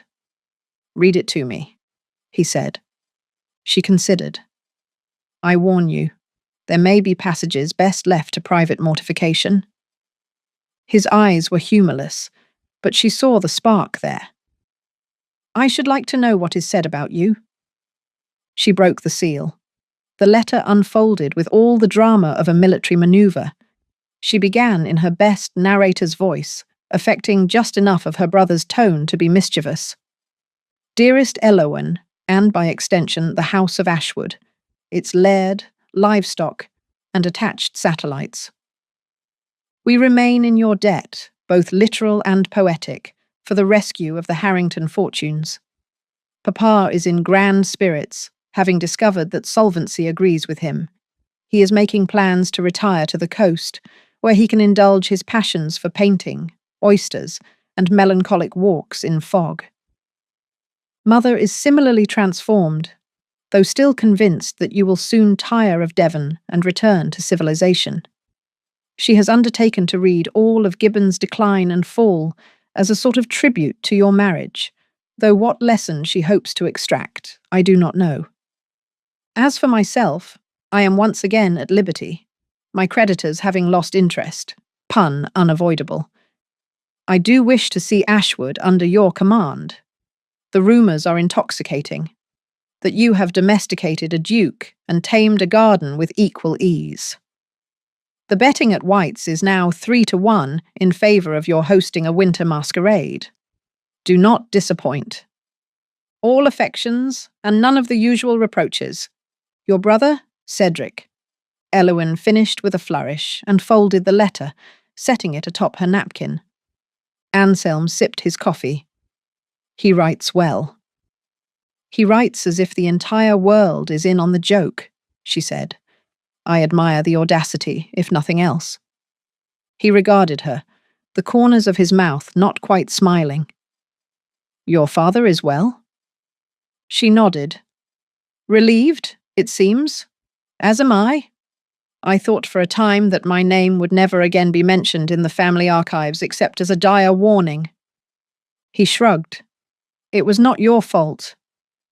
She looked at him then, really looked, the lines at the corners of his eyes, the steadiness of his hand as he lifted the cup, the way he wore his dressing gown as if it were ceremonial armour.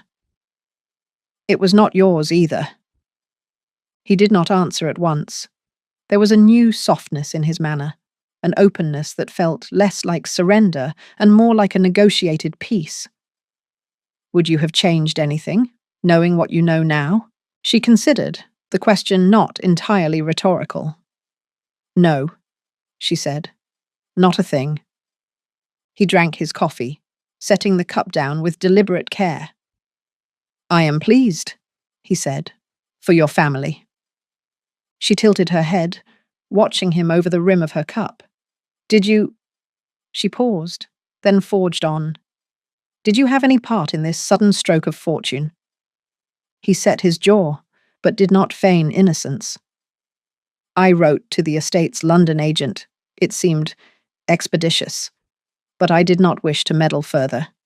If your father finds joy on the coast, I see no harm in it. She reached for his hand, the movement casual, but not without intent. Thank you, she said. He covered her hand with his, the warmth of his skin a comfort against the morning's chill. It was nothing. She arched a brow. You have an odd definition of nothing. He allowed himself a smile then, brief but real. Perhaps. The room fell into a companionable quiet, the air charged with birdsong and the promise of a day well begun. After a time, he said, Will you write them back? She smirked. Only if I can do so with equal wit. Cedric cannot be allowed to believe he has won the war of words. He nodded, satisfied. I will leave you to your artillery.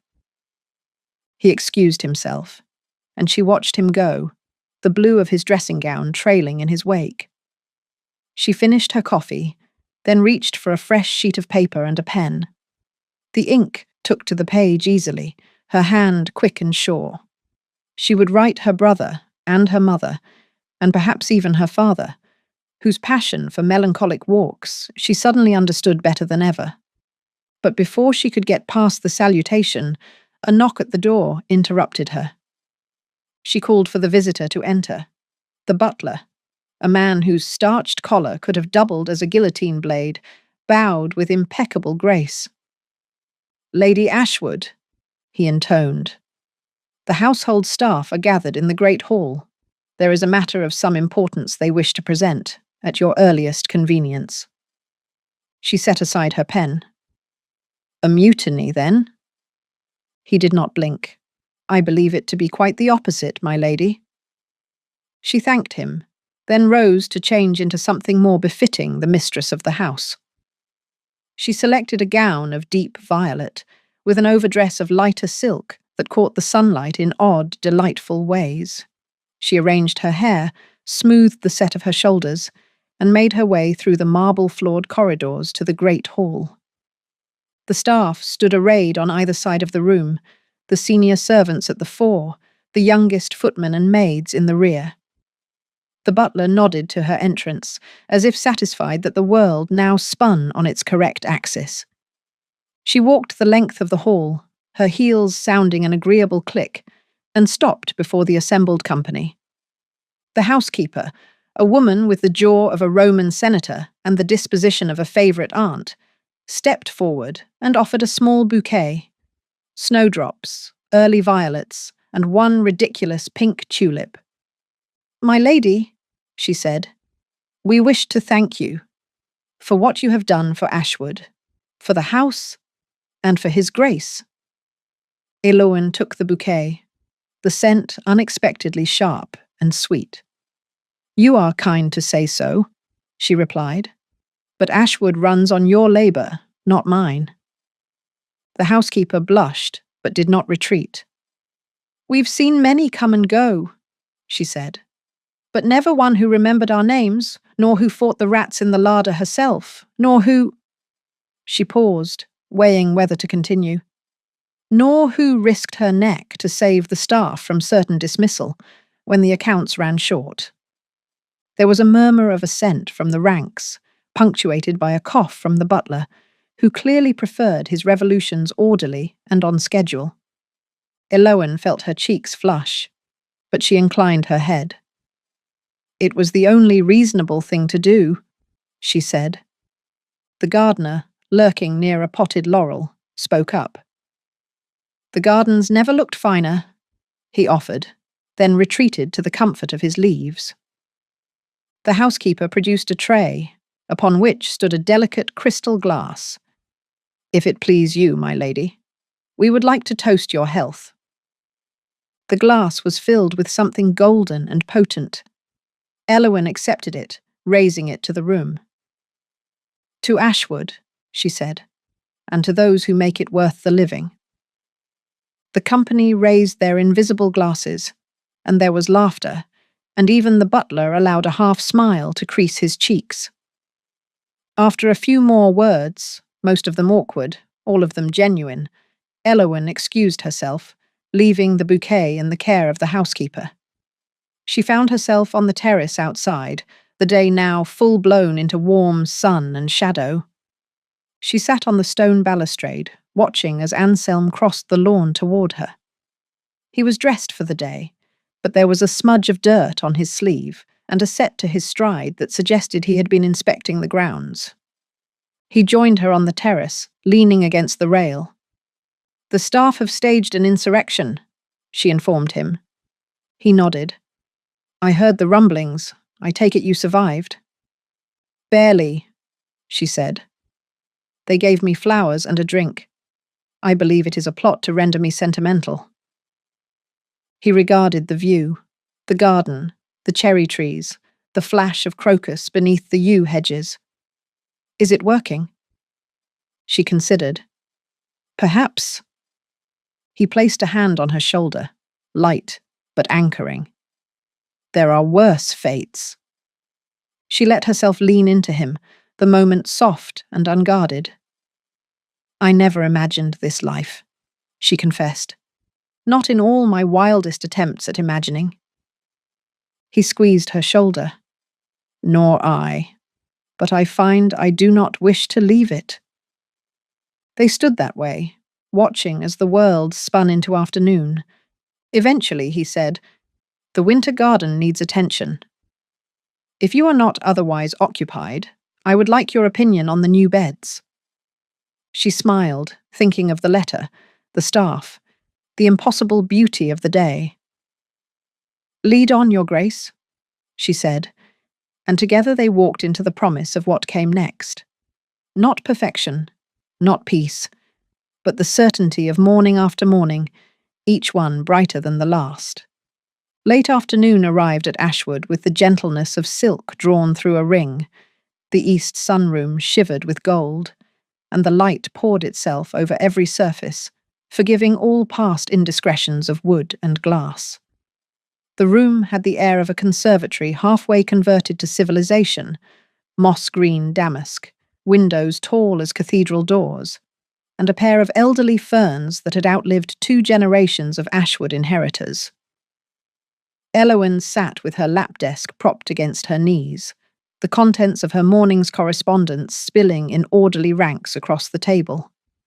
A half-written reply to Cedric, a shopping list for the housekeeper, a memorandum to the gardener regarding the use of manure near the roses. She worked in the hush peculiar to late day, that hour when the world seemed to sigh and loosen its stays. From beyond the windows came the hum of bees, the liquid calls of birds fat with the bounty of spring, and once the distant pop of a cork, perhaps a footman, celebrating some small holiday of his own invention. Anselm had excused himself after luncheon to conduct an audit of the cellars, a task he treated with the gravity of a state secret. Elowen had expected him back by now, but the day was so pleasant she found she did not mind the delay. The absence was not emptiness, but a space in which her thoughts could settle, unhurried. She was about to return to her letter when a knock sounded at the door, followed by the quiet arrival of the steward. He wore the expression of a man born to bear ill tidings, but who had learned, through careful application of sherry and common sense, to dilute their impact with discretion. "Forgive the interruption, Lady Ashwood," he said. "This has just arrived by express, marked urgent." He offered a folded packet, heavy and official. The wax was a hard, arterial red, imprinted with a crest she knew too well, the Worthington lion, rampant and bristling. She set aside her pen, accepted the packet, and turned it over in her hands. The weight of it was considerable, but less than the weight of what it might contain. "Thank you," she said. "Will you let His Grace know I would appreciate his company?" The steward bowed and withdrew, leaving the room filled only with the faint tick of the mantel clock. Elowen stared at the envelope a moment longer, feeling the old pulse of dread and excitement that came with any message bearing Benedict's hand. She cracked the seal, unfolded the letter, and scanned the lines, eyes moving quickly, but brain refusing to digest all at once. She read it again, slower. The contents were as follows. To the esteemed Lord and Lady Ashwood, please accept my compliments on the occasion of your recent nuptials and subsequent domestic tranquillity. I regret that my own constitution will not permit me to deliver these greetings in person, as I have, upon medical advice, embarked on a journey to the southern coast of France. It is my sincere hope that distance and time will effect a cure for the afflictions of both body and spirit that have lately beset me. I do not anticipate a return to England for the foreseeable future. Let it be known that I bear no ill will, nor do I intend to contest any account of the past. My only wish is for the happiness and good fortune of the House of Ashwood. Sincerely, Benedict Worthington. Elowen set the letter down, feeling the world shift and right itself in some fundamental way. She let the moment pass through her, then folded the sheet and tucked it into the reticule at her side. It was done. The last ghost had found his peace. She was still processing this when Anselm entered, hair ruffled by the damp chill of the cellars, sleeves rolled to the elbow, and a small, satisfied smudge of dust across one cheek. He looked less the Duke, and more the man she had come to know in these past, improbable months. He saw the letter on the table and the set of her expression. Is it bad news? She shook her head. No, only odd, in its way. Benedict has gone to France. Anselm considered this. Is he running from something or toward it? She smiled. Does it matter? The running is the point. He nodded, the tension in his posture easing. Then we can expect a period of peace. I suspect even a period of quiet, she said, with the relief of a prisoner discovering her cell was, in fact, a garden. He poured them each a glass of the late-season white, which he claimed to have liberated from the deepest crypt of the Ashwood cellars. They drank on the terrace, the sunlight burning away the last of the day's chill, and for the first time in memory, there was nothing to be said that was not good. They lingered until the sky flared into violet, the lawns below dotted with the silhouettes of rabbits and the slow, meandering passage of a pair of peacocks borrowed from the neighbouring estate. The air was soft, full of things that could not be spoken, hope, forgiveness, the mad courage of starting again. After supper, they walked the grounds together. The gardens, which only months ago had been forbidding and severe, now sprawled with exuberant life. The old fountain trickled merrily, the hedges stood at attention, and the wild violets Elowen had demanded last season had multiplied beyond expectation. They paused in the winter garden, where the air was cooler and the scent of hyacinth thick as cream. Above them, the sky had turned a deep, luminous blue, the first stars appearing like stitches in a new seam. Anselm turned to her. He seemed for a moment about to speak, but the words caught, or perhaps they were simply unnecessary. Elowen took his hand, twining her fingers through his. Thank you, he said at last. She arched a brow. For what? For staying, he said, for everything. She smiled, remembering all the storms, the midnight games, the secret hopes she'd once buried under a mountain of caution. There's nowhere else I wish to be. He brought her hand to his lips, a rare and almost reckless gesture. I love you, he said, so softly she might have imagined it. But she had not imagined anything. Not since the day she first walked into Ashwood and found herself undone by its gravity. She stepped closer, touched his cheek, and said, I love you. the words bright and dangerous in the night air. They stood together, anchored in the present, the past forgiven, and the future wide as the moonlit sky. And when they kissed, slow, unhurried, wholly their own, it was not an end, but a beginning, written in the bold script of two people who had, at last, come home. Thank you so much for listening to The Duke's Reluctant Bride, an original story from Romance Haven. If you enjoyed this journey into Regency romance, please like the video, leave a comment with your favorite moment, and don't forget to subscribe for more original audiobooks and love stories. Your support helps our channel grow and brings more romance to your ears. Happy listening. And remember, Romance Haven Audiobooks, your escape into romance awaits.